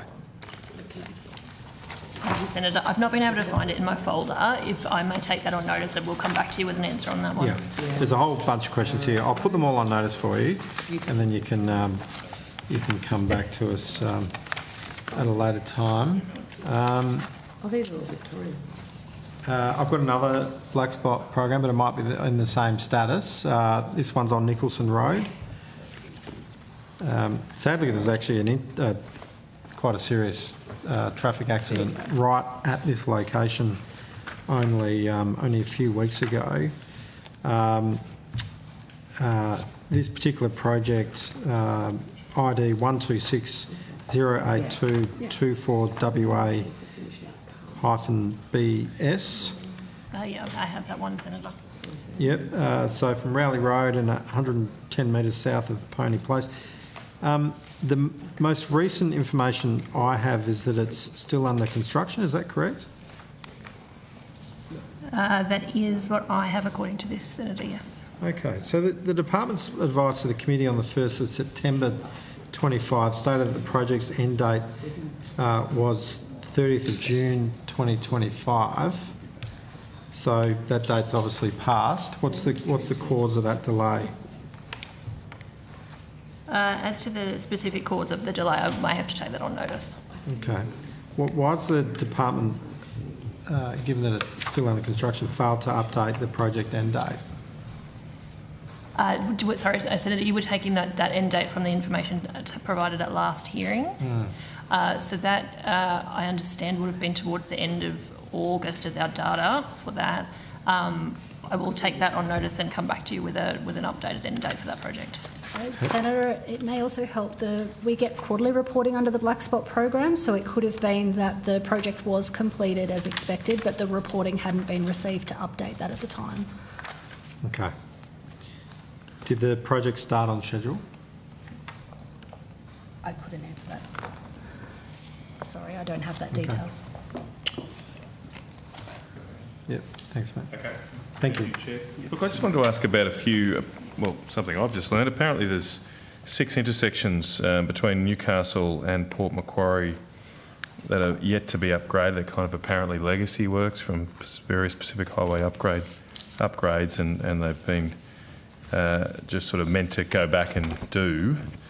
Apparently there is some funding now to fix a few of them. I believe the Harrington-Coopernook interchange is one, and some are in design stage at Medowie Road, Buckets Way and Italia Road. Could I just get an update on that? Where are the design up? Am I right about these things? And is the Commonwealth working with the New South Wales Government on these projects?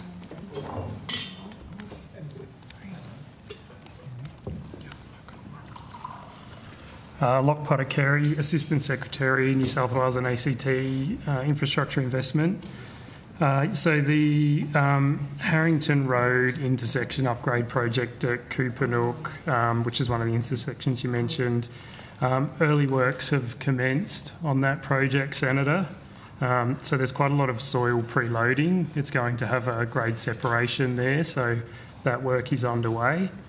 and main construction work is expected to start in early 2027. So there is a series of early works that need to be undertaken for that project to be able to be delivered. Okay. Okay, and the others, and Madawi, Buckets and Italia, are they... They're at the design stage is what I've got here, is that correct? That's correct, they are. Are there any the timings on those for when construction might start? No, I don't have construction timeframes. There's planning, funding allocated for planning to design those upgrades. Construction will be a subsequent decision once the planning work is undertaken. Just to go back to that, the interchange, the Harrington-Kupanock interchange is funded, is it? The actual construction's funded? That's for construction, yeah. And but as I said, the other three, there's only funding for design at this stage, not funding? That's and right. the other ones I've got here are Houston, Mitchell Drive, Lakes Way, Mile Way, Failford Road and Wootton Road. Are you aware of those? Apparently there's no... I'm not aware of the Australian government having funded those under the IOP. Look, I've got here, there's apparently nothing going on there, but I'm advised that these are also these legacy sort of projects. Is it right to say they go back to the 1990s, some of these, in terms of known concerns and issues? Because I have driven that road a bit. There does remain those sort of little bits. It's strange, you've got this 4-lane road and then every now and again you can just cut across the highway. I don't have that level of detail with me, Senator, about whether those have been requested for funding in the past. I can just tell you that. Maybe if you could take those on notice, because it would be good to just finish. You know, it's a road between our second and third biggest cities. It'd be great to get it done. Senator, sorry, could you just repeat those roads just so we get them yes, right? for sure. So I think you've got the first 4, the ones in your IOP.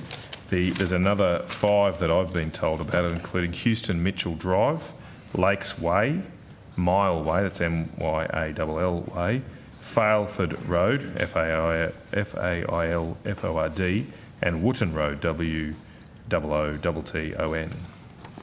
They're the ones that have been listed here, and I've checked a few of them out on Google Maps, and yep, they're clearly a little bit of a danger on a very busy road. Apparently there's also the Port Macquarie Donuts. Do you know about that? The New South Wales Government has committed to $20 million to fix the intersection of the Oxley Highway and the Pacific Highway near Port Macquarie. Is the Commonwealth doing any work on that with the New South Wales Government? That project name doesn't sound familiar, Senator. Okay, it might just be one for the... Well, look, that's probably a colloquial term to it. So as I said, the actual interchange is the intersection between the Oxley Highway and the Pacific Highway. So could that be the Newell Highway and Oxley Highway intersection? I doubt it because, I'm not completely familiar. I'm told this is at Port Macquarie, so I don't think Newell is anywhere near the Port Macquarie. No, you don't know about that one? No, maybe you could take that on notice for me. The Wootton Road I mentioned earlier, there was a fatality there, unfortunately, and there's a very short slip lane there for traffic to turn south onto the Pacific Highway. Has the New South Wales Government written to you about that particular intersection and the potential need for upgrades? No, I'm not aware of that one being raised. I think I did see the media reporting that you're referring to recently, though, Senator. Okay. Well, perhaps if you could take that on notice as well, then perhaps just to double check so we don't get it wrong. It's obviously a very tragic event. Okay, there's also been reports that some parts of the Bruce Highway World, Pacific Highway have deteriorated during rain this year. Are you aware of any need to upgrade parts of the highway and related roads, feeder roads at Lakes Way, Buckets Way and the Oxley Highway near Warhope and Walker? Or the route between Warhope and Walker, that would be, I'm sure. So the Buckets Way project, which is one you talked about earlier, Senator, there's planning funding for the intersection upgrade. In terms of upgrading the road itself, there is a series of projects around the Newcastle region, but not specifically for the areas that you're talking about there, Senator, for upgrades of the pavement. Just once again, has the New South Wales Government written to you or requested any assistance to upgrade or to respond to the potential rain damage at Buckets Way or Lakes Way? So I suppose as part of the regular budget process, jurisdictions have the opportunity and are requested to come forward with their priority upgrades. That can be something that can be considered as sort of part of the next tranche of requests from the jurisdiction. Okay. Senator, sorry, some of those issues might get picked up in the road maintenance funding that they receive. Okay. All right. All right. Well, thank you, Chair. I think Senator Mackenzie has some more. I have lots. So, which state have we got at the table? New South Wales and ACT. Sorry. Bye-bye. Victoria, let's go. Now, I'm going to test you, although being in the infrastructure department, you probably know this.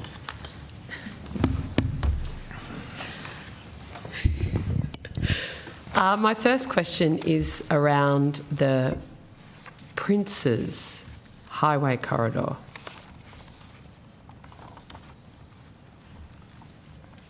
Did anyone else in this room think it was the Princess Highway? Yeah, okay, not alone. That was over the weekend. Thank you, Chris Nixon. Okay, this is on behalf of Nationals local member Darren Chester. Has any new funding been allocated to the Princes Highway Victorian Corridor since May 2022?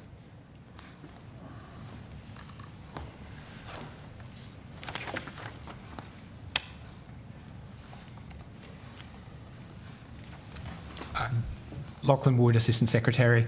At the earlier this year, there was a new project, the Princes Highway Corridor Upgrades, for $22.4 million. Was that new funding being allocated? That was funded from unallocated on the corridor. So say that again? That funding was drawn from the unallocated component of funding that is on the Princes Highway But was corridor. that project in the pipeline prior to May 22? That component of the upgrading. This is an ongoing... Yes. I'm not sure when at first. That was when the commitment was made to the project was earlier this year. Right. Okay, so that is new funding, new commitment. It's the funding came from the unallocated. Yes, I understand where the funding's come from. But it's a new project. It's a new project. New project, new commitment. Yes. What are the current requirements in terms of state government contributions on Princes Highway Victorian Corridor projects? Is it a 50-50 funding split or 80-20? So it's a case-by-case basis for those projects. Since 24-25, my EFO Victoria has committed $39.2 million for projects on the corridor.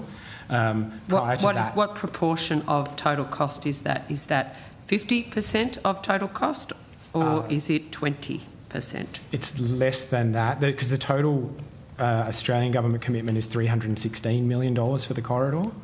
And so the Victorian government is $39.2 million of that. Prior to that, Victoria's contribution was in kind. Princes Highway and Bank Street intersection upgrade has stalled with no traffic lights installed in more than 4 years. Can you provide an update on when this will be completed?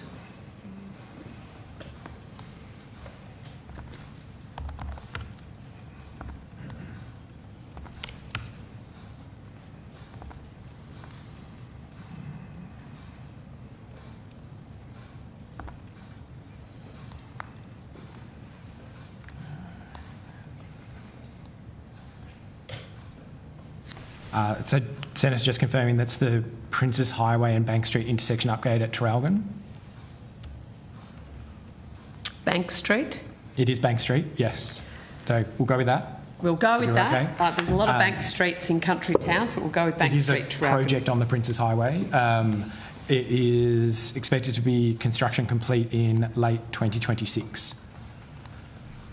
Okay, thank you. Is the department still awaiting the submission of a project proposal report from the Victorian Government to confirm the scope and delivery timeframes for the Princes Highway East Lakes Entrance East project?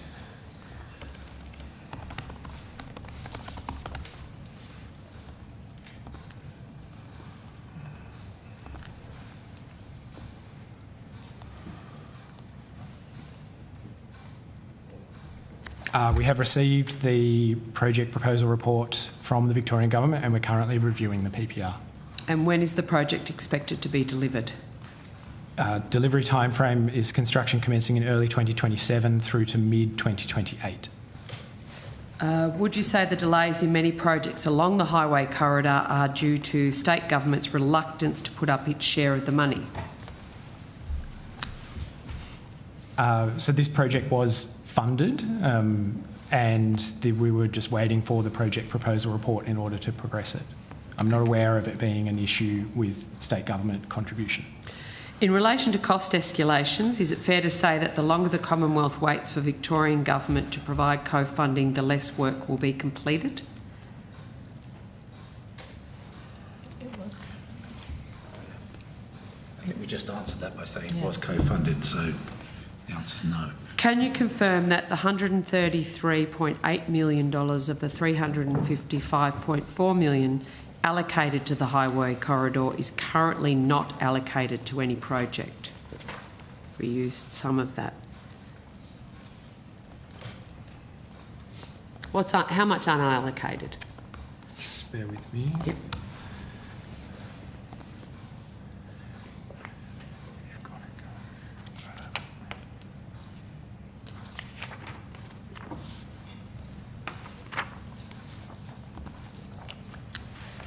Senator, it's 133.8 million is currently unallocated.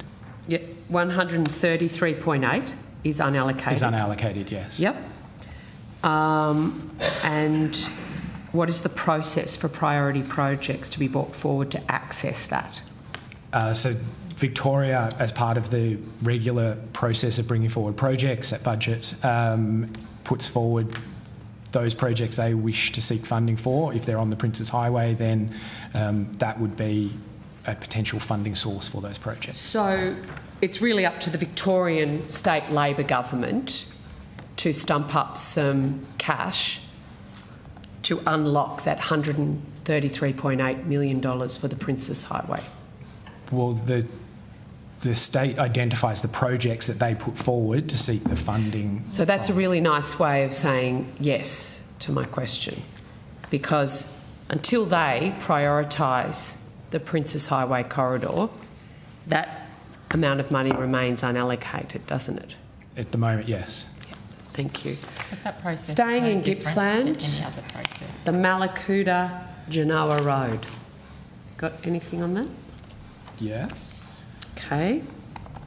And this refers to the government's commitment in May 2021 under the former coalition government to provide $10 million for the Victorian government to improve safety and resilience of the Malakuta Genoa Road. This was a priority project after the aftermath of the Black Summer bushfires, which saw the road closed for many weeks, effectively cutting off the town from the outside world.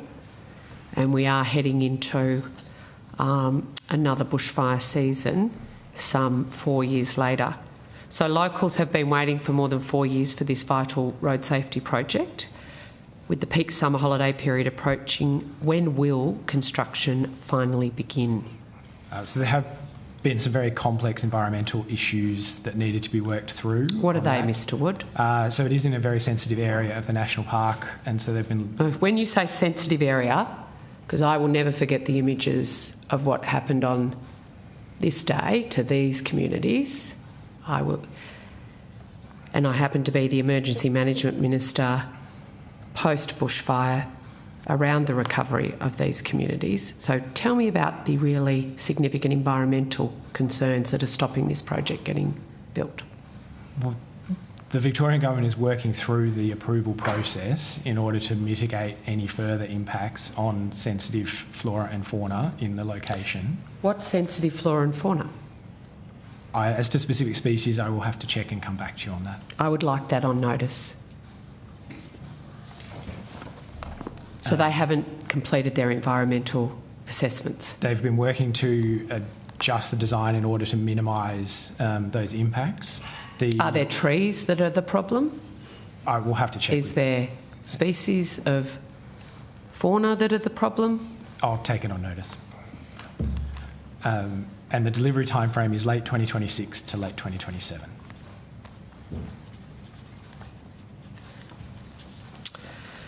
So $10 million in 2021 doesn't buy what it did in 2026-27. So how much have costs increased for this project as a result of the delay? I'm not aware that's been quantified.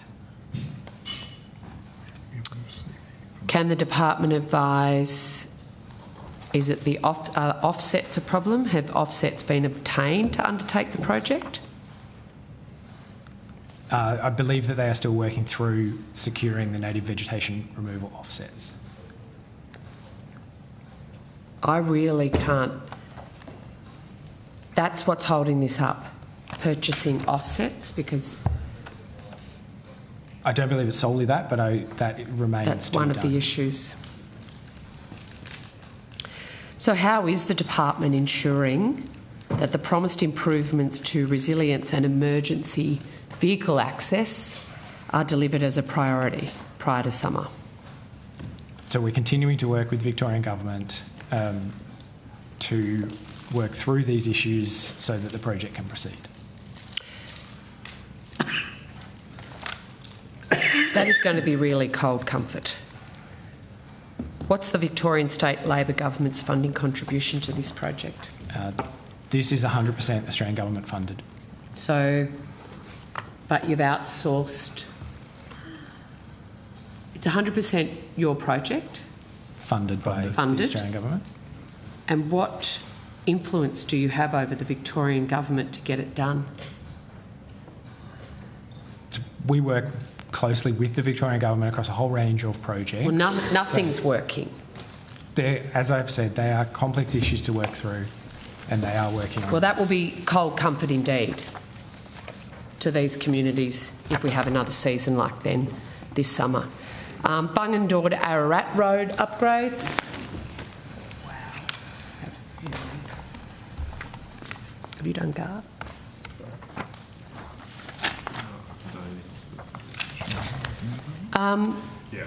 Yeah, great.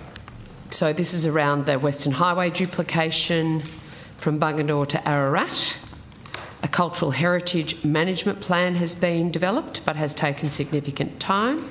Can the department advise what formal timeframes, milestones or reporting requirements Victoria is obligated to meet under its federal funding agreement for the Bungendore to Ararat Road upgrade? So I believe this is the Western Highway duplication between Ballarat and Stawell, stage 2B. Yes, is what that would be it. So Victoria have completed recently their cultural heritage management plan. It's currently being reviewed by the registered Aboriginal party, and the expectation is that that will be finalised in the coming months. In coming months. Which will allow the project to proceed. And how long has it been sitting with that organisation? Relatively recently. It's within the last couple of months that it's been provided. I will double check what the date is. So Victoria has completed their component. They've been engaging extensively with the Indigenous parties, and they have now completed the plan and provided it for review. And who's reviewing that? So that's the registered Aboriginal party is reviewing it. But wouldn't they had to work with the RAP to get it done? They did, but this is sort of the final step. Right, so do we know when that's going to happen? Well, so the review's underway and they are hoping to have it finished and completed in the next couple of months. Has the Minister raised any concerns with the state regarding this project? I'm not sure, Senator, whether... It's quite close. Yeah. So we don't know if she's said, come on, get a hurry on this project? I know it's a priority for the Minister to complete this, but I am not sure when she would have raised it with Victoria, but she obviously meets with ministers regularly and may well have been a topic then. Has the government sought assurances from the Victorian Government regarding the project governance, especially considering the extended delays and absence of transparent progress reporting?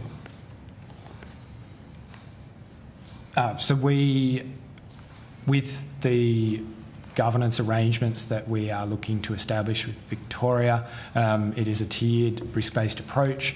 This is a higher risk project that's been identified, so we will be establishing formal governance over the delivery of it. Up until now, we have been having monthly meetings to get status updates on the progress. But clearly they haven't been working because now you've taken over. Isn't that what you're saying? You're taking... I understood you said you've been having monthly meetings saying what's happening. Correct. And it's now gotten to the point where the Commonwealth is saying, well, we will formally look after this from here. No? Did I misunderstand? So Sorry. No, that's my misunderstanding. So we have been working with them, progress updates as part of the new FFAS and the risk tiers in that. So it's identified as a correct. So we will be shortly establishing more formal governance arrangements. So as this project moves into delivery. So where you have not full control but a more hands-on approach. What are formal governance arrangements? So we would be represented on the steering committee for overseeing the delivery of this project. Whereas at the moment you get updates from the steering committee or from someone? From Victoria. We've been getting monthly updates on the progress of this work while they've been going through the development activities. Okay, got it.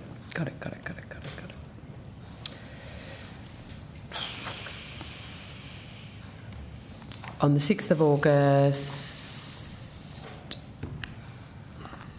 all right, so you've got formal governance arrangements, that's fine. I now want to go to Kerwin's Bridge, a beautiful bridge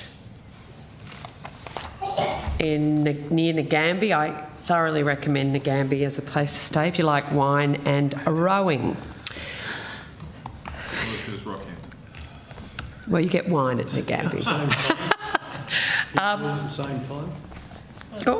I think that's dangerous, but the former Deputy Premier and National Party leader might be able to help you with that, Senator Sterle.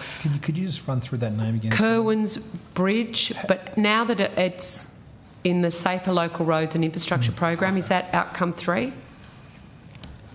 Usually we do that. Yeah, that's all right. But we can. Let's do it all properly. So the WA, sorry, Mr. Wood, I'm probably going to say goodbye to you. Oh no, Traralgon Bypass. Oh, gee, Darren is prolific this time. Traralgon Bypass. Hard-working member. He is a very good local member. The member for Gippsland, Darren Chester, has a petition in the following terms. We ask the House of Representatives to work with the Victorian Government to prioritise funding to finalise the design, approvals and costings with an aim to commence construction and deliver a Traralgon bypass on the Princes Highway by 2030. Is the department aware of the need for a Traralgon bypass?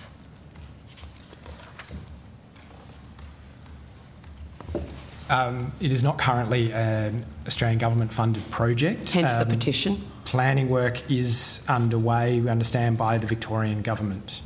Any more detail on the planning from the Victorian government? It is also dependent on, my understanding, the rehabilitation of Loy Yang Mine, which they need a declared mine rehabilitation plan, which will outline how that work is going to be undertaken. How long, Mr. Wood, will it take to rehabilitate Loy Yang Mine?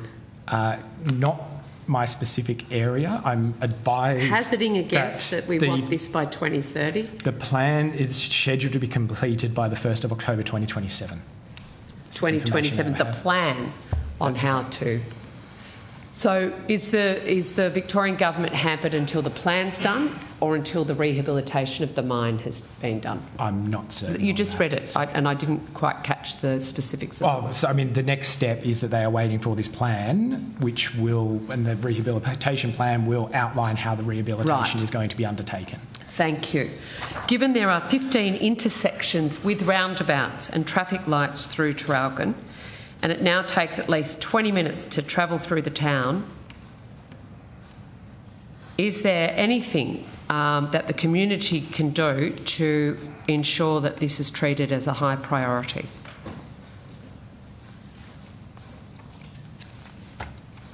Not sure I could say, Senator. Minister, what would you suggest that the 30,000 people that live in Traralgon should do to ensure that this gets a higher priority from the government? I don't have specific information on that project. What I can say is that, of course, Minister King has provided project-by-project detail to Mr Chester on a number of occasions, including this term on all of the projects you've asked questions about today. The Traralgon bypass isn't a project yet. That's why I'm asking. She continues to engage with him on those projects, and she'll continue to provide that information to him when he requests it. Given the amount of agriculture and, until last week, forestry out of Gippsland that has to also go through Traralgon to literally get to ports or to Melbourne. It's a significant freight route. Department, do you know of any other major highways going through populations in excess of 30,000 who don't have a bypass? Could you, on notice, have a look, sort of marry that regional capital? You might want to hand it to Mr Mackay, but regional capital of 30,000, major highway, who doesn't have a bypass, because I'm pretty sure it would be top of the list. And safe alternate truck routes through Sale, another big town. Lots of congestion in Sale Hayfield Road and the Myrtlebank Fulham Road. To bypass Sale is the project concept. Following the bridge strengthening works along the Sale alternative truck route, what are the next upgrades to be undertaken and when will they be completed? So my understanding is that this is a Victorian government initiative and they are undertaking planning works. Having said that, there are a number of Australian government projects or funded projects that are along that route as well, which is the Maffra Sale Road, Myrtlebank Fulham Road and Myrtlebank Road intersection under the Princess Highway Corridor upgrades, bridge strengthening on both the Stirling and Thompson bridges on Myrtlebank Fulham Road, and a dual-lane roundabout at the Princess Highway and Sale Hayfield Road to improve traffic flow and safety. So what are the timeframes to complete those projects you just outlined, Mr Wood? Just give me a moment.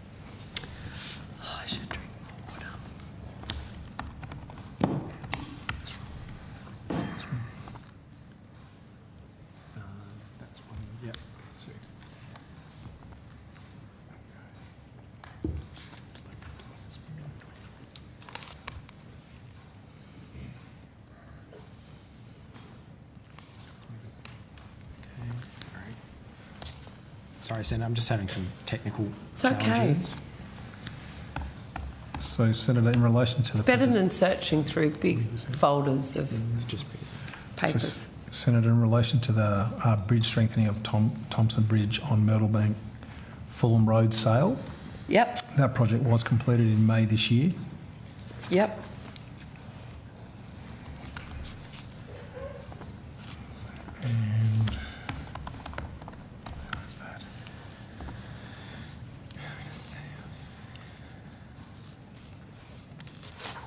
And the Princess Highway and Sale Hayfield Road was delivered under the Traralgon and Sale Duplication Project, which was completed in 2016.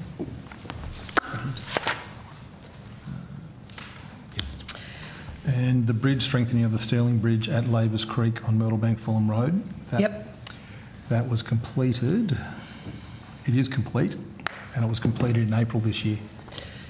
So I guess the concern is that all of these components, the Maffrasale Road and Myrtlebank Road, the Sale Hayfield Road and Fulham Myrtlebank Road and the Myrtlebank Road and Princes Highway pieces are all to make this freight route safe for heavy vehicles. So, and what I'm hearing that all of those have been completed. Those ones, yes. Yeah. Okay.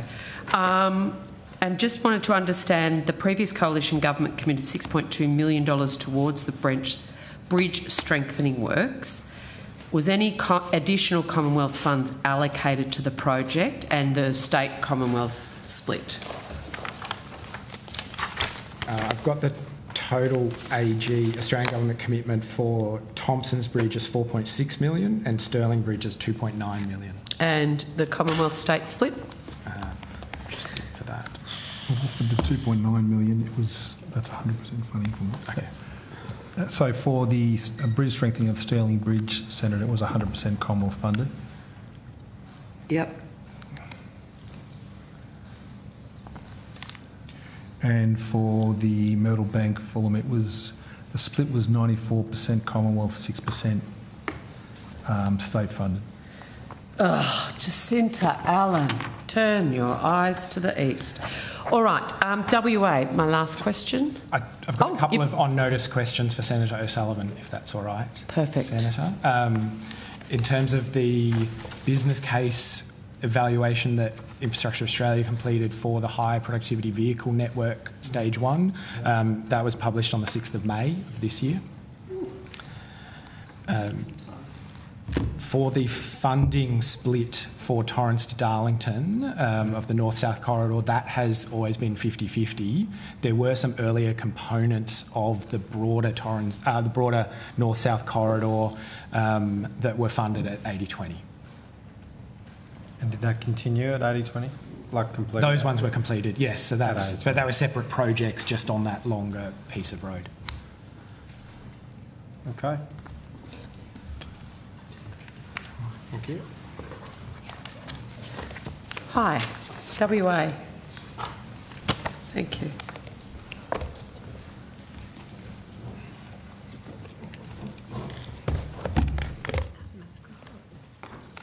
Sorry? Okay. Hi. I've got some questions on the WA rail freight network buyback. So the government committed to fund a $2.5 million feasibility study into the proposed buyback of WA's freight rail network. Yes. Well, they're all coming. We've got more and more people. What is the current status of the feasibility study? So that'll be answered by my rail team, Senator. I can barely see them. Hi. Rachel Fideski, Assistant Secretary. There is currently discussions ongoing between the WA Government and the current network owner in regards to the commencement of that feasibility study. It might be a question best asked of ARTC later this afternoon in the first instance, because they're undertaking the feasibility study with the WA Government before we get formal advice. So so the federal government's made the commitment for a feasibility study? Yes, and the $2.5 million will be provided to ARTC to work with the WA Government on that. Right. Okay, so it hasn't been started. What is the projected timeline for completion, all going well? Senator, I think Greg Cox, First Assistant Secretary, I think that would be subject to the negotiations between ARTC and the current network operator. How are you kept informed about how well those negotiations are going, Mr Cox? We speak to ARTC on an ongoing basis. We have. Have they raised this negotiation specifically with you in those ongoing conversations you have with the ARTC? Yes, and we know that they are. Sorry, Senator. In which you meet with them regularly. Yes. When did they raise this as an issue?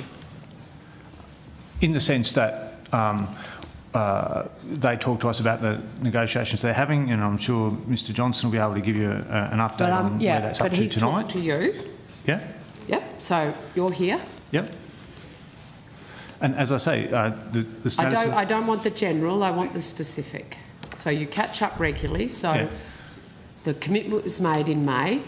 At which general catch-up with ARTC did they raise the feasibility study discussions with the WA government? Well, we talk to them every fortnight. We have a... Once a month? Once a month, yeah. Thank you. So last month, did they raise it? Is it a standing agenda item? Like, it is. Do they say, we really want to get this done, but they're not moving? I believe it is a standing... I'd have to check, but I think it is a standing agenda item. We can double check that. You just get regular updates on where it's at. And we also talk to the WA government on a monthly basis as well. So you're talking to both parties. Is there a sense that both parties don't have a problem with doing a feasibility study? No one's got a problem with doing a feasibility study? It would seem not to our knowledge, Senator. Incredible if they did. Okay. So it hasn't been started. The announcement that was made flagged the possibility that the Commonwealth could take in, and I quote, direct control of some rail lines, for example, the east-west line between Fremantle and Kalgoorlie, rather than full state control. Is that also something that's come up in discussions? That will be something that will be investigated as part of the feasibility study. Has Western Australia raised any concerns about Commonwealth direct control? Not that I'm aware of. Okay. Which segments of the freight network are being considered for Commonwealth direct control? I think that would still be subject. It would be what the... At the moment, though, we haven't even agreed to start the feasibility study, have we? As I said, Senator, the negotiations are underway between ARTC and the network operator.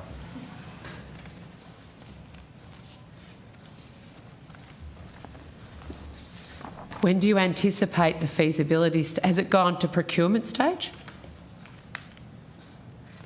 So it would be a direct grant between us and the ARTC. Yep. That's the way it'll be funded, and then we will pay them on milestones. So they haven't come back with a proposal for a feasibility study? That's going to come out of the negotiation? I just thought you would say, we've promised to do a feasibility study, let's get somebody who does feasibility studies, and then they go off and they have those conversations with the network operator and the ARTC. I think sort of... You're very faced. Yeah, it is. It is. I think ARTC when they appear this evening, will be able to tell you the process that they are engaging with WA on in regards to the feasibility study and how they're proposing to do that when they're here later this evening. But you're paying. Yeah, the Commonwealth is funding the project. That's correct, Senator. Yeah. So you haven't received anything back from ARTC about their plan to get this done?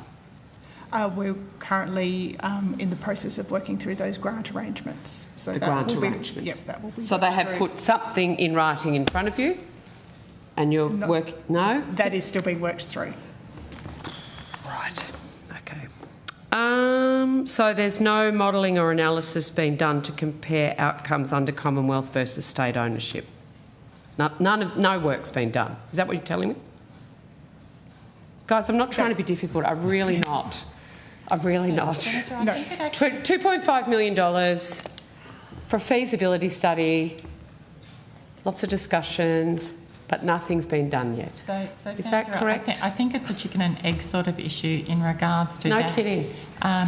In regards to the feasibility study can't be done until there is actually a scope in which to actually do the feasibility study. What is in the feasibility study and what is out? That's exactly right. So those negotiations on what is in the feasibility study is the part that is currently happening at the moment, and that actually has to be determined. And once that is done, then we can actually then undertake the feasibility study to see if that's actually something that should be worth taking forward. So in terms of the model of Commonwealth versus state ownership, when we talk about the operator, it is the state government, the rail line operator. Has there been discussion about the interface with state freight and port planning, particularly when it comes to Kalgoorlie and an inland port development? Are they the things that are being discussed in terms of what's in and what's out of the feasibility study? They are the kind of issues that will need to be discussed, yes, Senator.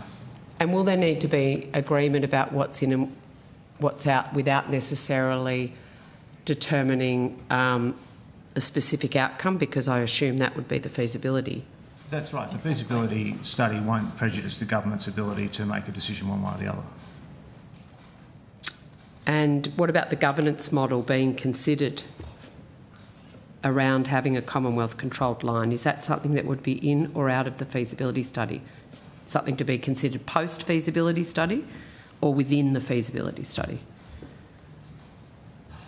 Again, without prejudicing what will be in the study, I think that would give us options for how, a number of options for how government might take this forward. Around the interface with state freight and port planning? That's right. Yeah. Because they'll all have different costs and benefits. Yeah. Yep. Given that the network was privatised under a long lease until 2049, there are inherent financial and contractual complexities. Has the government commissioned a full cost assessment, including lease buyout costs, transitional costs, ongoing maintenance and potential liabilities? Again, I think all the options that you would get out of the feasibility study would then lead you into those kind of decisions, because each of the options would have different financial implications, and some of them would be, as you know, very significant. And when are you hoping to get this feasibility study? I know it's done, started, procured, something from ARTC. The timing of that will be subject to negotiations between... Wow. Oh, they're not very good at this stuff. Okay, excellent. Yes, I've got a couple of extras before we wrap up. Just quickly to ask about a project, and this I'm not sure if there's outcome two. I just want to make sure it's an upgrade to the Black Gully Linear Reserve and Captain Cook Reserve in Toowoomba. So it's a $1.8 million commitment made by Labor during the election. Most of the upgrades to picnic facilities, lighting, etc. That might be outcome 3. I just want to make sure. And finally, just on the Olympics then, I've got there, has been reporting that there's potentially quite a big workforce shortage for the Olympics, up to 300,000 jobs. This was a report by, I think, was it a report by Infrastructure Australia? It's the Infrastructure Market Capacity Report 2025. Are you familiar with that? Yes, Senator. Okay. So are you involved with planning with the Queensland Government to deal with this worker shortfall?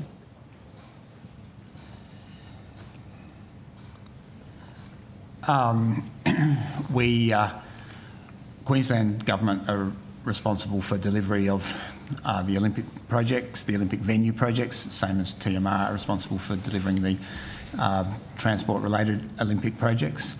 They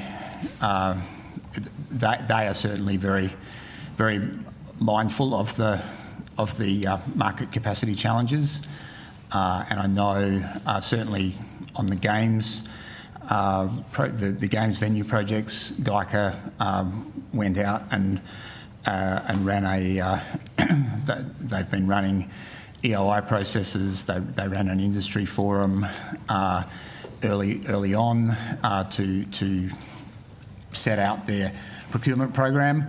and give industry a chance to organise themselves and form consortia and the like. And there's now a number of procurement processes that are active, but that's ultimately their responsibility. But we certainly have ongoing dialogue with them in relation to what they're doing to address those market capacity challenges, the same as we do with TMR, where I know, for example, on Direct Sunshine Coast Rail, that they've put a lot of effort into their market engagement process there ahead of going out for the RFP, which is the stage they're at now on that project, including looking at what kind of capacity they can attract north from Victoria and New South Wales. Okay, I suppose my question goes to, are there any things you're working on to mitigate the risk? I mean, presumably there's a large spender of infrastructure, a large user yourself, of workers that will be doing this kind of work, or at least funding projects that do use those workers. Are you looking at ways to ease the pipeline here of projects leading up to 2032? Certainly, again, it's GEICA that are doing this rather than us. I don't want to hold the committee up much longer. What I suppose, just to get to my point, yep, they're planning the projects, I get that, but you're going to be in the market, or your projects, your funding, are going to be in the market at the same time, competing for the same workers, potentially adding to the stress. Is there any work going on to look at how do we sequence investment projects, particularly in the South East Queensland region, over the next 7 years? So broader than the Olympics projects, including your pipeline, your infrastructure pipeline. Well, as you referred to, the Infrastructure Australia have done work. I think the Queensland Major Contractors. So there's a variety of. I mean, this is a sort of public, a high-profile public issue in Queensland. So there are a range of voices that are highlighting the importance of the market capacity challenge across transport. But it sounds to me there's nothing specific that the government is doing to relieve or alleviate the stress that's going to come on the labour market, particularly for these type of skills, in the lead up to the Olympics. Do you mean the federal government? Yes. So I'm suggesting things like, maybe we could accelerate some projects, get them done before, because presumably a lot of the work and the construction work hasn't started yet on some of the venues. It's still in design. When you look at I'm looking at that sort of work, like how do we sequence it? Maybe some things can be deferred later on. When you look at the national pipeline, you've got major projects which have been taking place in Victoria and New South Wales, and the scale of their infrastructure investment pipeline in land transport will be coming off around the time that Queensland is ramping up. So Queensland will be the major state for the delivery of infrastructure in the run-up to the Olympics. The Olympics venues themselves are a relatively small, manageable component of that. It's a big and important program, but there is sufficient capacity likely to develop in Victoria and in New South Wales to enable labour to move north of the border into Queensland, which is not to say there aren't labour market constraints, but we're confident, and the Queensland Government is confident, that notwithstanding those, that full program can be delivered. So are you saying that Infrastructure Australia didn't consider that fall off in Victoria and New South Wales, would you say, when it came up with the estimate of a 300,000 worker shortfall? Well, wouldn't it have factored that in? You might want to ask Infrastructure Australia that, but I'm saying there's sufficient capacity will come free in other jurisdictions, and the Olympics. I'm not expecting you to have done the Secretary, but I'm just presumably someone in your department has looked at that report and made an assessment of whether it's, whether it's on the money. Or other action needs to be taken. So has anyone looked at it and say, okay, no, Infrastructure Australia is wrong, actually we're going to free up a lot of workers and we'll be right, we'll be sweet. Is anyone assessing this? Senator, we have looked at the report and we are going through the report, but there are a range of things that we are having conversations with jurisdictions about. One is about how we can actually work within the culture of the organisation, which we've discussed before. Other issues are around how we can actually use technology and other things within the sector as well, such as more AI, more prefabrication, all of those sorts of issues as well. As the Secretary outlined before, there are not necessarily the same skill sets for the same sorts of infrastructure that we're looking at. We are looking within the jurisdictions around the sequencing of those projects, so we are very conscious of that, and that's how we are managing the funding within the pipeline itself as well. So we do look at how those projects come on and off.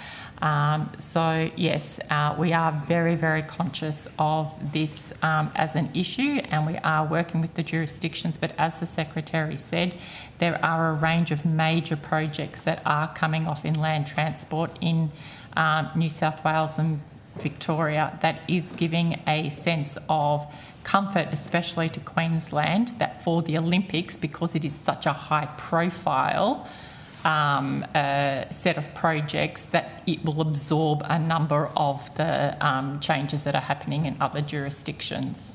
And Senator, also it's worth mentioning, as the Secretary mentioned, the Olympic, the $3.4 billion being spent on the Olympics actually pales in comparison to the $27.3 billion on transport over the next decade, in relation to the $7.2 billion or the $9 billion targeted safety program that is actually being procured by TMR in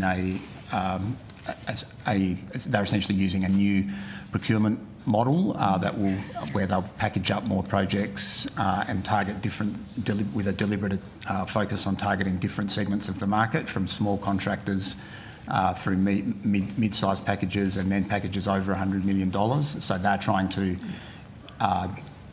making a very conscious effort to try and attract more capacity into those projects and to deliver them. Okay. The report also, this report I mentioned, does say that regional shortages, workforce shortages in regional areas will grow from 38,000 today to 181,000 just the next couple of years. Is there any strategy to try and help with that potential cliff and make sure it avoids projects in regional areas being delayed? Well, Senator Canavan, because you're speaking now in general terms, can I just, if it assists you, obviously Queensland's responsible for planning and delivery of projects, and as you know, the department would go through a process each MyEFO and budget to take advice from Queensland, to take advice about the projects that need to be accelerated or sorry, just to be clear, and I might not have been clear because I'm jumping around. Yeah. My understanding is that 180,000 shortfall doesn't relate to the Olympics as such. It's a broader report into I'm saying broader skills. So Queensland's and across the country. Sure. Yeah. And we would go through a process with each state and territory, each MyEFO and budget, to work through the project pipeline, which is your question goes to. But if you've got broader questions about our approach to skills, we've certainly got a lot to say about those developments through Jobs and Skills Australia, our delivery of fee-free TAFE, and the way that we're tripling construction through the skilled visa process. Okay, I suppose just coming back to my question, because I might not have been clear because I jumped around. This report, I think, came out a couple of weeks ago. We'll look at the news reporting. So I'm just wondering, what is the government going to do? Given you've got a number of things already in place, but as I say, presumably Infrastructure Australia has assessed the fee-free TAFE and the Job Skills Australia work, and they're still saying that skill shortage is going to blow out by almost 5 times in regional Australia. And as I said, this is broader than the Olympics, of course. So is there any kind of strategy here to help deal with that? So I think the point that Mr Bromlett was making about looking at our procurement processes and things like that, which again is the responsibility of the state, but again the Commonwealth can look at helping influence, that is going to be a key issue to help support that. And again, to take another example, say on the Rockhampton Ring Road, there's effort being, there's significant effort being made to draw on local supply, and I think overall it's tracking at about 70% of total spend, and really encouragingly in terms of Indigenous employment at 11.14%, which is almost double the target, and that's all. I mean, that's obviously important in its own right from a First Nations perspective, but it is all part of the bigger challenge of the challenge you're talking about actually addressing the shortage of boots on the ground. Okay. Just notwithstanding the Minister mentioned a few things the government's doing to try and increase skills, the government has reduced incentives for apprenticeships though. Has there been an analysis of whether that is going to affect the future supply of workers in the infrastructure space? Minister? No. Well, this is the issue, Senator, is that you're asking questions about our skills policy to the department. Yes, but in relation to Infrastructure Australia report. But yes, sure, that's what I'm. And so, is your question more about the pipeline of work that they are? Well, it's about how is the government responding to this fairly significant finding from a government agency in your portfolio that there's a massive skill shortage emerging just in the next few years. 5 times blowout, and that skill shortage in regional Australia. So I just would have thought perhaps there'd be some thinking going on about how to respond to that. I realise the report's only a couple of weeks old. Presumably the government had it a bit before that, would be usual practice. So, one of the things that we've been doing through the reforms that we've done to the FFA is obviously we're updating the Indigenous employer and supplier use framework to make that much more ambitious in regards to our targets.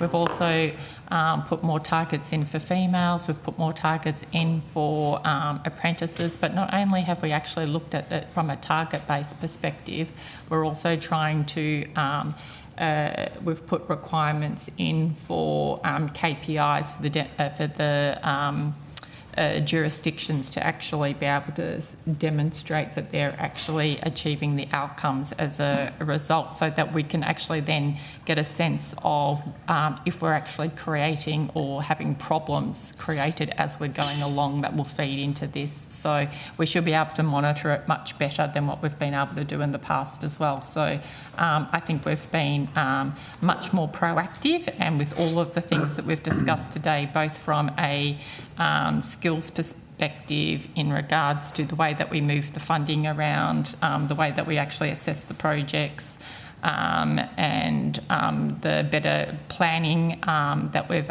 suggested through the conversations that we've had earlier on, that will give us a better sense of how to actually monitor this. Okay. Is there any involvement with the Home Affairs Department about the potential migration program and making sure that is set appropriately to help mitigate these emerging skill shortages? Not by us. So as the Minister has indicated, that the principal interfaces through Jobs and Skills Australia, which sits within the Employment and Workplace Relations portfolio, and they may be having conversations with Home Affairs and others about migration settings as a result. Right. Okay, so I'm just, I just, if I were the Minister and I got a report saying 300,000 jobs going to be short in infrastructure building from my Infrastructure Australia agency, I probably would pick up the phone to the Minister for Immigration and have a chat. So that hasn't happened? Well, as I say, it goes through Employment and Workplace Relations. Okay. There are multiple... But they might not know about this. Are you operating in silos, or do you work as a government? No, they know about it because through things like the National Construction Industry Forum, which I mentioned previously. Yep. So there is discussions? Yes. Yeah, there are. Okay, so our department does not regularly have conversations with Home Affairs about migration policy. Okay, all right. Okay, all right. Okay, and look, finally going back to the games, are there any delays so far on major projects? No, Senator. You know of? No? Okay. Good. Yep. And have you got any involvement in the rowing in Rockhampton? It's a project. It's listed under the. It's one of the 17 projects listed under Schedule A on the IGA. There's a feasibility study underway at the moment. We're obviously letting them do their work, and then they'll report to the funding partners when that's complete and move on from there in terms of next steps. So you're funding part of or whatever is built there, or is that one of the projects will be co-funded? One of the 17 projects under the IGA, correct. Oh, good. Okay, all right, great. It's done. No, I look forward to that stadium, Bridget. Who says you can't do anything from opposition? Yeah, it's my. Well, I won't say that. But I think it's my proudest. Let's hope you get a lot more practice. All right. Thank you. Longer. Thank you. Are you done, eh? Yeah, well, I'm done. I think we're done. I think we're done. Outcome 1. Okay, thank you very much. Amen. Thank you, officials. And now we'll go to outcome 2.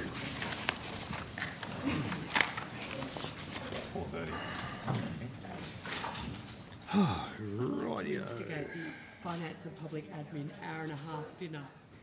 Hour and a half? I have had an hour and a half No since wonder Corey the Bernardi was chair. efficiency of our public services in the toilet. Okay. All right. Outcome 2, you ready to go? Yep, ready to go. Oh, First one. yeah. See them again. No. I think we've done that one. It's playing on the radio. Is it? Yeah. Oh, really? Hang on. Do you want a cup of tea or anything? Funny. 11,000 submissions. Oh, really? You can thank me for doing my bit. We there. told you it was terrible. You did, no? So, Well, we need you to just do let me more know of when that you want me still. to start the campaign. You might be a secret record. Here's a secret weapon. Too bad you love Catherine too much to do that. It has been said. It has been said. I love the car speakers table.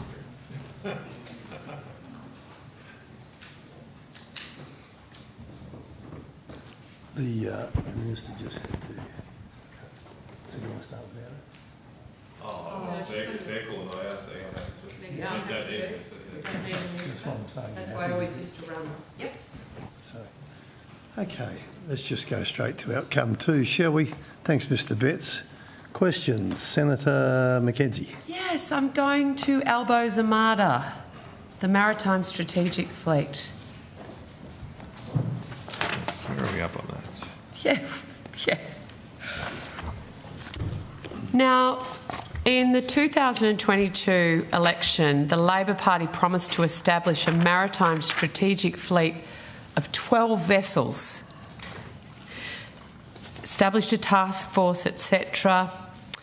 I am wanting to understand, given it's been a year since the close of the request for tender process for 3 vessels, 25% of his armada, to participate in the pilot of the strategic fleet. Can I have an update? How many responses were received to the request for tender? Thank you, Senator. Andrew Johnson, Assistant Secretary, Strategic Fleet.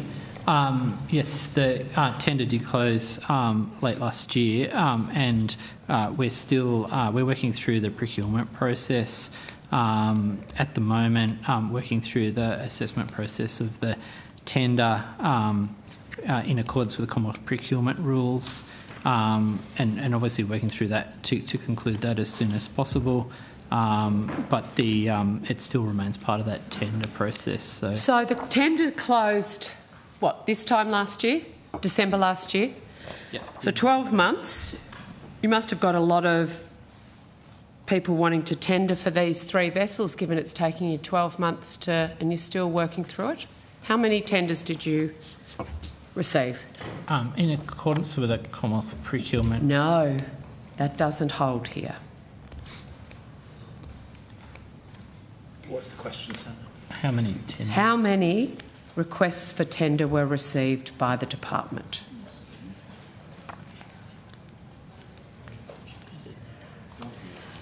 Senator, I would like to take that on notice. It is not restricted by the procurement rules. We are in the middle of the procurement process. We are in the middle of discussing issues with tenderers. So tenderers. So there's more than one?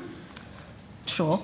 So we would like to make sure that we're not unintentionally prejudicing the process. This is the Prime Minister's pet project. Or to be fair, he's had a couple, but this is one of his pet projects, particularly given his who his union is. So I am absolutely convinced that you answering a question of how many responses were received this time last year when that process closed, how many responses were received? Senator Paula Stagg, First Assistant Secretary, Surface Transport Emissions and Policy Division. It is my understanding of the Commonwealth procurement rules that we can make that information available at the completion of the procurement process, but that under the rules we don't disclose that while the procurement's still underway. So as Ms Purvis-Smith said, I think we'd like to take that on notice to just confirm our understanding of those rules is correct. If we are able to provide more information, we can do that on notice. Oh, I don't want you to take it on notice just yet. We'll hold that in abeyance while I get the section of the Act that I'm pretty sure you can give me the number. You don't have to give me any other details. You don't have to tell me the number, the names, how many ships they were prepared to build, etc., but you do have to provide to this committee how many responses you received to the request for tender. We'll check that and we'll provide it on notice. If We'll we're both able to. check it. So what has been the cost of undertaking the strategic fleet pilot procurement?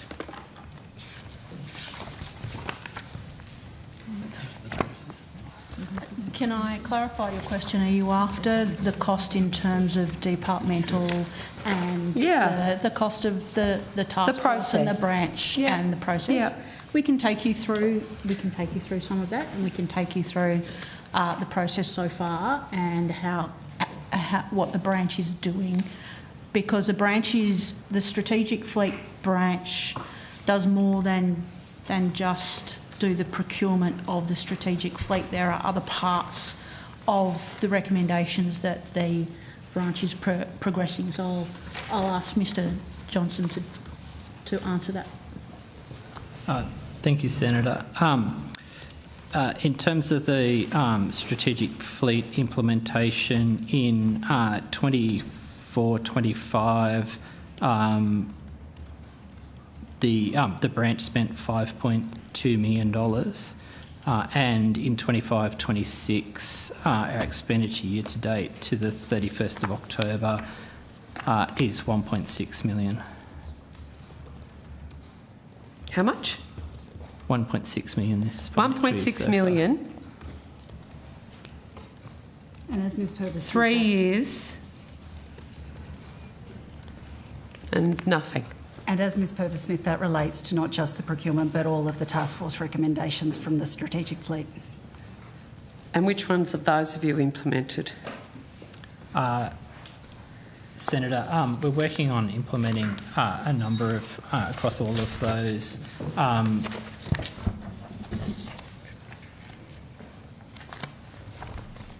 In terms of where we're up to, I can take you through each of those recommendations.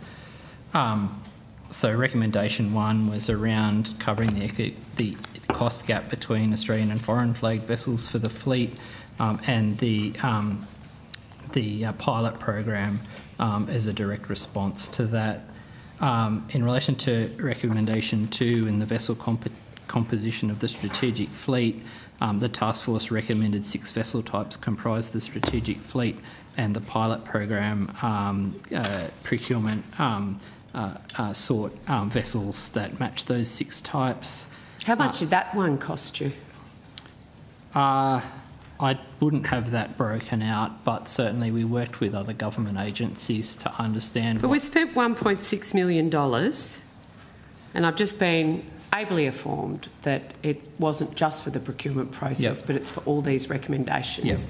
So don't you have kind of how much that particular recommendation, what the makeup of the $1.6 million that particular recommendation was? No, not by recommendation, by recommendation. Well, how much did it cost for the recommendations then? So the 1.6 goes across the recommendations. Do you see why I'm confused, Mr Johnson? Yep. Because you're telling me the procurement process plus the recommendations equals 1.6. Yep. Yep. So which part is the procurement process?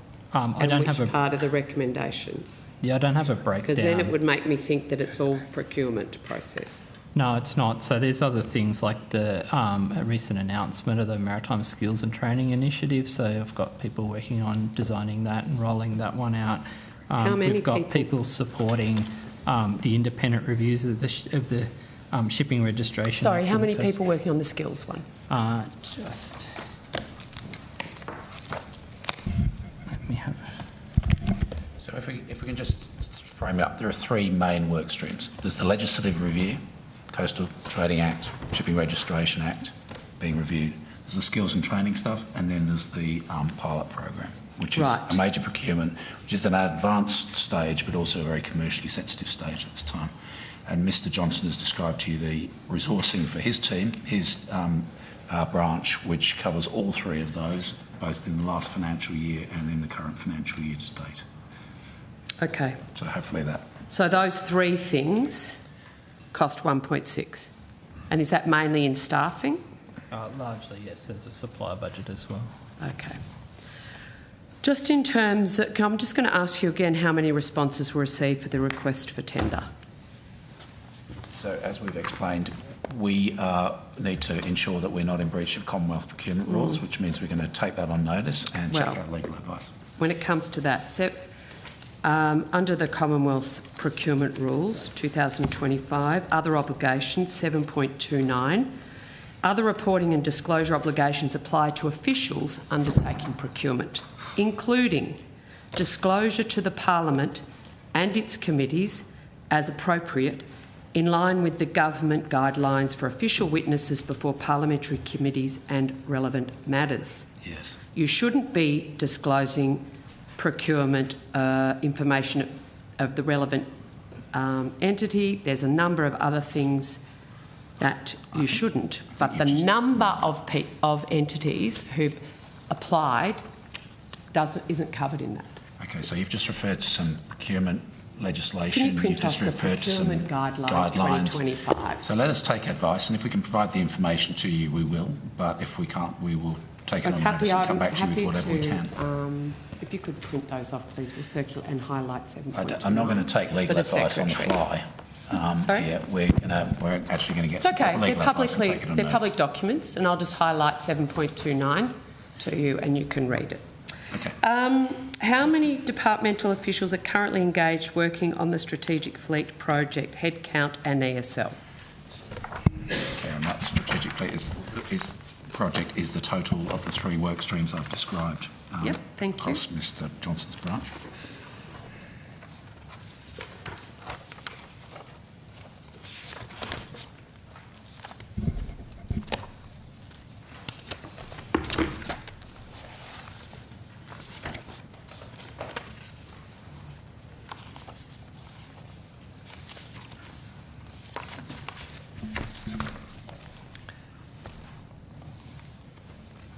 So the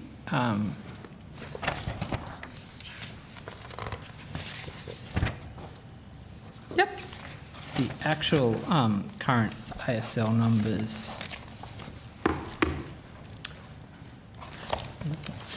the front or not? It's about 25. I'm just looking for the exact number. Is that as head count? Yes.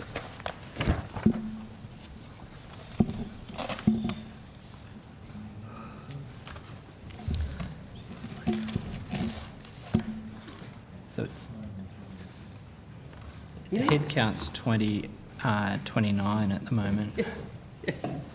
So that includes again, Mr Johnson.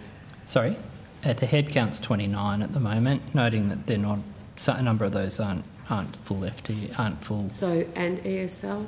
ASL. I don't think I've got the ASL number. Okay, on notice. I think please. it's about 25. We'll get that for you.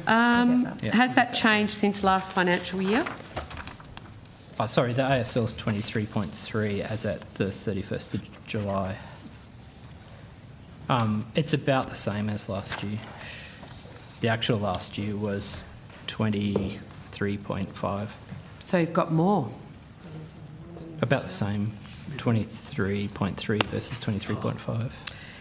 So 1.6, how much of the $21.7 million in the 24-25 budget allocated to the department to support the establishment of Albo's Armada has been expended to date?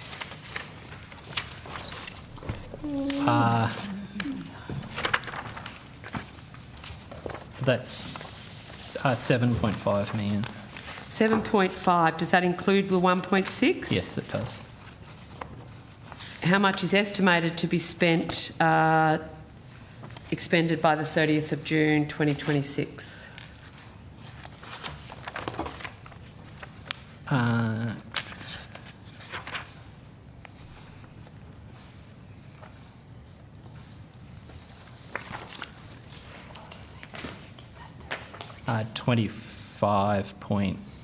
$25 million. That's actuals for last financial year and expecteds for this financial year and next financial year. Okay. Would it be reasonable to expect from the public and stakeholders, given nobody's heard anything about the request for tender process for a year, has the government quietly abandoned its strategic fleet initiative? The government has not abandoned the strategic fleet initiative. The government is it marooned? The government is committed to the strategic fleet initiative. It doesn't sound like it. You closed a request for tender process this time last year. You can't tell this committee when that tender will be actually announced. Senator, the tender process goes from the opening of the tender through to the signed contracts, which includes negotiations with parties, and we are in the middle of that tender process. It sounds a little like the Rex deal. I'm unable to provide you with details, unfortunately. So under this program, when will the department have the first vessel under contract? When it is signed, Senator. What are you planning on? When are you planning on getting it signed? Senator, we are moving as quickly as we can. It's a bit like a barge at the moment. What about in service? When will we be literally seeing these vessels sailing our seas? Again, Senator, it will depend on when the contracts are signed. Has the department been in discussion with any other agencies, including either finance or defence, about an exploratory proposal to shift the Maritime Strategic Fleet commitment from the Infrastructure Department to the Defence Department? No, Senator. No, Senator. Has the department provided any advice to the Minister on relocating the Strategic Fleet commitment to the Department of Defence? No, Senator. No, Senator. Has the department given advice to the Minister on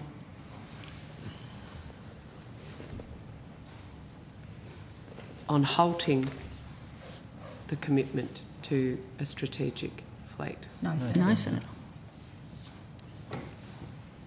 Dear Minister, there's no worthy responses. It would be best to save face if you just backed away slowly. No, Senator. No? Okay. What was the department's estimated timeline for introducing legislation to amend the Coastal Trading Act? Senator, we haven't had a firm timeline to implement legislation. The government committed to the review of the Coastal Trading Act, which is over a set period, and then just remind me what that period is again. The reviewers were due to provide their final report. Sorry? The reviewers were due to provide their final report by the end of November. This year? Yep. Have they done that? No, they're just putting the finishing touches. Finishing touches, that's all right. Of days. Imminent. Yes. Imminent. I remember waiting for those. So over summer you'll get it. And so in the planning for the department, because you've got to plan your resourcing, is there planning to take the recommendations from the review and commence drafting a new Coastal Shipping Act? The response for government to consider. Yep. Okay. And so when would you have an estimated timeline for that legislation, if not introduced to Parliament, because that's a decision for government, to at least be given to the Minister to decide what she wants to do with it? That will depend on the process of the government response to the recommendations. Depends on what the Coastal Trading Act review says, and then government response as to the response to the recommendations, and then it'll go through the normal parliamentary processes of accessing drafting resources. So we won't be seeing it before the end of next year? I wouldn't like to speculate. How many Australian flag commercial vessels were there in 2012 and how many are there now?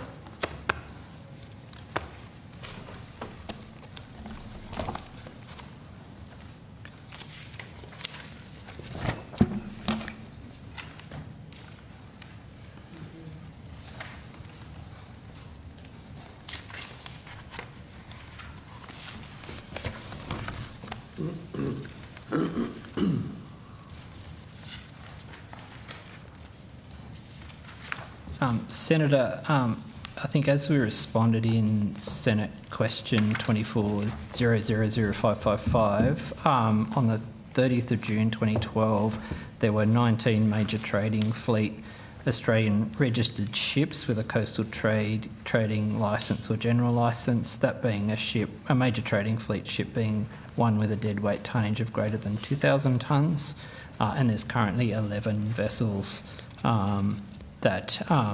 Australian registered vessels with a coastal trading general licence. 11. You know there was 95 when John Howard came in? 95. Thank you, Chair.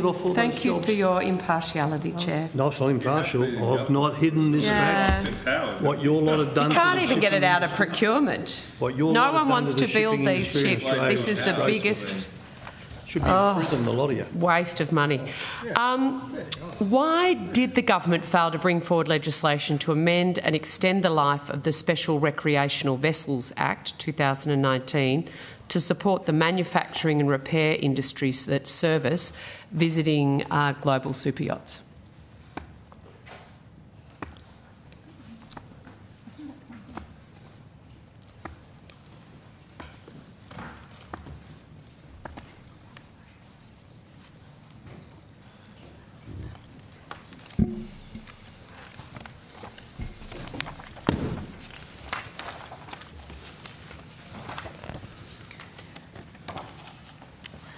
Thank you, Senator. Megan Scott, Assistant Secretary, Maritime and Shipping Branch. A decision was taken not to extend that due to the review of the Coastal Trading Act that was underway at the time. Okay, I'm sorry, I don't mean to laugh, but the review of the Coastal Trading Act we're awaiting on, and now I'm not saying got to get the response to the review from the government, then we'll go and draft the legislation and then we'll introduce it to Parliament. And these are all decisions of government, get it. But the reason that you didn't extend that particular piece of legislation was because of this review.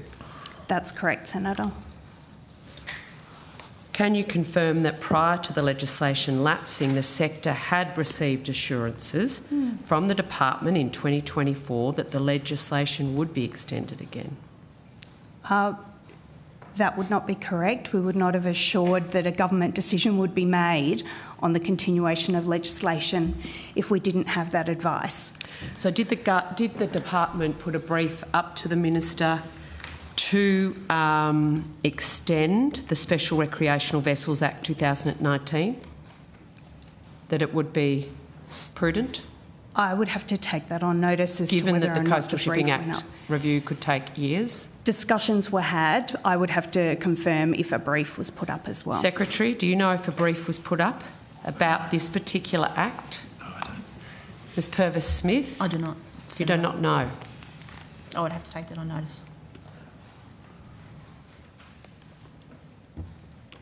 What arrangements are now in place, Minister, to ensure Australian businesses that service the super yacht sector, especially in Queensland, your home state, are not disadvantaged by the lapsing of the Special Recreational Vessel Act 2019 and by the Coastal Trading Act?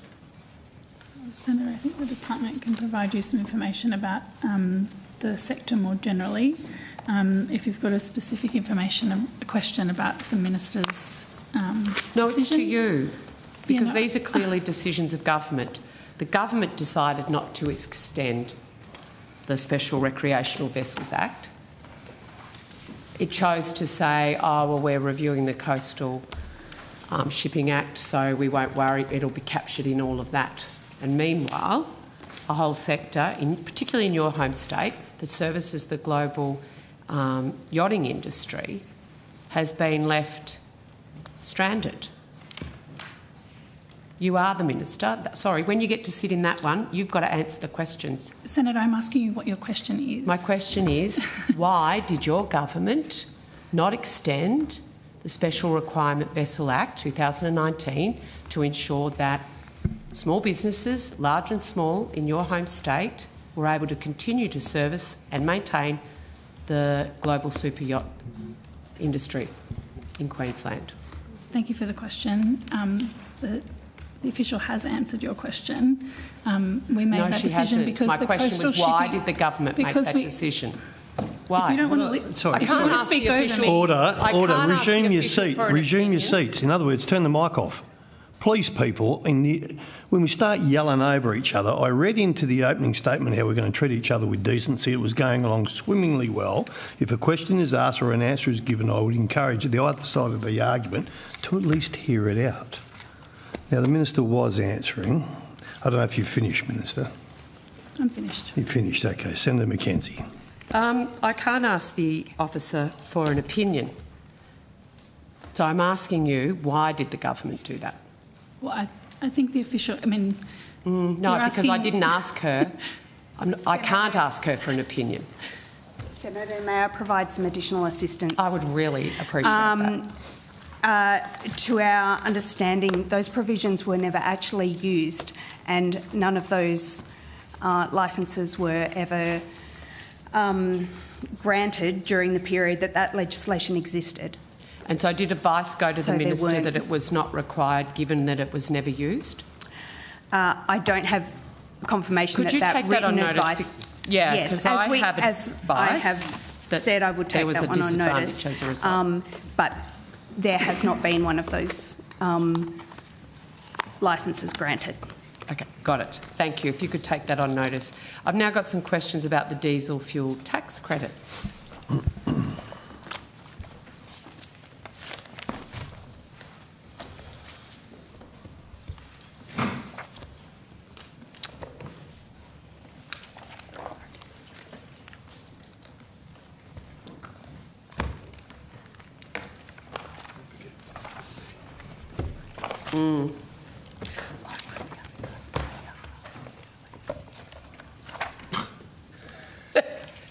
Worse than one of my sons. Hi.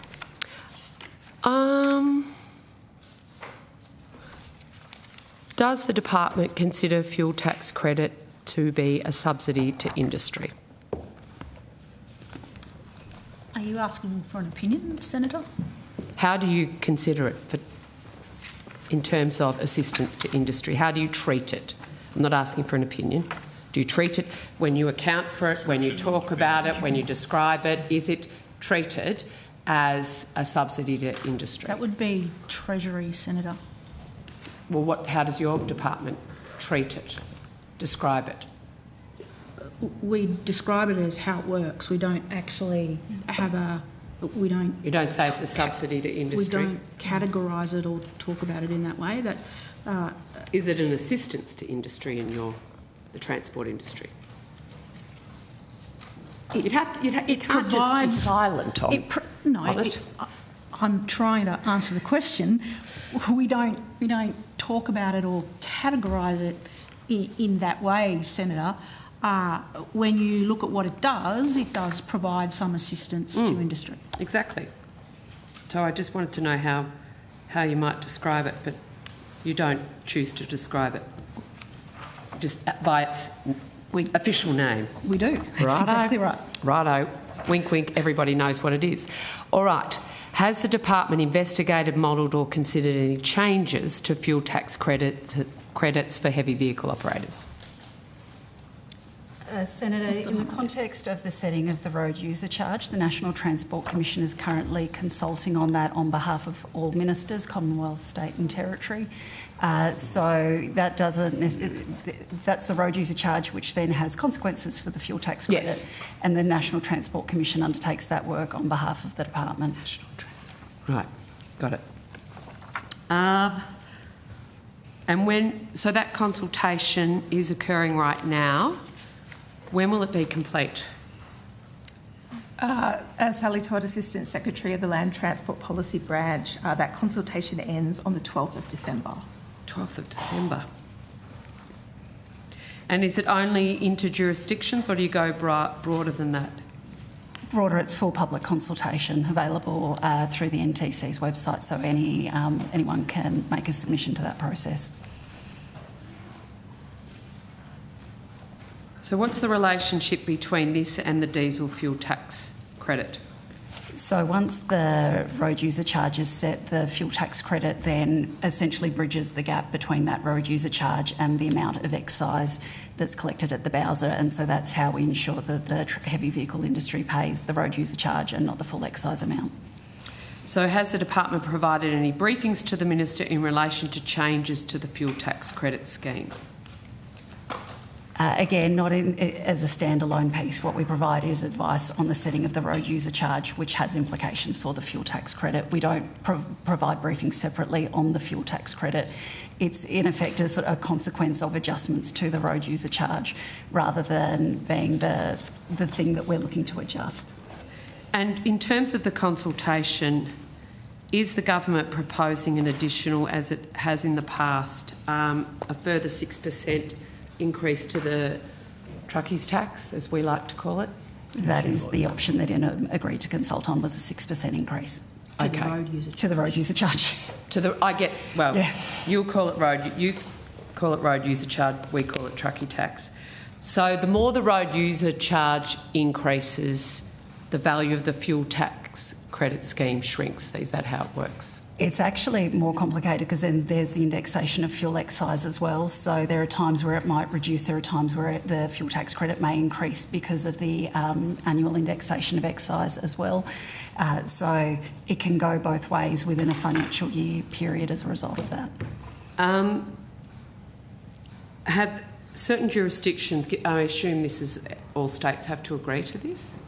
Is this something that goes to ITM? It does go to ITM. I think Western Australia and the Northern Territory, because they sit outside the heavy vehicle national law scheme, they also abstain in relation to the road user charge. We intend to stay out there. Well, for the other truckies, has Queensland made their opinion clear on the 6% increase? Yes, Senator. And what is that? So the Queensland Minister, all governments retain the discretion to determine their own charges, and in this case, Queensland Minister indicated a preference for a charge increase that is different to ITM's collective decision. And so, what is that? What is their?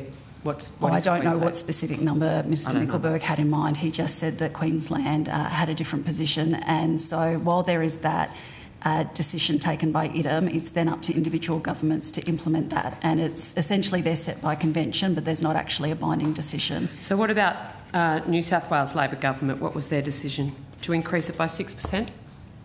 All other HVNL jurisdictions supported So South Australian Labor government, the Victorian Labor government and the New South Wales Labor government have all agreed to a 6% truckie tax. So also Tasmania was part of that decision as well, Senator. So all HVNL jurisdictions other than the Queensland Minister. Well, I would say minority government, but anyway. If I could also add, Senator, sorry, I should also clarify that at this stage a final decision hasn't been taken by the Minister. The decision of ITM is to consult on proposed charges. That is not a final decision. It's actually, for the Commonwealth, it's a requirement under the Fuel Tax Act for that consultation to inform a final decision. So are you aware of any final. other agency within the federal government considering changes to fuel tax credits for heavy vehicle operators? Not to my knowledge, no. No? Ms Purvis-Smith? Not that I'm aware, Senator. No. Minister, will your government commit to preserving the fuel tax credit for heavy vehicle operators? Senator, I have to take on notice the process that we're going through for you.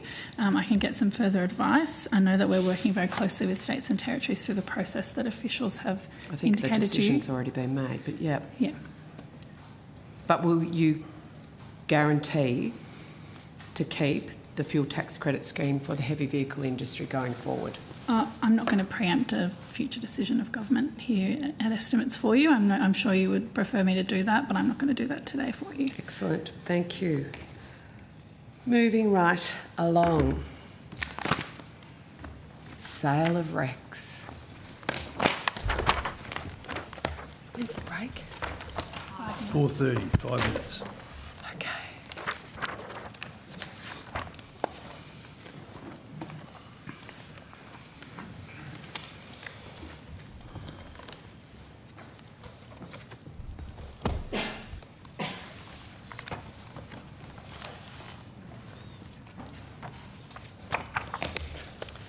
Okay.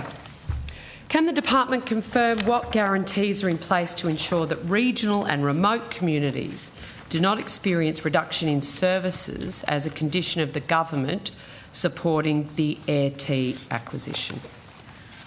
Senator, I can go through some things for you.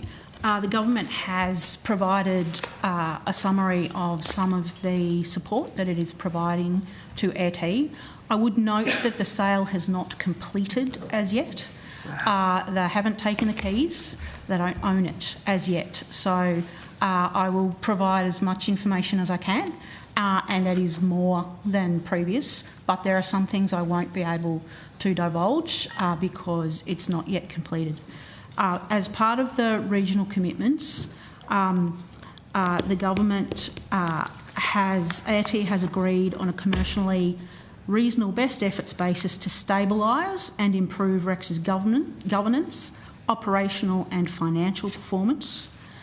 There is a commitment to increasing aircraft in service from approximately 30 currently to 44 over time, and increasing frequencies of profitable flights under Rex's network.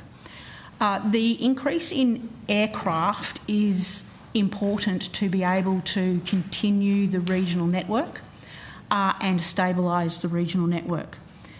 There is also a commitment to engage with relevant state governments to mitigate the risks of any potential future loss of connectivity, so that the state governments can make decisions and have time to make decisions at any future point in time. Is Victoria one of those state governments? All state governments where AirT or Rex will and does fly. Not just WA and Queensland who have... No, so WA and Queensland have their own contracts in place. They regulate their routes. Yep. And so those regulated routes will continue to, if completed, and once we get to completion... but we haven't chosen to expand that type of arrangement for other communities. The states will need to go through their own process where they don't currently have where they don't currently have regulated routes, and so we have in the regional commitments for Rex to engage with the states if there is any prospect within a certain amount of time of them changing or withdrawing from any routes with the states. We will receive regular reporting from Rex on the company's performance, including the regional commitments, and Australian independent directors are to be added to the new Rex board. That's in relation to the Rex regional commitments. To clarify, the Commonwealth, the government is not underwriting the revenue of Rex, and it is providing a loan in addition to the $50 million that AirT is contributing to Rex. The Commonwealth is providing an additional $60 million loan on commercial terms to provide and ensure that the engine maintenance program, which is required to get extra aircraft in the air and to provide extra liquidity. On that then, it is 4:30, so we'll take our scheduled 15-minute break and be back here at 4:45.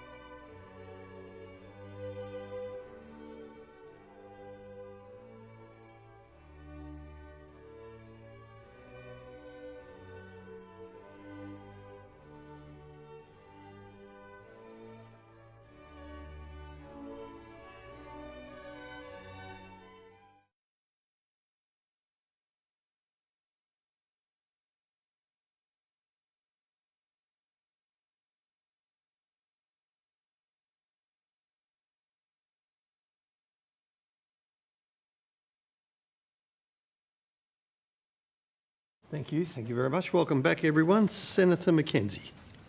I've had a range of questions on notice on the REX sale. Can I please talk about net zero electric vehicles?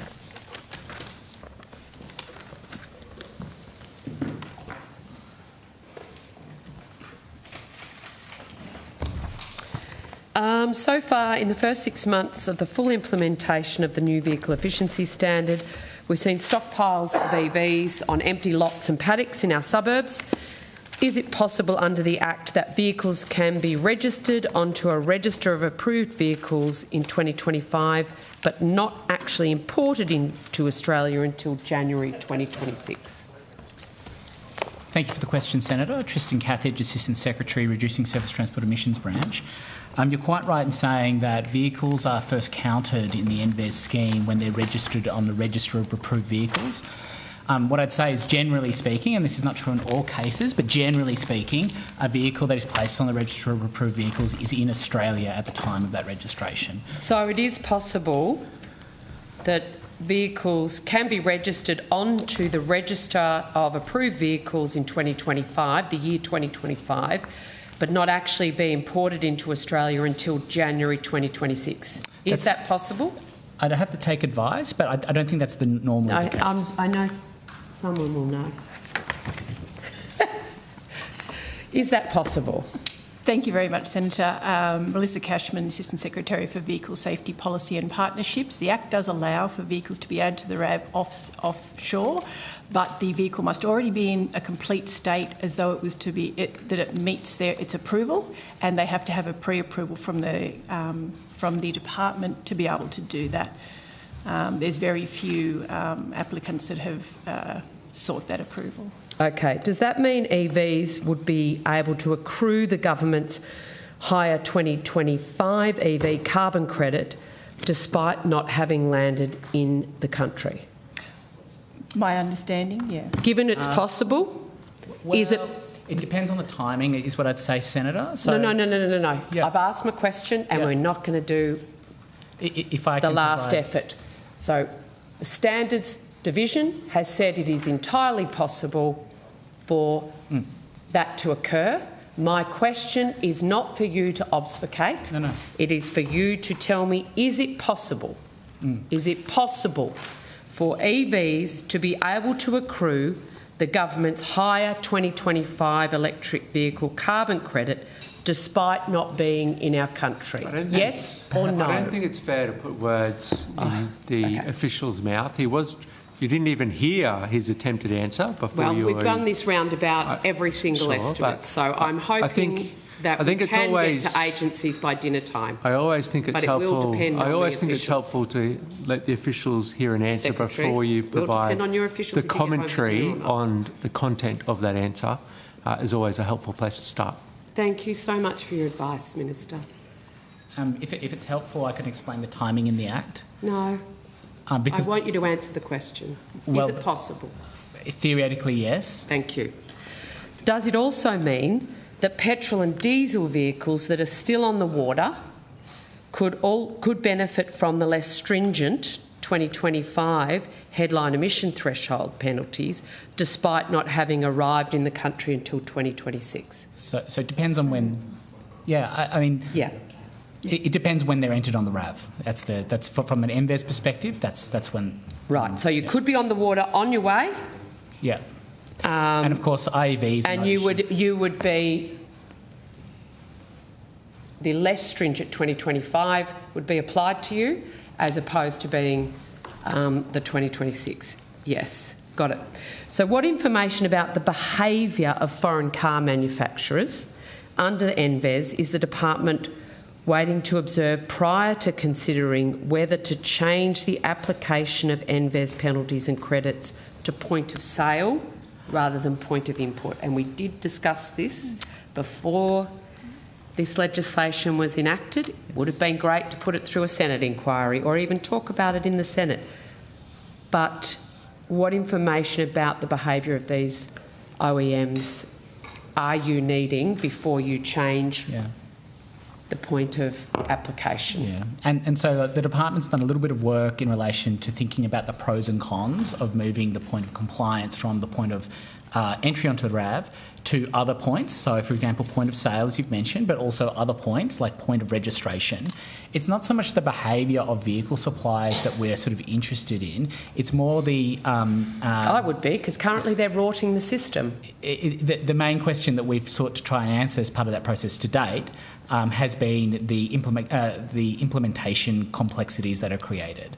So, for example, there's no readily available database for us to look at in terms of when a vehicle is sold, for us to be able to. So you're not looking. To that. You're not, and you've explicitly said the behaviour of the foreign car manufacturers is not a consideration for the department in determining where the penalties applied. Well, one of the questions that's been asked, so it's lots of that implementation stuff, as I mentioned, Senator, but also that, like, one of the, I guess, the propositions that's been put to us by car manufacturers and to a certain extent dealers is whether there's benefit in directly aligning the incentives of dealers and suppliers by changing that point of compliance. Because as and I'll be asking the ACCC as well, but at the last Senate estimates, there are significant issues in the franchise arrangements and the sustainability of our dealers' networks. Tried to raise it with you before, that are now becoming evident, that will require this scheme to be changed. So, has the department assessed a proposal from some Australian manufacturers to extend NVES to vehicles coming into Australia via the concessional entry pathway? We've done quite a bit of work on that as well. Again, a lot of the work that we've done is in relation to practically how could it be done. The concessional pathway is quite different to the VTA pathway, and so there's a whole range of first policy questions that need to be answered. So what is a fleet in the context of 3 or 4 vehicles being brought in? And also the number of regulated entities, the IT system changes that would need to occur, which SEVs vehicles or which concessional vehicles should they apply to, historical vehicles or environmental vehicles. There's a whole range of different issues that need to be unpacked there, Senator. So what would be the practical effect on importers and local manufacturers of the minister making this change? Sorry, which change, Senator? The change to concessional entry pathways. Yeah, I think that might be a hypothetical, Senator. It probably is, but I thought it was worth a try. What about the effect on importers and local dealers of changing the penalty being applied to point of sale rather than point of import? So just to be clear... Senator, they're two separate... Yeah, right? Absolutely. I know they're two, so I'm going back to my point of sale, point of import change that you're considering. Yeah, so that's going to be looked at in the 2026 review as the Minister's commitment to the Parliament. So we've started some work in relation to that, but that's by no means comprehensive at this stage. So Mr Cathedge touched on some of our early considerations, but there is certainly far more work to be done on that front. And perhaps if I could just make a clarifying point that I wanted to make earlier, which was the penalty is not actually applied at the point of compliance, and the credit isn't applied at the point of compliance. The interim emissions value is applied on the 1st of February the year after the calendar year that the vehicle has been entered into the RAV, and then the final emissions value, the FEV, is 2 years after that. So is the department aware of the growing stockpiles around the country, Kiama, New South Wales, Ipswich in Queensland, Kilsyth in my home state of Victoria, of EVs from China being dumped in our suburbs? Are you aware of those stockpiles? We are, Senator. And are you aware of any other locations across the country? I couldn't say, but what I would say... You couldn't say? Why is that? I don't know specific areas. You're not aware? Yeah. But are you aware or not?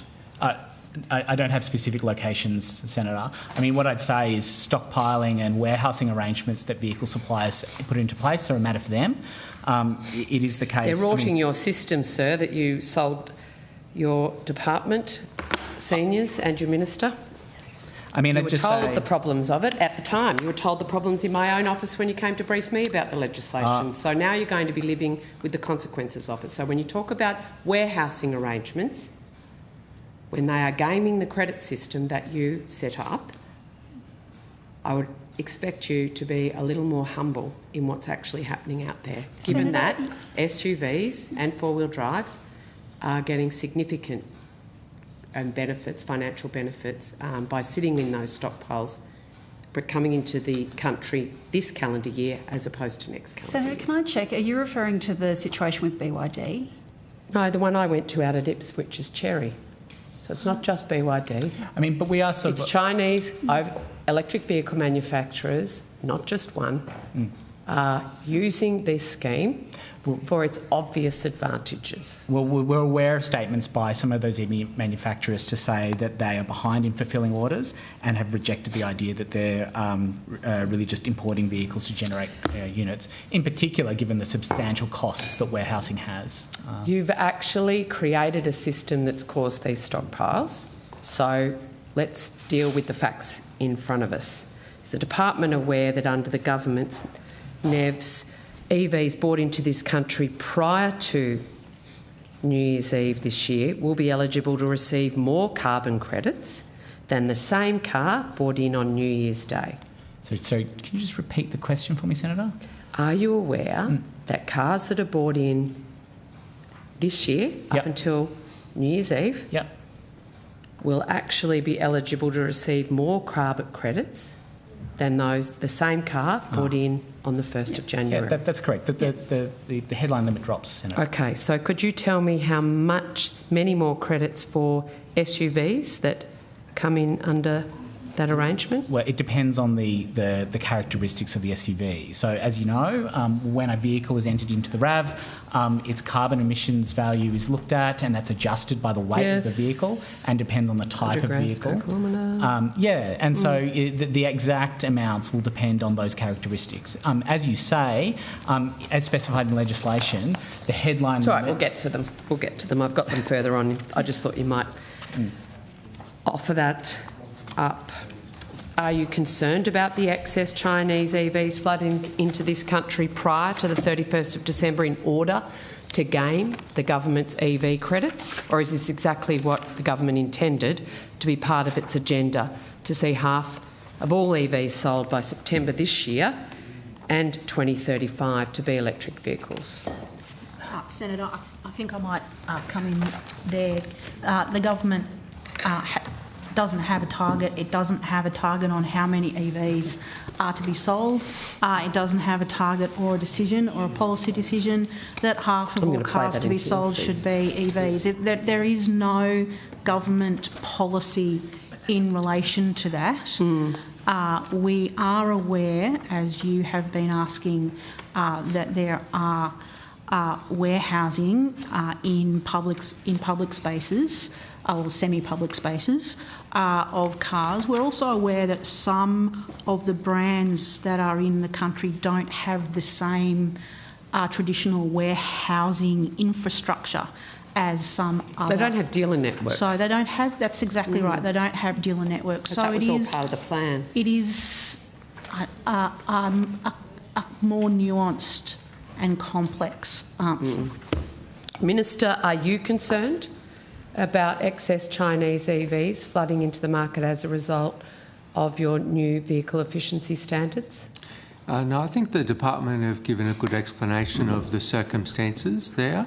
What we said all along was that this would lead to an increase in the number of vehicles that are available to Australian consumers, and that clearly is the case. Decreasing. Has the minister expressed concerns about cars being dumped in Australia potentially for the purposes of gaming Labor's electric vehicle standards?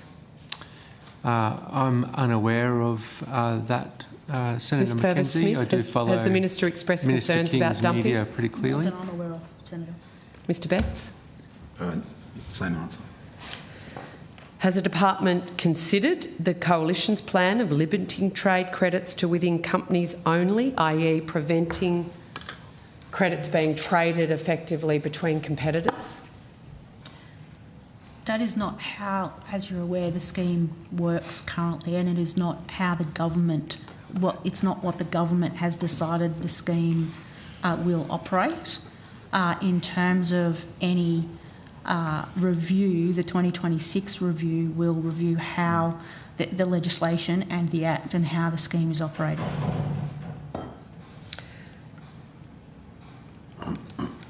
I think the ACCC might find a different view of that. The auto industry told the department before NVES legislation passed that cars should not have credits or penalties applied until the vehicle was sold.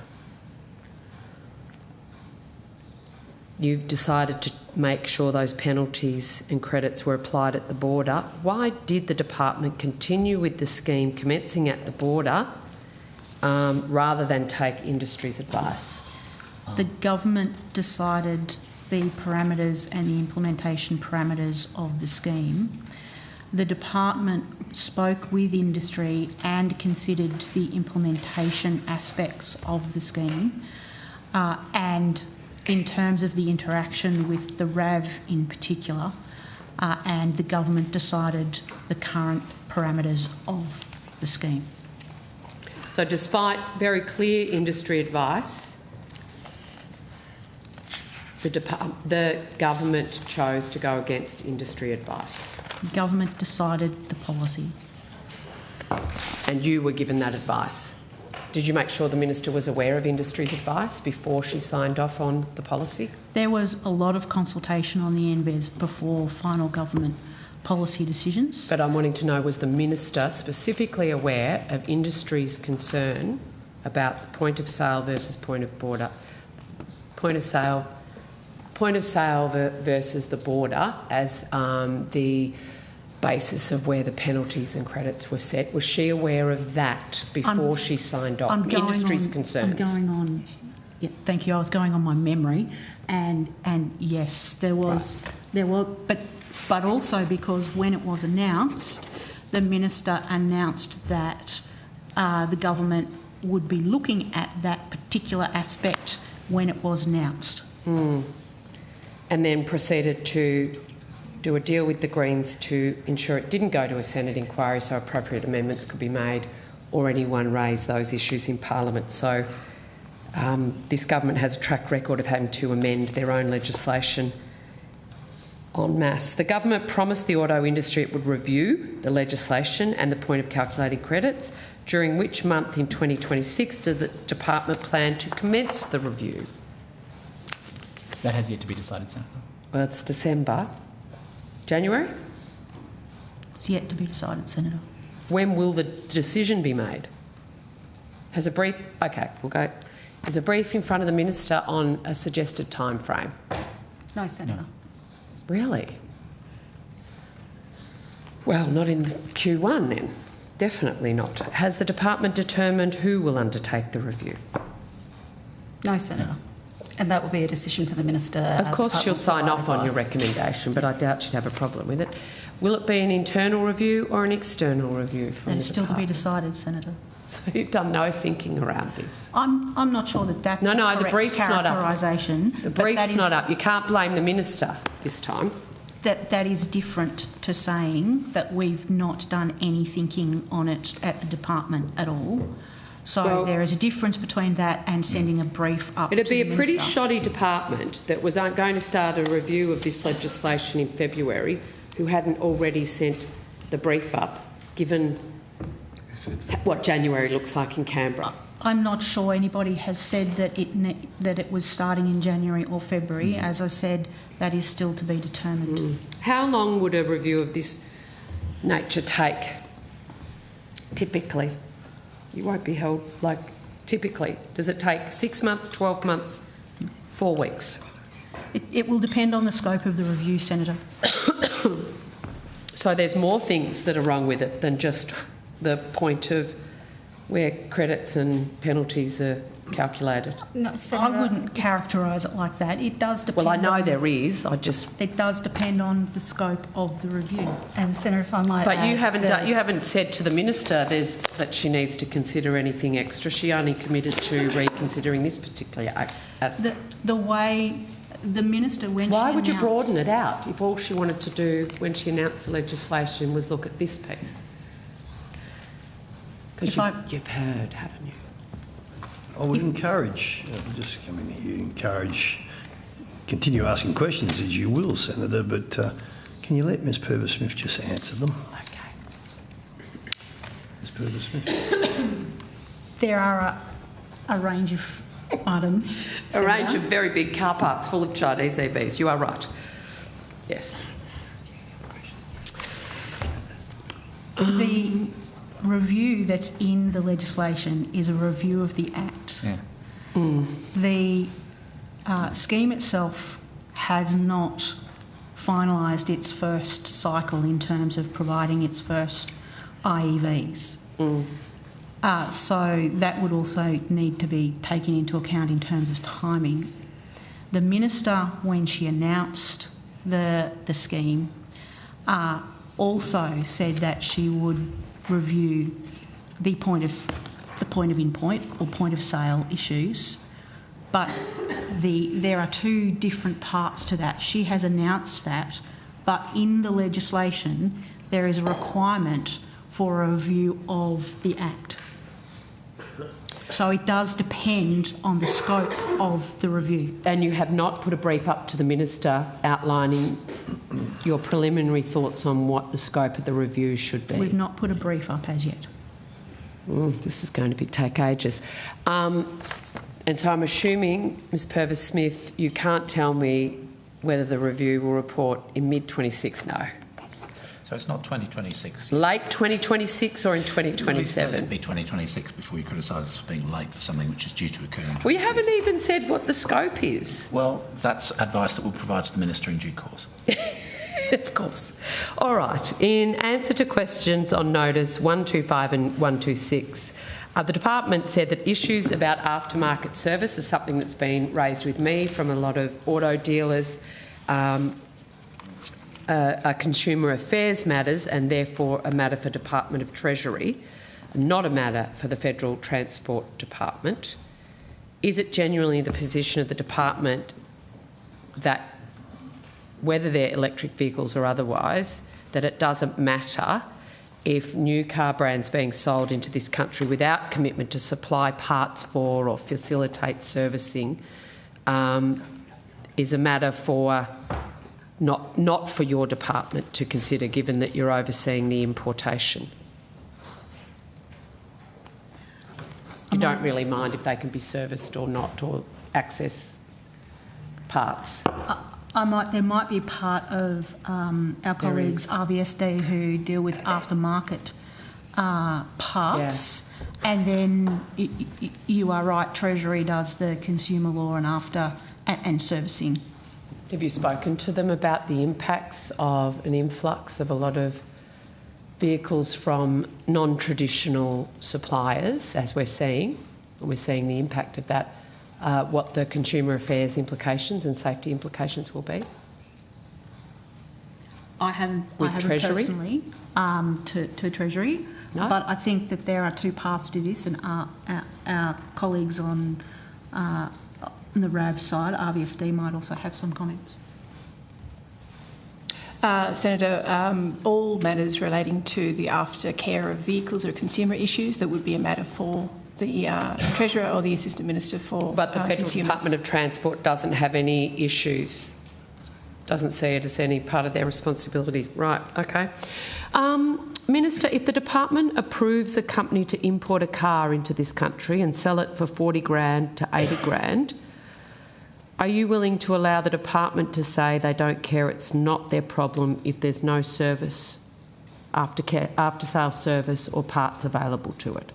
Is that okay, from your perspective? Well, we'd expect them to meet their regulations, Senator But do you McKenzie. check? I'd have to get the department to help. Does provide anyone answer on check that if one. they meet their regulatory requirements to have after-sales service and spare parts available? The Department of Consumer Affairs would check if they receive complaints the same way we would check if we receive complaints about people not complying with our legislation. So they're the people that would get the indication if there were any problems, and they would have the power to investigate those. So do I tell my dealers across the country who currently service all the cars that come in and need their warranties, etc., when someone has a crash in these cars that are arriving on our shores, thanks to your legislation, there is nowhere to take them for after-sales service. There's nowhere to take them to service them. That's actually happening. That's not. I haven't. That's not your problem? Heard that, okay. Senator, so I couldn't comment, I'm afraid. Haven't heard it. How many electric vehicles in total have been brought into Australia and added to the RAV since the 1st of July 2025?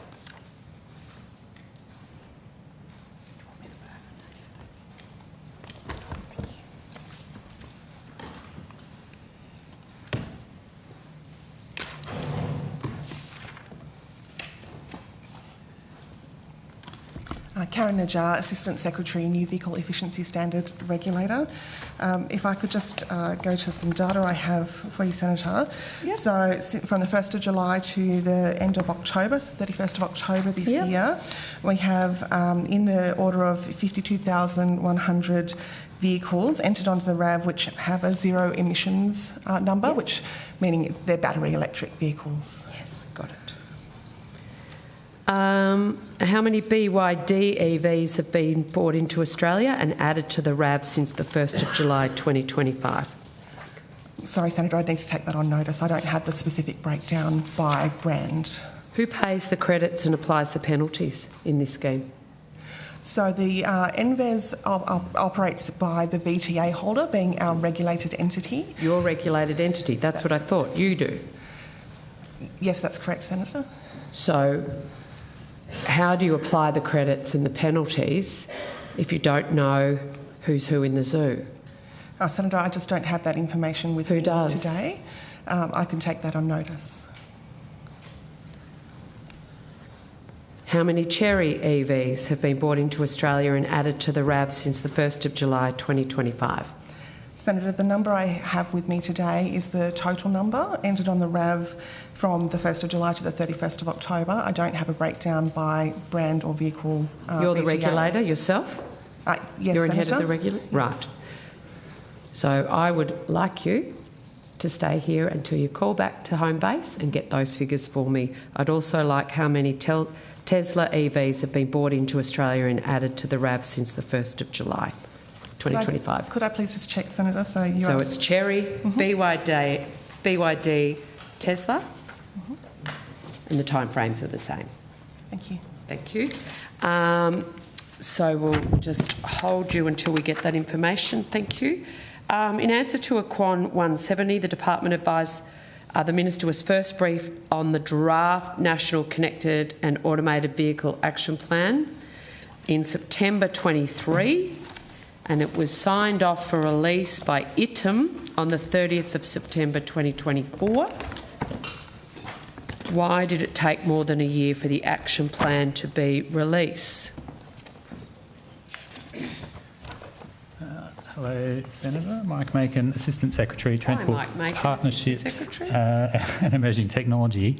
Sorry, can you repeat the two dates? Was it the 2023 and 2024 It's basically dates? a year. So the Minister says, yay, was briefed, and then it wasn't for a year later till ITM says it can actually be released. And I just wanted to know why the delay. Yeah, so the briefing in 2023 was during the drafting process and getting ready. So I think it was in a lead up to an ITM meeting. And then they're never quick, those meetings, are they? Well, the next 12 months was finalising the action plan. So the Tesla launch of full self-driving autopilot technology in Australia wasn't the reason it was held off? No. How do you know that the Minister didn't hold it off for that reason? Because during that period it was through several ITM cycles and through the process of drafting the action plan. When did the department first learn Tesla planned to release its full self-driving technology onto Australian streets?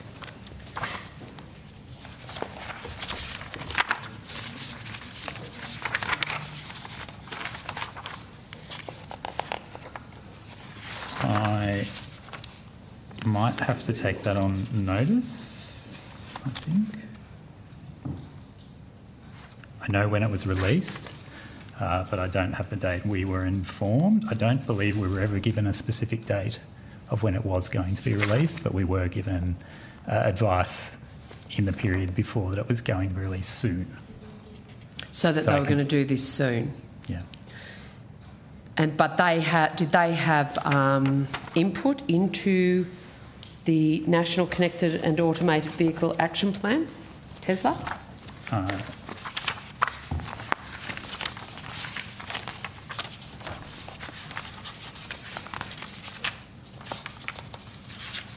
Sorry, I believe I have a list of submissions, but I don't recall if they made a submission.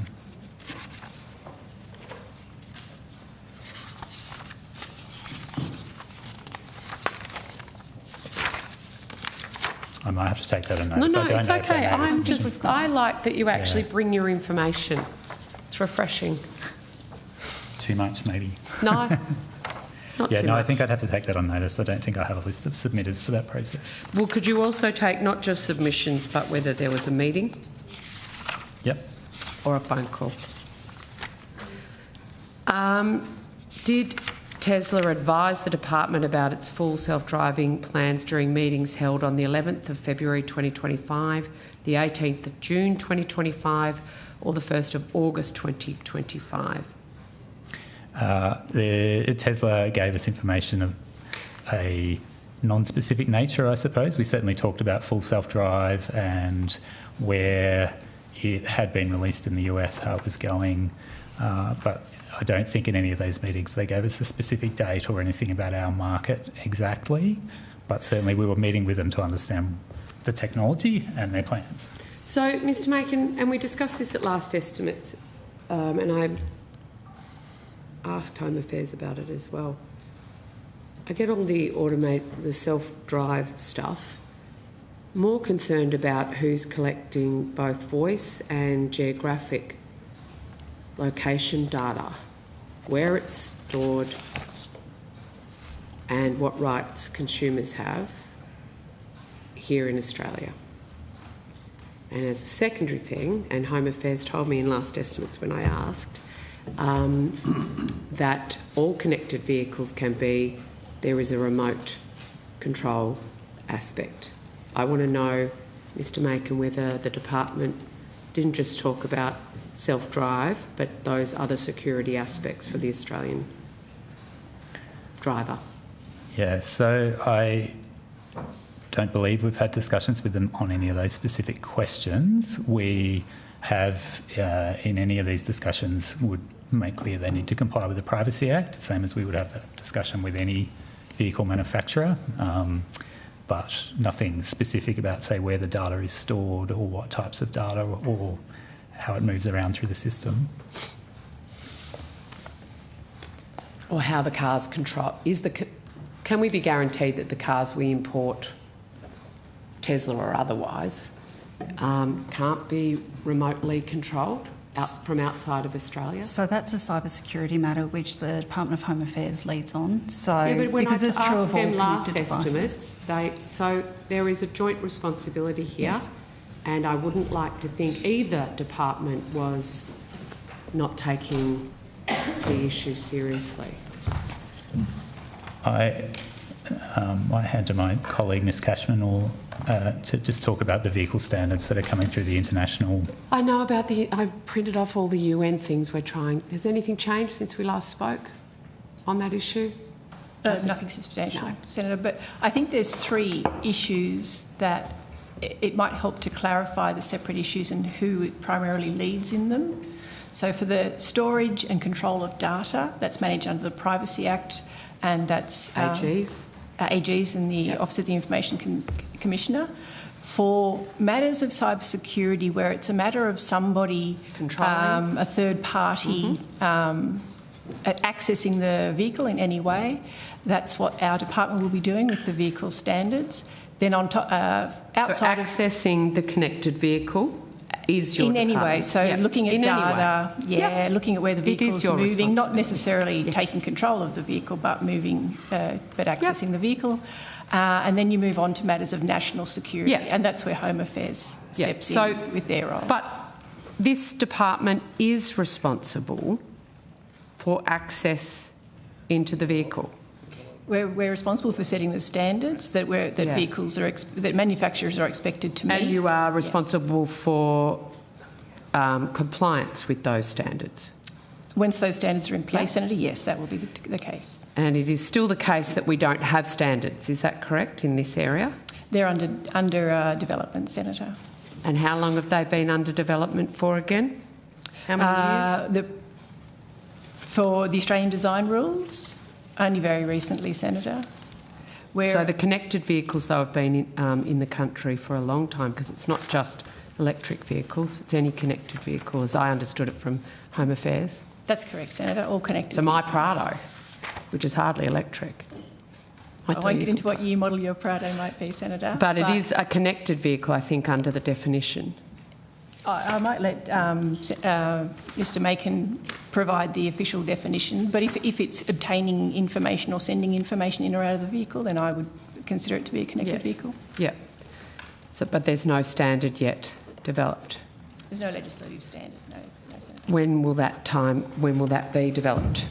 So, subject to the approval of our 2026 work plan, we will be in a position to move on that once the industry returns from their Christmas break. We've commenced initial considerations of the standard and had discussions with the Office of Impact Assessment, but of course it is subject to all of the work that we're trying to undertake through the year. If a Tesla driver, I'll go back, sorry, thank you, I want to get to that. But Mr Macon, if a Tesla driver decides to stop paying attention to the road and allows the full self-driving to maintain control of the car, how does that differ from an automated driving system?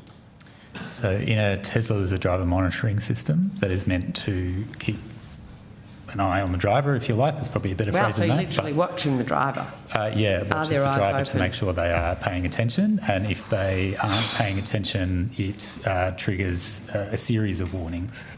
So it starts with an initial warning, and then it can eventually lock you out from using the technology at all. What responsibility does the department have for registering or regulating over-the-air technology updates that can impact the performance and road safety of connected vehicles that are registered on our roads? Senator, over-the-air updates will form part of the work that we'll be doing. There's 2 UN regulations, and the second UN regulation relates to software updates for vehicles. So they're very interconnected standards. That are not yet in place in this country? That's correct. There is no registration system. I know the United Nations is currently just considering the numbering of these things, so this is a developing technology across the world. So we're not the Wild West on this? No. How can the department limit its regulatory oversight only to features of a vehicle at the initial point of registration for sale if the vehicle has the capacity for post-sale over-the-air upgrades that can affect vehicle safety? Senator, I think that part, and Ms Cashman will correct me if I'm wrong, is covered through our recalls provisions. Oh, how so? I don't think it is. So, because the question is, you're assessing it, it's in, it meets our standards, tick. 2 months later, there's an upgrade that doesn't come through you. Yep. So if that upgrade, if they either don't complete an upgrade that they should complete, or they do complete an upgrade that goes wrong and the vehicle becomes unsafe, all vehicles are subject to the recall provisions if they create a safety risk on the roads. So are you aware of every single upgrade that occurs in connected vehicles and what the purpose of the upgrade is before it happens? I might have to get Ms Milzarak to talk you through the recalls process. No, I don't want the recalls process. I want to know that the OEM has upgrade 23Y scheduled for February. Does anyone tell you that upgrade for all diesel Prados is coming, and then you have an opportunity to assess the safety impacts of that upgrade? No, Senator. At the way the framework operates. Once the vehicle is supplied, it's a matter for states and territories for changes to the regulation. Probably shouldn't do air quotes, but changes to the regulation. Changes to the vehicle in service. We come in if that goes wrong, if the vehicle is now presenting a risk on the road. But you don't know if you don't know what the upgrade is. But the same with all recalls, Senator. The manufacturer. No, we're not recalling. Yep. So over here, Tesla does an upgrade where all of a sudden they can see my eyeballs instead of just listening to my voice. That upgrade is that upgrade known about within the system? So there's no requirement to advise us at the moment. That's right. I could take on notice. You don't know until something does go wrong that an upgrade's even occurred. Well, they're upgrading all the time, Senator, but I'll have a look. That doesn't mean we shouldn't know what's being put into our cars. But I could take on notice whether the new regulation 156 will put in place that requirement to make that I would really notice. I can't that. tell you off the top of my head. Thank you. So I appreciate it's an evolving situation, but if I wanted to put more than a 2-inch lift on my four-wheel drive, because the rules allow you to do up to 2 inches, if I wanted to go beyond that, I'd have to get an engineer to certify that, and then I'd have to take it into the Department of Transport and have the vehicle inspected, and then it would be able to be, if I had that engineering certificate, I would then be able to change the engineering and modification, the licensing of that particular vehicle. Given that software is obviously not something that an engineer's assessing, it's done by the OEM, and it's updated. Like, who's actually checking that to make sure that that upgrade is actually suitable for that vehicle to be driven on the road? As a default position, Senator, states and territories require that a vehicle continues to adhere to its ADRs that was given at the time of provision unless they seek permission to change that vehicle. This is different, I absolutely grant you that, and Mr Maker might be able to explain further the work the NTC is doing around the regulatory framework of these what we call ADAS vehicles to understand whether states and territories need to have different systems in place for that.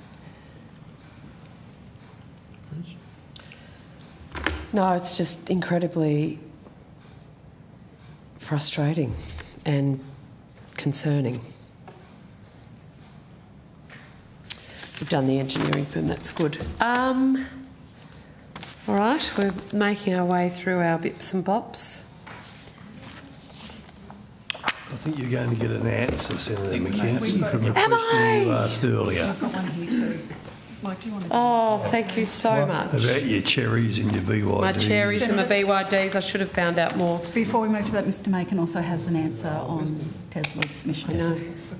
So, yeah, I can advise we've just checked with the team. During the consultation on the National Road Transport Technology Strategy, we did not meet with Tesla and we did not get a submission from Tesla. Okay, but they were in the three-part consultation round. Yep, got it. Thank you. Oh, he's had fun at Environment.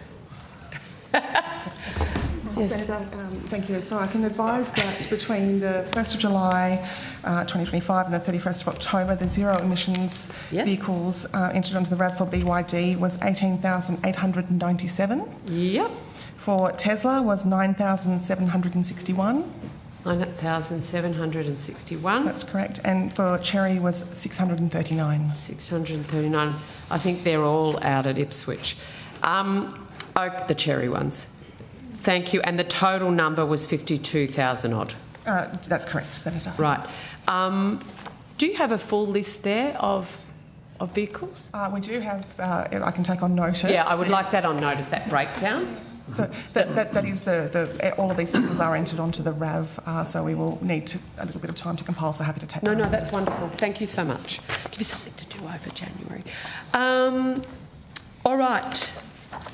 Oh, I had some fun questions, didn't I? Yes, Montreal. Bon nuit. Here comes Mr. Wood. That's foretold. Connexion. I studied in... No, I shouldn't say that. Anyway, you're asking questions in French now. Yes. No, not my French. Okay. Who's going to give me the rundown? You've had all day to prepare. Mr Wood. Certainly, Senator. Richard Wood, First Assistant Secretary, Hit me with your best shot. International Aviation Technology and Services. So I think you wanted to know... Everything. Certainly, Senator. So every 3 years, the 193 countries that are part of the International Civil Aviation Organisation come together for their General Assembly. 192 countries attended this year. It's a 2-week event. Normally, as part of that, each of the regional groupings in the International Civil Aviation Organisation host an event. In this instance, it was the Asia Pacific group. So the 7 countries that have members on the ICAO Council jointly funded an event. Australia's contribution to that was $13,956. No, sorry, I've been called to another committee on electric vehicles, so if I don't go now, I won't get it. So I'm just giving my questions. Okay. Sorry, Mr Wood, because I will read the Hansard on this. But I have given my questions to Senator Canavan because this is a good story. Mr Wood's giving the whole breakdown. Okay. 13,956 was Australia's contribution to that.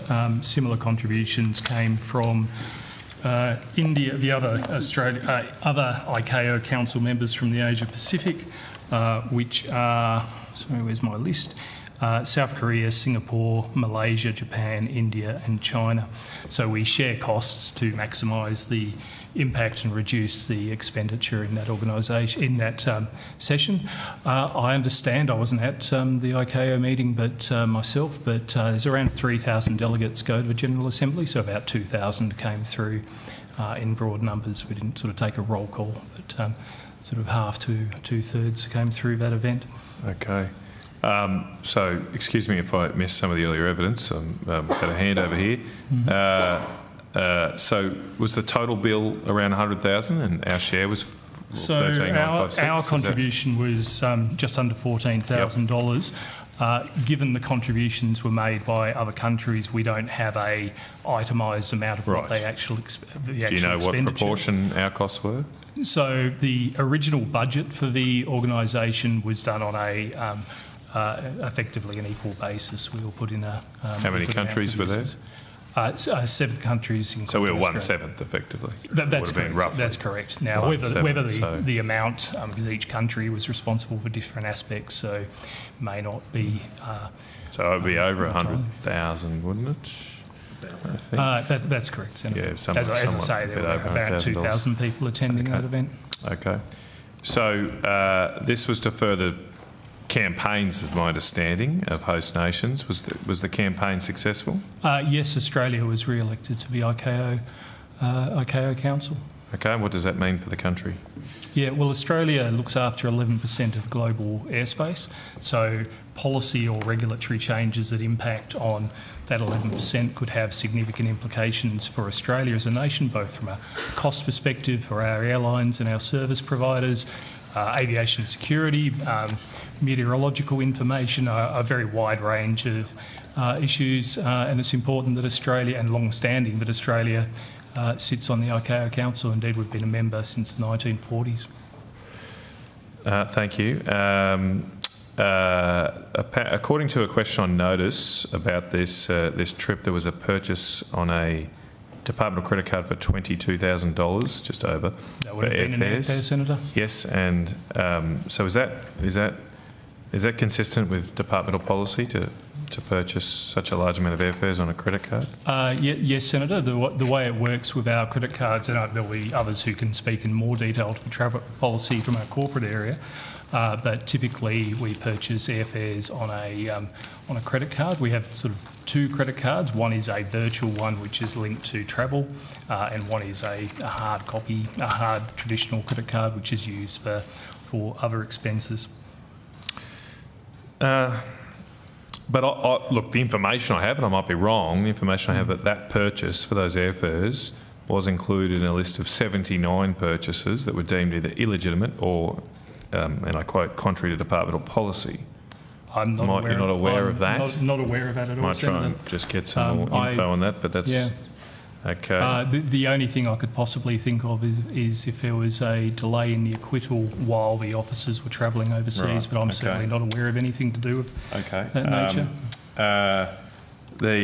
What was the total cost then, including of the whole trip, accommodation, travel, any other expenses? Certainly, Senator. So for flights, there were 2 flights of $22,338.69 for the 2 departmental officials who travelled to Montreal. Additional accommodation costs of $13,558, which included some meals, and then ancillary costs of $878, which I think includes both meals and taxis, transfers, that sort of thing. So what was the total cost there? I haven't summed that. I can do the maths for you. Oh, sorry. The total I have here is $45,025.53 for travel, and an additional $13,558 for accommodation and meals that were part of the accommodation. Okay. For the full 2 weeks. Who went on the trip? Yeah, certainly the 2 Australian delegates were from the department. There is a broader delegation, but my colleague Mr. Wood, sorry, I'm Mr. Wood. My colleague Mr. Wolf, Mr. Wolf was from the department, and one of his staff attended with him. Anyone from CASA? Yes, Pip Spence, the Director of Aviation Safety and CEO, plus one other member from CASA. There was also a member from Department of Home Affairs and one from Air Services Australia. Okay. All right. Moving on. And again, I have been away from the room, so let me know. Please. Okay, go for it. Just back in relation to that travel charge on the credit card, is your policy, though, that you go through a travel agent normally? Yeah, absolutely. Consistent with whole of government travel policy, we go through... I was going to say QBT. I'm not sure if that's quite the right company now, but there's a whole government panel and we get typically... And they're managing and monitoring absolutely. The travel restrictions might be. So was that particular charge, that was essentially by that travel agent, was it, to that card? That's correct. So it wasn't booked as through a third party? We do our travel through our whole of government provider, partly to enable us to keep track of those fares, and there's obviously whole of government procurement requirements, and we also enables us to ensure we're getting value for money in terms of best fare of the day. I acknowledge 22,000 seems like a lot for an airfare. Montreal at that time of the year, particularly during the assembly, it is absolute peak. Thanks. Okay, thank you. Just moving on, and again, if this has been asked, just let me know, but I wanted to have some questions on the International Maritime Organisation's Net Zero Framework. It hasn't been asked, so we have to Great. ask questions.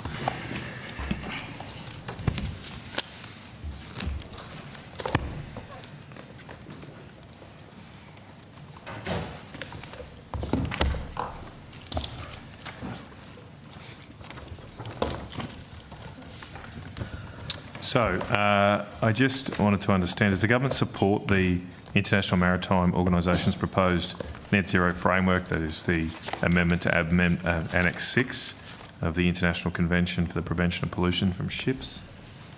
I think, Senator, the answer to that is that given that the vote was deferred, that we can't divulge a negotiating mandate given that it's been deferred for 12 months. Right. So, I suppose the other question there to ask is, has the government ever had a position to support that amendment? So not the amendment itself, but that the government has indicated in the past it's supportive of the 2023 strategy agreed at the IMO. Okay.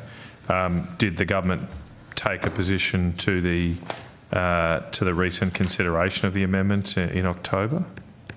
Yes, the delegation had a negotiating mandate. And did the mandates include support for the amendment? That mandate, because it's still active, because a decision hasn't been taken, that remains cabinet in confidence. Right. Okay. What what did the government vote at the meeting? There was no vote. I will say that there was a vote as to whether or not there should be a vote. Yes, right, okay. So there was a vote. So yes, what was Australia's position in that? So the question put to the committee was, should the framework be deferred by 12 months? Australia voted against that deferral. Voted against the deferral. Yeah. Okay. So which way did the US vote then? I'm just always confusing here with the... I recall, well, if it's helpful, Senator, like overall, 57 voted in favour of deferral, 49 voted against deferral. There were 21 abstentions, and I believe that the US voted in favour of deferral. We didn't vote in favour. We voted against deferral. Yeah. So that meant we wanted to have the vote. If that motion had failed, notionally, then the amendment would have been put to a vote there and then? Would have been considered by the committee. It's IMO tends to try and work on a consensus basis. Yep. Okay. All right. Okay. So even if it just, when you say consensus, I mean, even if the US had no friends for the deferral, possibly still would have been deferred? Can't say, Senator. Okay. Okay. That negotiating mandate you mentioned, that was a decision of Cabinet then, can I take from yes, Senator. Your previous answer? So can you just explain to me what this amendment does? So I'm happy to talk you through the MARPOL Annex 6 amendments that were put to the IMO in October, and they were actually decided in principle in April this year. And effectively what they would do is establish a framework whereby if there's two targets that are set, a stringent one and a less stringent one. If a vessel over a given year were to beat both targets, it gets awarded units known as surplus units. If a vessel were to beat the less stringent target but meet the more stringent target, it would be awarded, it would need to pay a fine of $100 US a tonne until it reached the more stringent target. And if a vessel failed to meet both targets, it would need to buy surplus units to meet the less stringent target, and then pay $100 a tonne fine to reach the more stringent target. I hope that makes sense, Senator. What are the grams per carbon? So if you sort of think about it as sort of two targets in the middle band, that's $100 per tonne of carbon equivalent. So. Sorry, I'm just trying to... So I was trying to say, yeah, presumably it's set at a certain grams per carbon? It's energy per tonne. Energy per tonne? Yeah. So what's the number? So do you mean in terms of... For the threshold, you mentioned a target, so what's I believe it's 93. I'd have to... What's the unit? Okay. I think it's megawatts per tonne. But if I can come back to you, that would be great. Perhaps it's megajoules, probably, for oil we might need to take or gas. To make sure we get those units used. correct. Yeah. Okay. All right. And if it's over that, it pays $100. Okay. So has the Australian Government commissioned any modelling on what this means for our economy? We've done quite a bit of an analysis of the framework, including... If it were to come into effect, I should have had, but yep. So we've done some analysis of the framework and the various options that were considered in April. I just wondering, given our isolation and our reliance on shipping, notionally a charge for shipping per unit of energy, I'm a bit concerned about what position that puts our economy in. Relative to other countries that don't need to rely on so much shipping, who aren't an island, who have lots of neighbouring countries around them. So we have done some analysis, Senator. I mean, the other aspect of the framework that I probably should have mentioned in my previous answer is that revenues generated from that go into what's called a net zero fund, and those revenues are dispersed either as a subsidy to green fuels or as to fund decarbonisation projects in developing countries largely. Yes, and not to us. So, yeah, I'm just trying to understand, what does this put our industry at a cost disadvantage relative to, say, North America, where there's lots of countries close and near to the US, or Europe even more so, of course, where it's a small island nation a long way from major markets. We have to import most industrial goods for our own businesses and for consuming pursuits.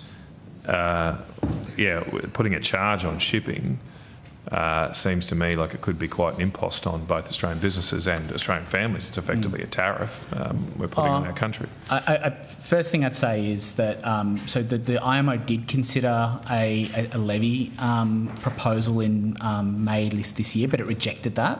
So what the IMO considered in October was a sort of what they call as an economic framework. But it wasn't a tariff. But there's a charge if you're over the there is a penalty. So how much shipping that comes to Australia is over this? What proportion of Australian shipping, both imports and exports to our country, is over the whatever the particular megajoule target is? Yeah, I couldn't answer that question, but I'd have to. Presumably, you've done analysis on that. We have done analysis and modelling and that sort of thing. Is there any shipping that is below the target at the moment? There would be, but what I'd say to you, Senator, is that there's lots of detail in the net zero framework that needs to be settled before some of these questions can be fully known. So what I mentioned earlier is that there is a subsidy for particular types of fuels that meet a particular carbon level. And so, the extent to which ships that service Australia are able to take advantage of that subsidy is a really important aspect of whether or not the framework has net costs or benefits. And that question can't be answered yet because the IMO hasn't decided what proportion of funds from the net zero framework would be used to subsidise those green fuels. Right. I'm just trying to understand what shipping does come to the country below any threshold. If some is above, I mean, it all seems pretty similar to me. It's big ships that burn lots of diesel. I mean, is there much? I mean, how are we're not getting? I don't see a lot of sailing ships turning up to the country with goods anymore. So, what's the alternative to large diesel? Maybe there's some gas. I don't know. Is it under the threshold? Well, I mean, the first thing I'd say, Senator, is you're quite right in sort of saying that sort of 99% of goods by volume come to Australia via massive big sector. diesel fuel ships. Yeah, and then there's a whole range of things that vessels can do to change their carbon value. So, like the first thing, for example, is something called slow steaming, where a vessel doesn't charge directly into port, but it takes its time, and that actually has an impact on the carbon intensity of the vessel. Can that get them under this threshold? Well, it depends on the vessel, and it also depends on the cargo. So, for example, the heavier the cargo, the lower in the water the ship sits, and so that impacts on the carbon intensity as well. So, I think the thing to say to you is that it depends on a whole range of factors, including the route taken, the fuel used, the condition of the hull, whether there are all of those sales. things add cost, though, right? Otherwise, they would be doing it anyway. Presumably, they're not stupid.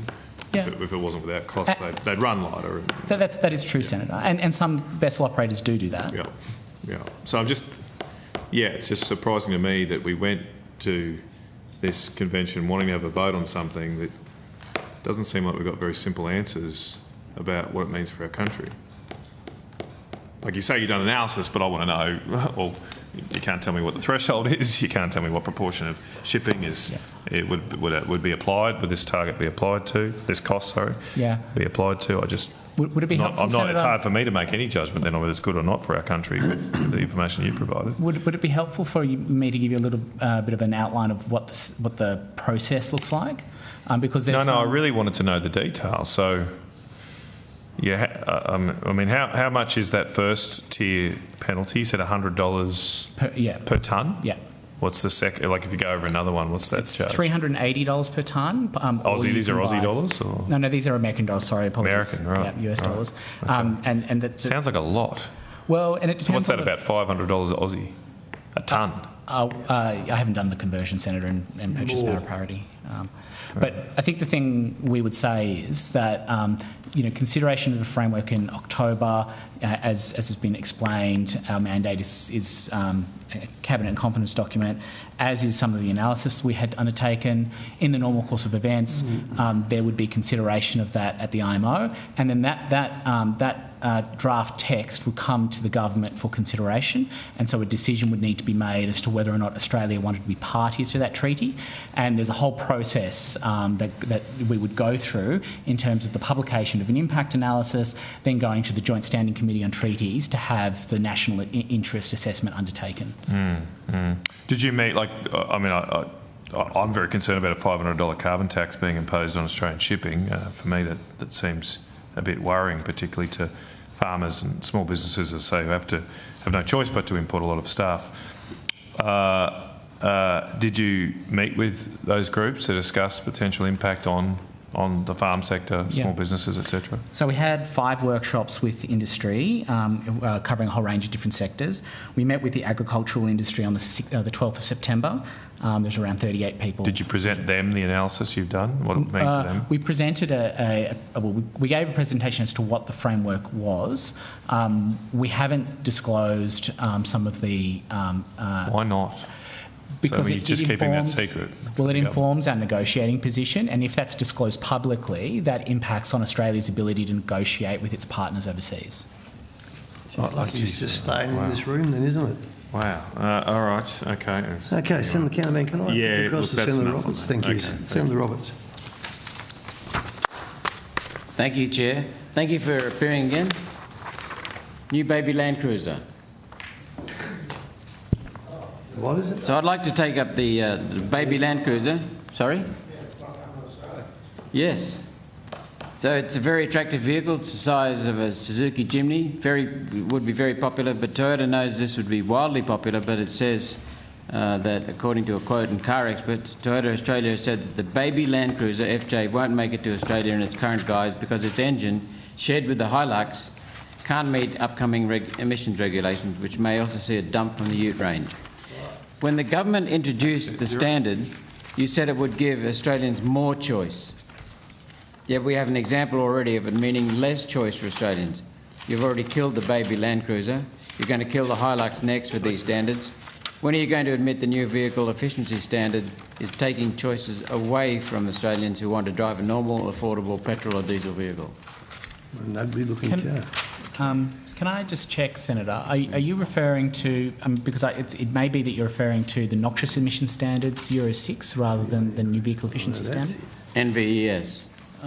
I'm not aware of those reports. I do understand that there's been a reclassification of Toyota vehicles to meet the heavy vehicle noxious emission standard rather than the light vehicle noxious emission standard.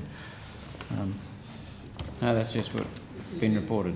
If it helps, Senator Roberts, this is a new vehicle that Toyota have released, and my understanding is will only be released in Japan. It's a vehicle that would be highly sought after in Australia, but Toyota have said that due to the NVES, it's not able to be, doesn't fit their overall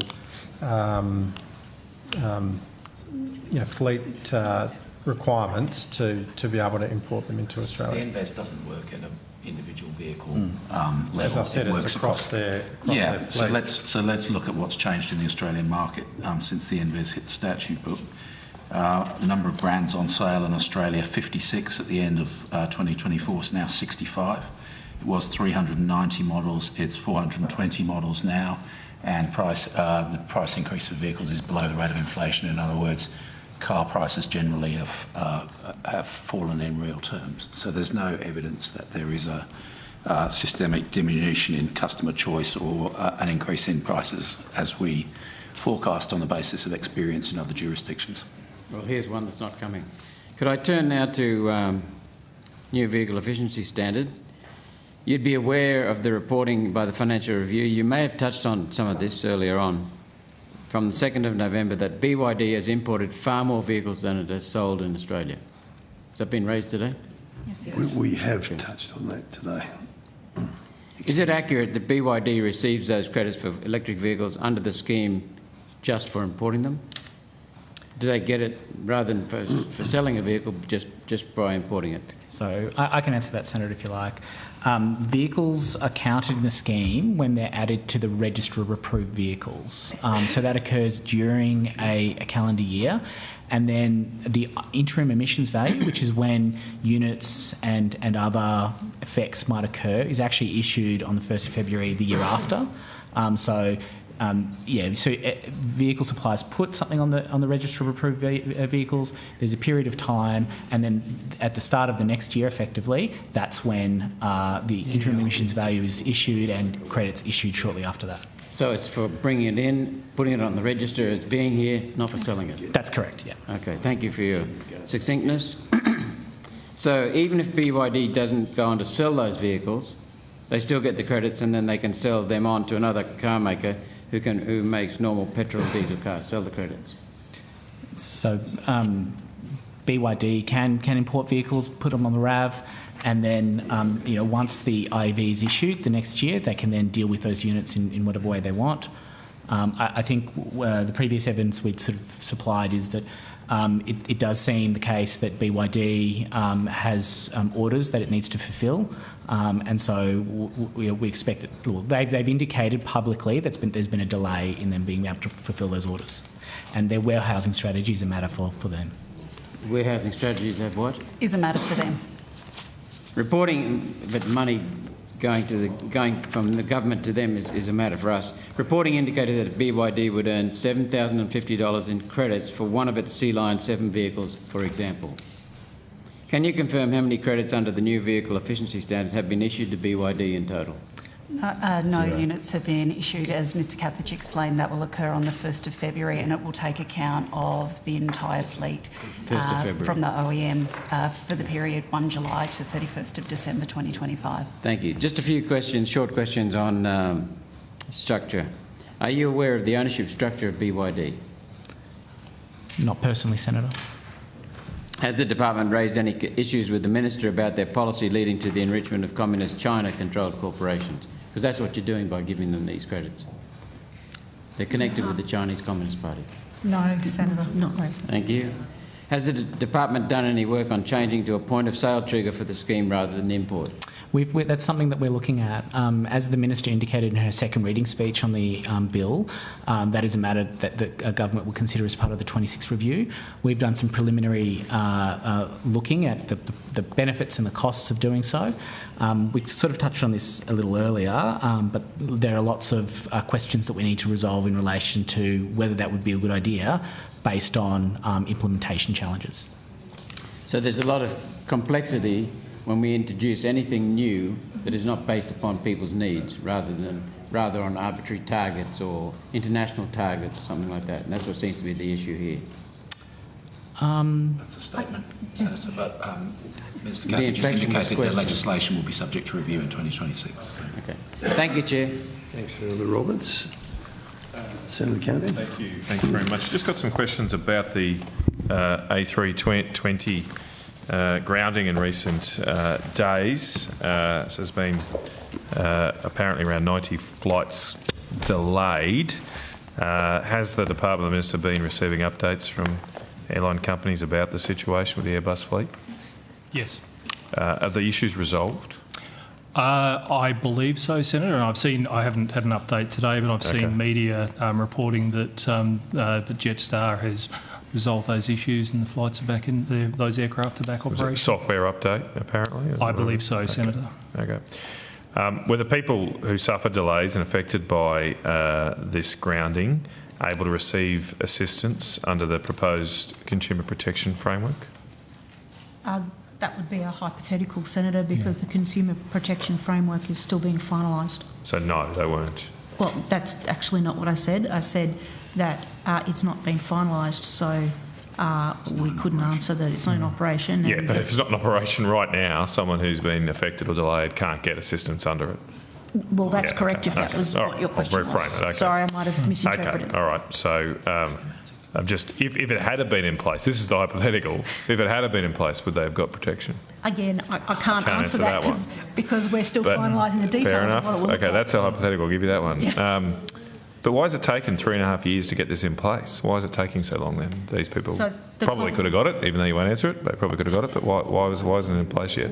We're in the middle of consultation. It is complex, and consultation has recently finished. We're going through that information, and we will provide advice for government to finalise the parameters of the scheme. So you have issued some consultation documents around this. Is that correct? How many submissions have you received in response? Just bear with me. I'll see if I can find that for you. Ms. Werner has that. Senator Stephanie Werner, First Assistant Secretary, Domestic Aviation and Reform Division. So in the most recent consultation process, there were 2 papers, one on the proposed legislative framework, in response to which we received 119 submissions, and the other in relation to the proposed standards to be covered in a charter, in response to which we received 66 submissions. Okay. Have you looked at what those submissions have said yet? Have you categorised them by their views? Yes, we have, Senator. Okay. How many submissions support the proposed framework? Or what proportion, I suppose, is more interesting? Senator Ben Maher, Assistant Secretary, Consumer Protection, Aviation Consumer Protection Standards. We haven't categorised them in that way. There were specific questions that were asked of stakeholders, but it was all the detail of the framework that was put to them, how governance arrangements would work, what powers would apply to a regulator, how processes would work with an ombuds person that would have the power to resolve individual consumer complaints. In broad terms, consumers, well, I think it's fair to say that overall stakeholders were supportive, both consumer stakeholders and industry stakeholders, of introducing new protections. What they look like, there were different perspectives from different stakeholders. Okay. Have you looked at whether any of the submissions, and if so, how many, have asked for stronger protections, including potentially supporting my colleague Senator Mackenzie's pay on delay proposal? I think I don't have specific numbers, but I think as a generalisation, Senator, it would be fair to say the general perspective put forward by consumers and consumer groups was favouring a compensation-based scheme. Right. However, there was support for the protections that were proposed. Okay. Is the current framework, is the proposed framework a compensation scheme? I wouldn't characterise it as a compensation scheme, essentially. Can you just run me through exactly what's proposed in the current scheme, or current proposal? Yes.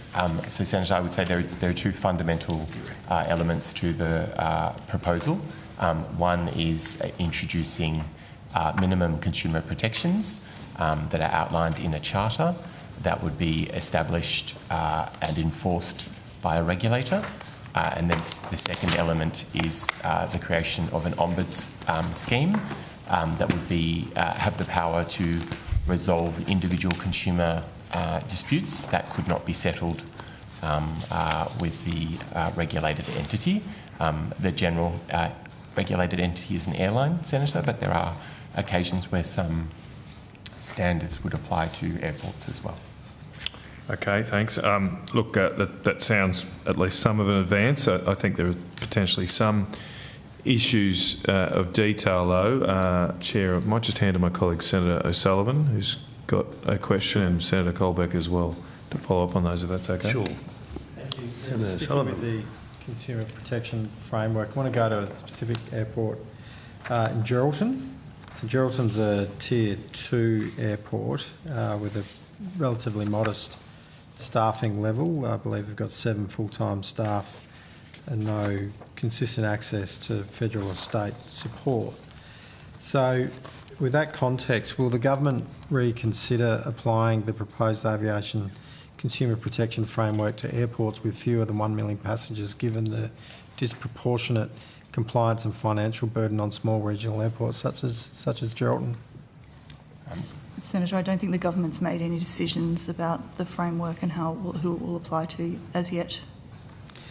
So why, in looking at this, it seems to me that airports are captured twice under the proposed scheme for both consumer-facing services and accessibility obligations, while agencies such as Air Services Australia and the Australian Border Force are excluded, despite existing accessibility legislation already applying to airports. Can you clarify that? I might start answering that one in the sense that there are different oversight arrangements for government agencies versus airports. Accessibility standards in particular, and Mr Buckley can talk about the consultation that's been undertaken on that, as well as Ms Palmer, around kind of making a seamless accessibility. Consumers don't understand where the one entity's responsibilities stop and where another entity's responsibilities start. So, and making that as seamless as possible is part of the consultation in making some specific aviation accessibility standards. In relation to organisations such as Air Services Australia, they are governed in a different way and are captured as government as a particular type of agency, and have oversight arrangements, including by the minister, and having to meet expectations, including through statements of expectations, and so they have different oversight arrangements in relation to Air Services Australia.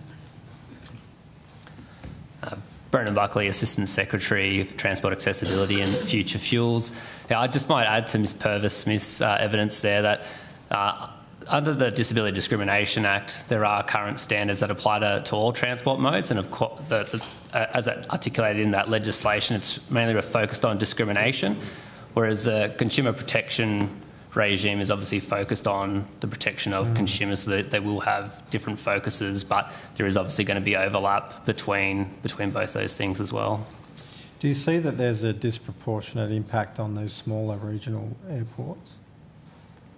I think, Senator, that is something we're consulting on. So we did go out for consultation. We are looking at the responses we've received. We're in discussions. So the final parameters and details of the arrangements have not yet been settled. All right, that goes to my final question. What steps will the government take to ensure that any new consumer protection framework avoids duplication with existing laws, places primary cost recovery on airlines, and includes flexible and staged implementation to safeguard the viability of regional airports that operate with limited staffing and no stable funding model? I think that goes to what I was just saying, in the sense that it is something that airlines and airports have raised with us, and it is something that we are considering, and including the duplication with various forms of legislation. We'd like to, be as clear as possible about that. So we will work through the issues that have been raised with us in finalising the details. And you're looking to make sure that you're aligning the framework with existing legislation? Is that... So it is meant to be complementary to existing, but it might be slightly different as well, because there are gaps. What has been determined is the reason we're doing this is because there are gaps. There are things that aren't working. But we don't want there to be confusion between different parts of legislation. So we will look at that, Senator. Thanks, Richard. Yeah, Senator Corbett. Thanks, Chair. Just a couple of quick questions in relation to the TFES and passenger vehicle equalisation reviews. TEFS. The old TEFS. TFES, yeah. So you've had a round of consultations, half a dozen face-to-faces in Tassie.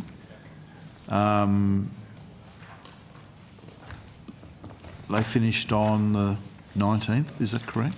So they all went ahead as programmed? That's correct, Senator, they did. They ran between the 12th and the 19th of November. Yep.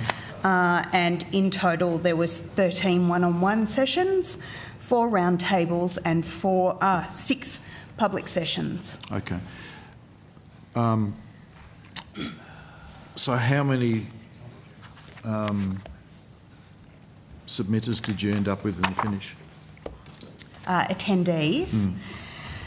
So in the one-on-one sessions, where we had 13 meetings, we had 42 attendees. In the 4 round tables, we had a total of 12 attendees.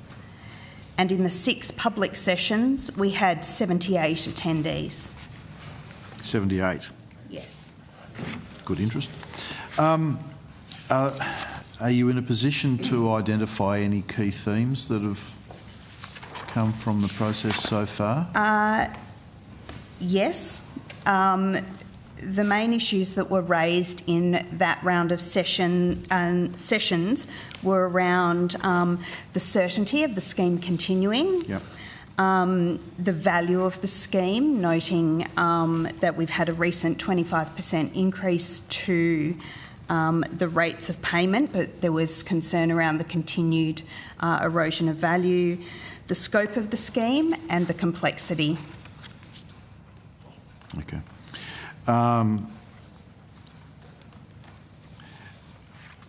When you were talking, or when you heard about the value, anything specific in relation to intermodal cost?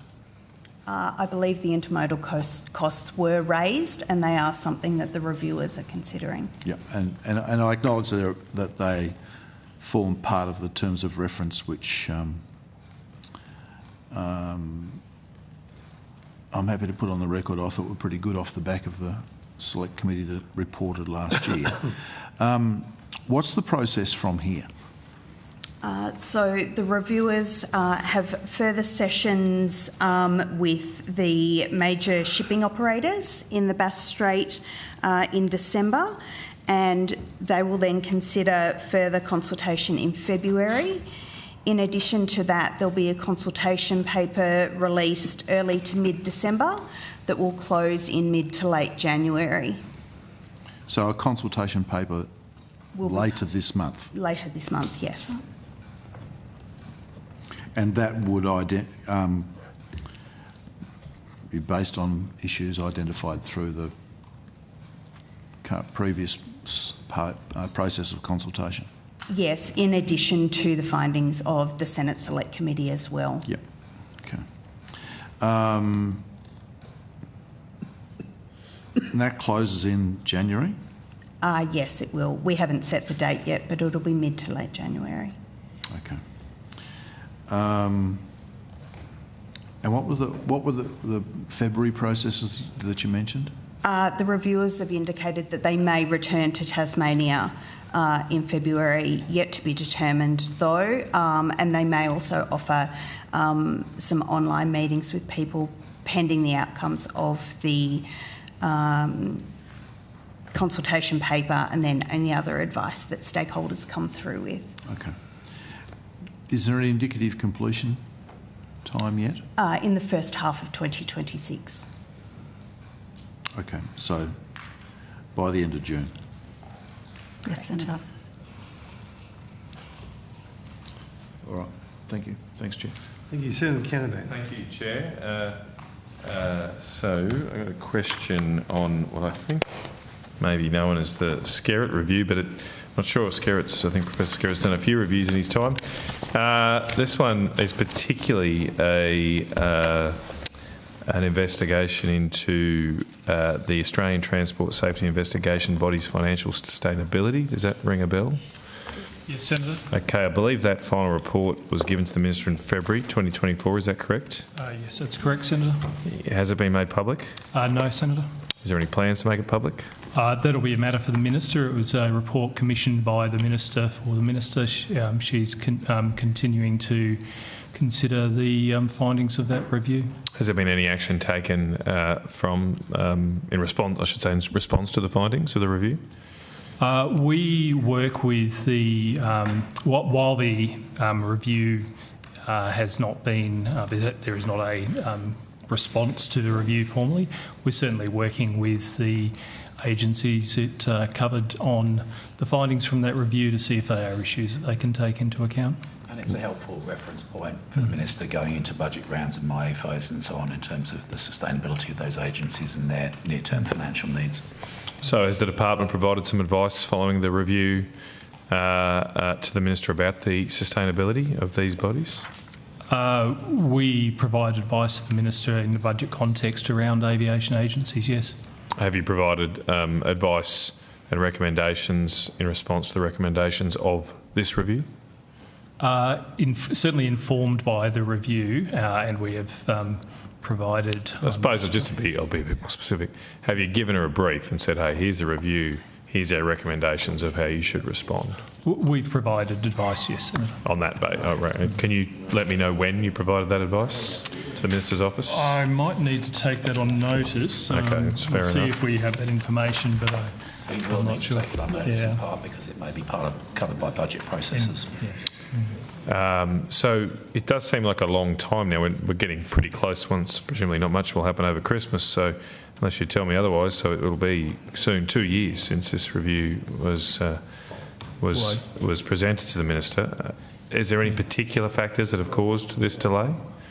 Well, I think, as the Secretary indicated, these are part of the findings for review may relate to future budget processes, so that would be in the presumably in the May budget sessions if government decided to work on that basis. It's also provided input and a reference point for previous budget decisions as well. Indeed.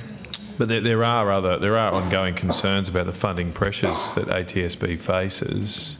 So how does this give confidence to people that the government is taking these matters seriously when it looks like there's going to be a 2-year delay in responding to a review? Senator provided with additional money in the most recent budget, is my understanding. Yep, that's correct. But why not just respond to the review then? Well, I'm sure and clear it up. I'm happy to take on notice when that will. Okay, well that was my next question. Is there a deadline or a timeline for? I did point out that we did provide additional money in the most recent budget. Yeah. Yeah. No, okay. Sorry, I was trying to get the Chair's attention, but that's it for, I think, our side of the table for outcome 2. That's it, okay.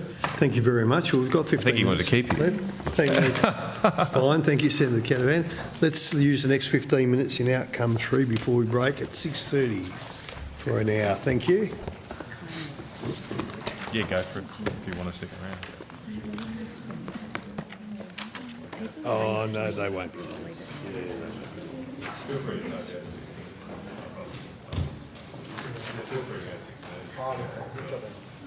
Yeah.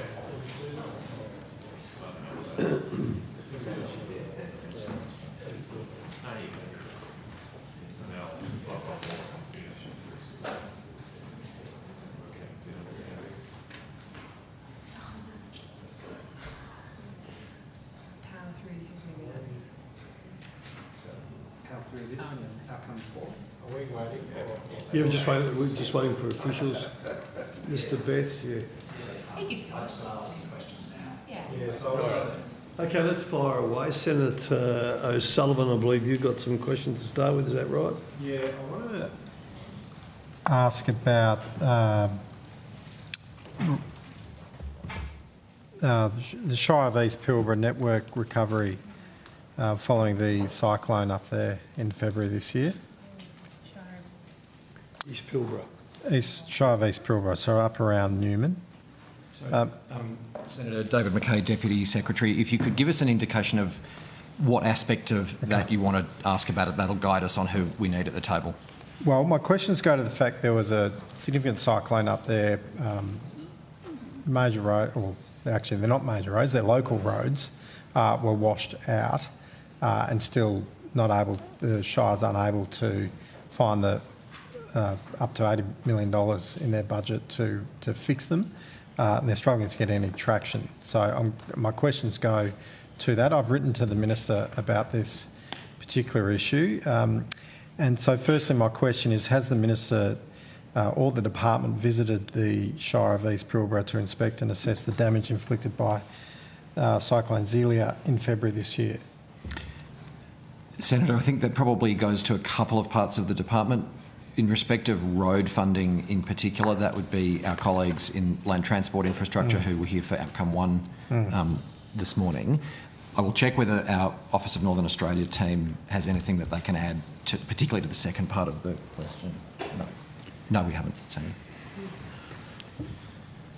But I stress, I think road funding would be much more likely to be handled through outcome 1 than outcome 3. And okay. These may so be in relation to funding for local governments to deal with after a natural disaster, what area? So principally that would be, they'd be questions for the National Emergency Management Agency, Senator. Which is tomorrow morning next door. That's right. Downstairs. So that's right. where to go. Okay. Well, on the question of whether the Minister has been up there, is that a question you can give me here? I'd have to take that on notice, Senator. Okay. And the department? Similarly, I can speak for the Office of Northern Australia team in my group, but I would have to take on notice to cover the department, Senator. All right. I suspect that again goes to NEMA as being the relevant lead agency here. All right, we'll go there in the morning and ask them. Yeah, I'm aware of the concern. It is. Yeah, it's been dragging management. on. Yeah, it's been dragging on, Senator Stirl. As emergency you've probably management, had. not this area here. So Sorry. we've got to get a resolution of that. Yeah. Thanks. Senator Canterbury. Take over. Thank you, Chair. Just wanted to ask some questions about the local roads and community infrastructure program, or at least what was the LCRI. It's was a very well supported program. Former government put $3 billion into it. I just wanted to confirm that there has been no additional funding for the local roads and community infrastructure program. That's correct, Senator. Is there any replacement for the program? That's a matter for government if they would like to extend the program. I'm not asking whether there's going to be, I'm just saying, has there been to date? No, Senator, but there are other programs that have been put in place at a similar time that and extensions to the existing programs that make up a significant amount of additional funding in the road space. Right. So, particularly, what are those community infrastructure programs that are open to community and volunteer organisations to apply for? So the Lurkey program is divided into both roads and community funding. Yep. So we have put more funding into the road space in regards to the community funding. There have been two other programs, I think, in in regards to Mr. McKay's side. And Senator, I think that's principally the Growing Regions program, Thriving Suburbs, and the Regional and Urban Precincts and Partnerships programs. Right. Are they open to community organisations and volunteer organisations to apply for? Dr Jenny Hood, First Assistant Secretary, Regional Development and Local Government Division. There's also the Stronger Communities program, which round 9 has recently closed, and that was open to local government, or not local, volunteer organisations. So Stronger Communities was open to local government, community organisations and volunteers. How much was that? So Stronger Communities program allocates $150,000 per federal electorate. That's a total of... Oh, that's that one? Yes. We don't get that in the Senate. Okay. So is that the only one then you can identify that can go to community organisations? So Growing Regions and Thriving Suburbs was open for local government, but also incorporated not-for-profits, but they are currently not open. Are there plans for more of those rounds? That will be a decision for government. Okay. Is there funding for more rounds in the budget of those programs? That is in the budgets released to date. Yes, yeah, no. So the last budget update. Yep, no, there's no funding. So the only funding we have for community, ongoing funding, I should add, for community organisation, volunteer organisations is the Stronger Communities program. It's $150,000 per electorate. Senator, just roughly $1,000 per person in those electorates. That is not. Sorry, not $1,000. Ongoing program. $1 per person. Sorry. Yep, sure. So when did that close? The Stronger Communities? Yeah. Hang on a second. It closed earlier this year. It was open in February till I believe it was March. Oh, okay. Right. I might ask my colleague, Ms Hutchinson, to answer that. Hi, Jo Hutchinson, Acting Assistant Secretary, Regional Programs. The Stronger Communities program for round 9 initially closed on the 17th of April. Yeah, okay. So just before the election. And you said it's a non-ongoing program? We just had round 9, so it would be a decision for government if there was going to be another round.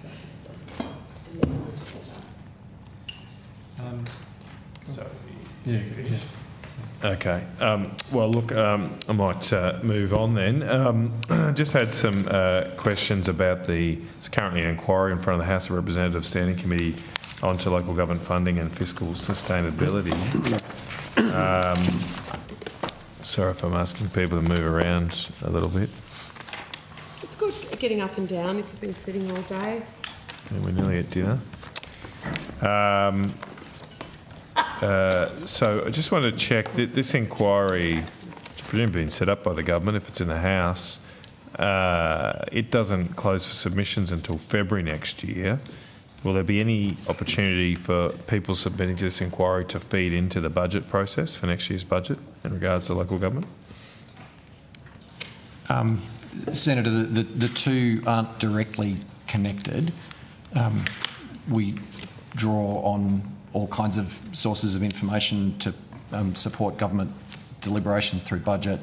I'm sure you're aware this inquiry is the successor to a very similar inquiry that was underway towards the end of the previous parliamentary term. There were a lot of submissions made to that inquiry. We provided 2 submissions, the second of which was providing the inquiry with some analysis of other submissions that had been provided. So there is already a substantial body of evidence on the record on that topic. So you're right, the inquiry is open for right, and so has the department reviewed those submissions and taken those into account? Was the department or the Minister's office consulted about the terms of reference for the newly established House of Representatives inquiry? I'm not aware that the department was, Senator. Okay, the Minister's office probably would have been. I know the terms of reference doesn't actually cover, not explicitly at least, cost shifting, but that's something that's raised with me a lot by local governments. Will the inquiry cover off on that? It's probably. I'm sure it will be raised, okay. Senator. We appeared before the previous inquiry in the last parliamentary term. It remains the case that we have not been able to identify any instances of cost shifting from the Commonwealth to local government. Right. Have you identified ones from the states to local government? Many have been raised with us, but we have not. You're not making a judgment on them? We haven't independently reviewed them, Senator, and we certainly haven't been able to identify any from the Commonwealth. Okay. All right. Okay. Thank you for that. Just moving on to, as I say, I apologise. Was 47 local government? Asked about Kerwin's Bridge? No, I'm working through bit by bit. No, we haven't. We've only got 2 minutes to go. Okay, Kerwin's Bridge. All right. It's a historic. It's under the Safer Local Roads and Infrastructure Program. Is that outcome 2? No, I asked it in outcome 1 and I got told to come to outcome 3. Are we trying to finish it? Well, we've got 2 minutes till dinner. See how you go. I have every confidence in these women. Okay. Kerwin's Bridge is this gorgeous historic bridge in Nagambie, timber bridge, that has sought funding under growing regions through the Strathbogie Shire Council. Are there examples of department funding restoration of historic timber bridges rather than replacement or simply turning them into pedestrian and cycling bridges? Senator Katrina Kendall, Assistant Secretary. I may have to take on notice as to whether there are examples in the past, certainly in terms of the SLR. Like keeping it a bridge that you can drive across, which this committee wants to do. This community Can I just check on program? Because initially you said safer local roads and then safer local roads. You're right, actually. Good pick up, Minister. Someone's awake. Safer local roads and infrastructure program. Yeah, that's us. That's you. Yeah. So it's a beautiful historic bridge. And I've met with the council a lot about this and they want to know how they can get it funded. They made an application under round 1 of growing regions because the bridge had been impacted by flood and natural disaster but was rejected at the EOI stage, and instead they were advised by the Minister to apply through the Safer Local Roads and Infrastructure Program and were again rejected. So they want to understand what is their funding pathway. Thank you, Senator. I don't have a record of an application having come under the SLRIP for that project, but I can definitely take that on notice. Could you take that on notice, because I'm They were advised to do that, but it was rejected. And so, just I definitely can do that. And just in terms of that program and its eligibility, the construction or replacement of bridges is an eligible project type, but it would obviously depend on the specifics of that project that was put forward. okay, I would really love it. The other thing that And if you're up there drinking wine, I would go. The and other thing that we're walk doing, along it, Senator, sorry. is that we're actually spending more time with councils to help them understand how to put in a application as well. It doesn't mean, because it is a grant process, that they will necessarily be successful. Yeah. But we are very conscious that a number of councils do put in, and they are often rejected. They don't often seek feedback, but we are trying to encourage them to seek feedback so that they can perhaps be more successful next time around. On saying That would be great. Now it is 6:30, so we will suspend for an hour. We'll see you back here at 7:30. Thank you. In outcome 3. Thank you, but not for long. Okay. Did you want to...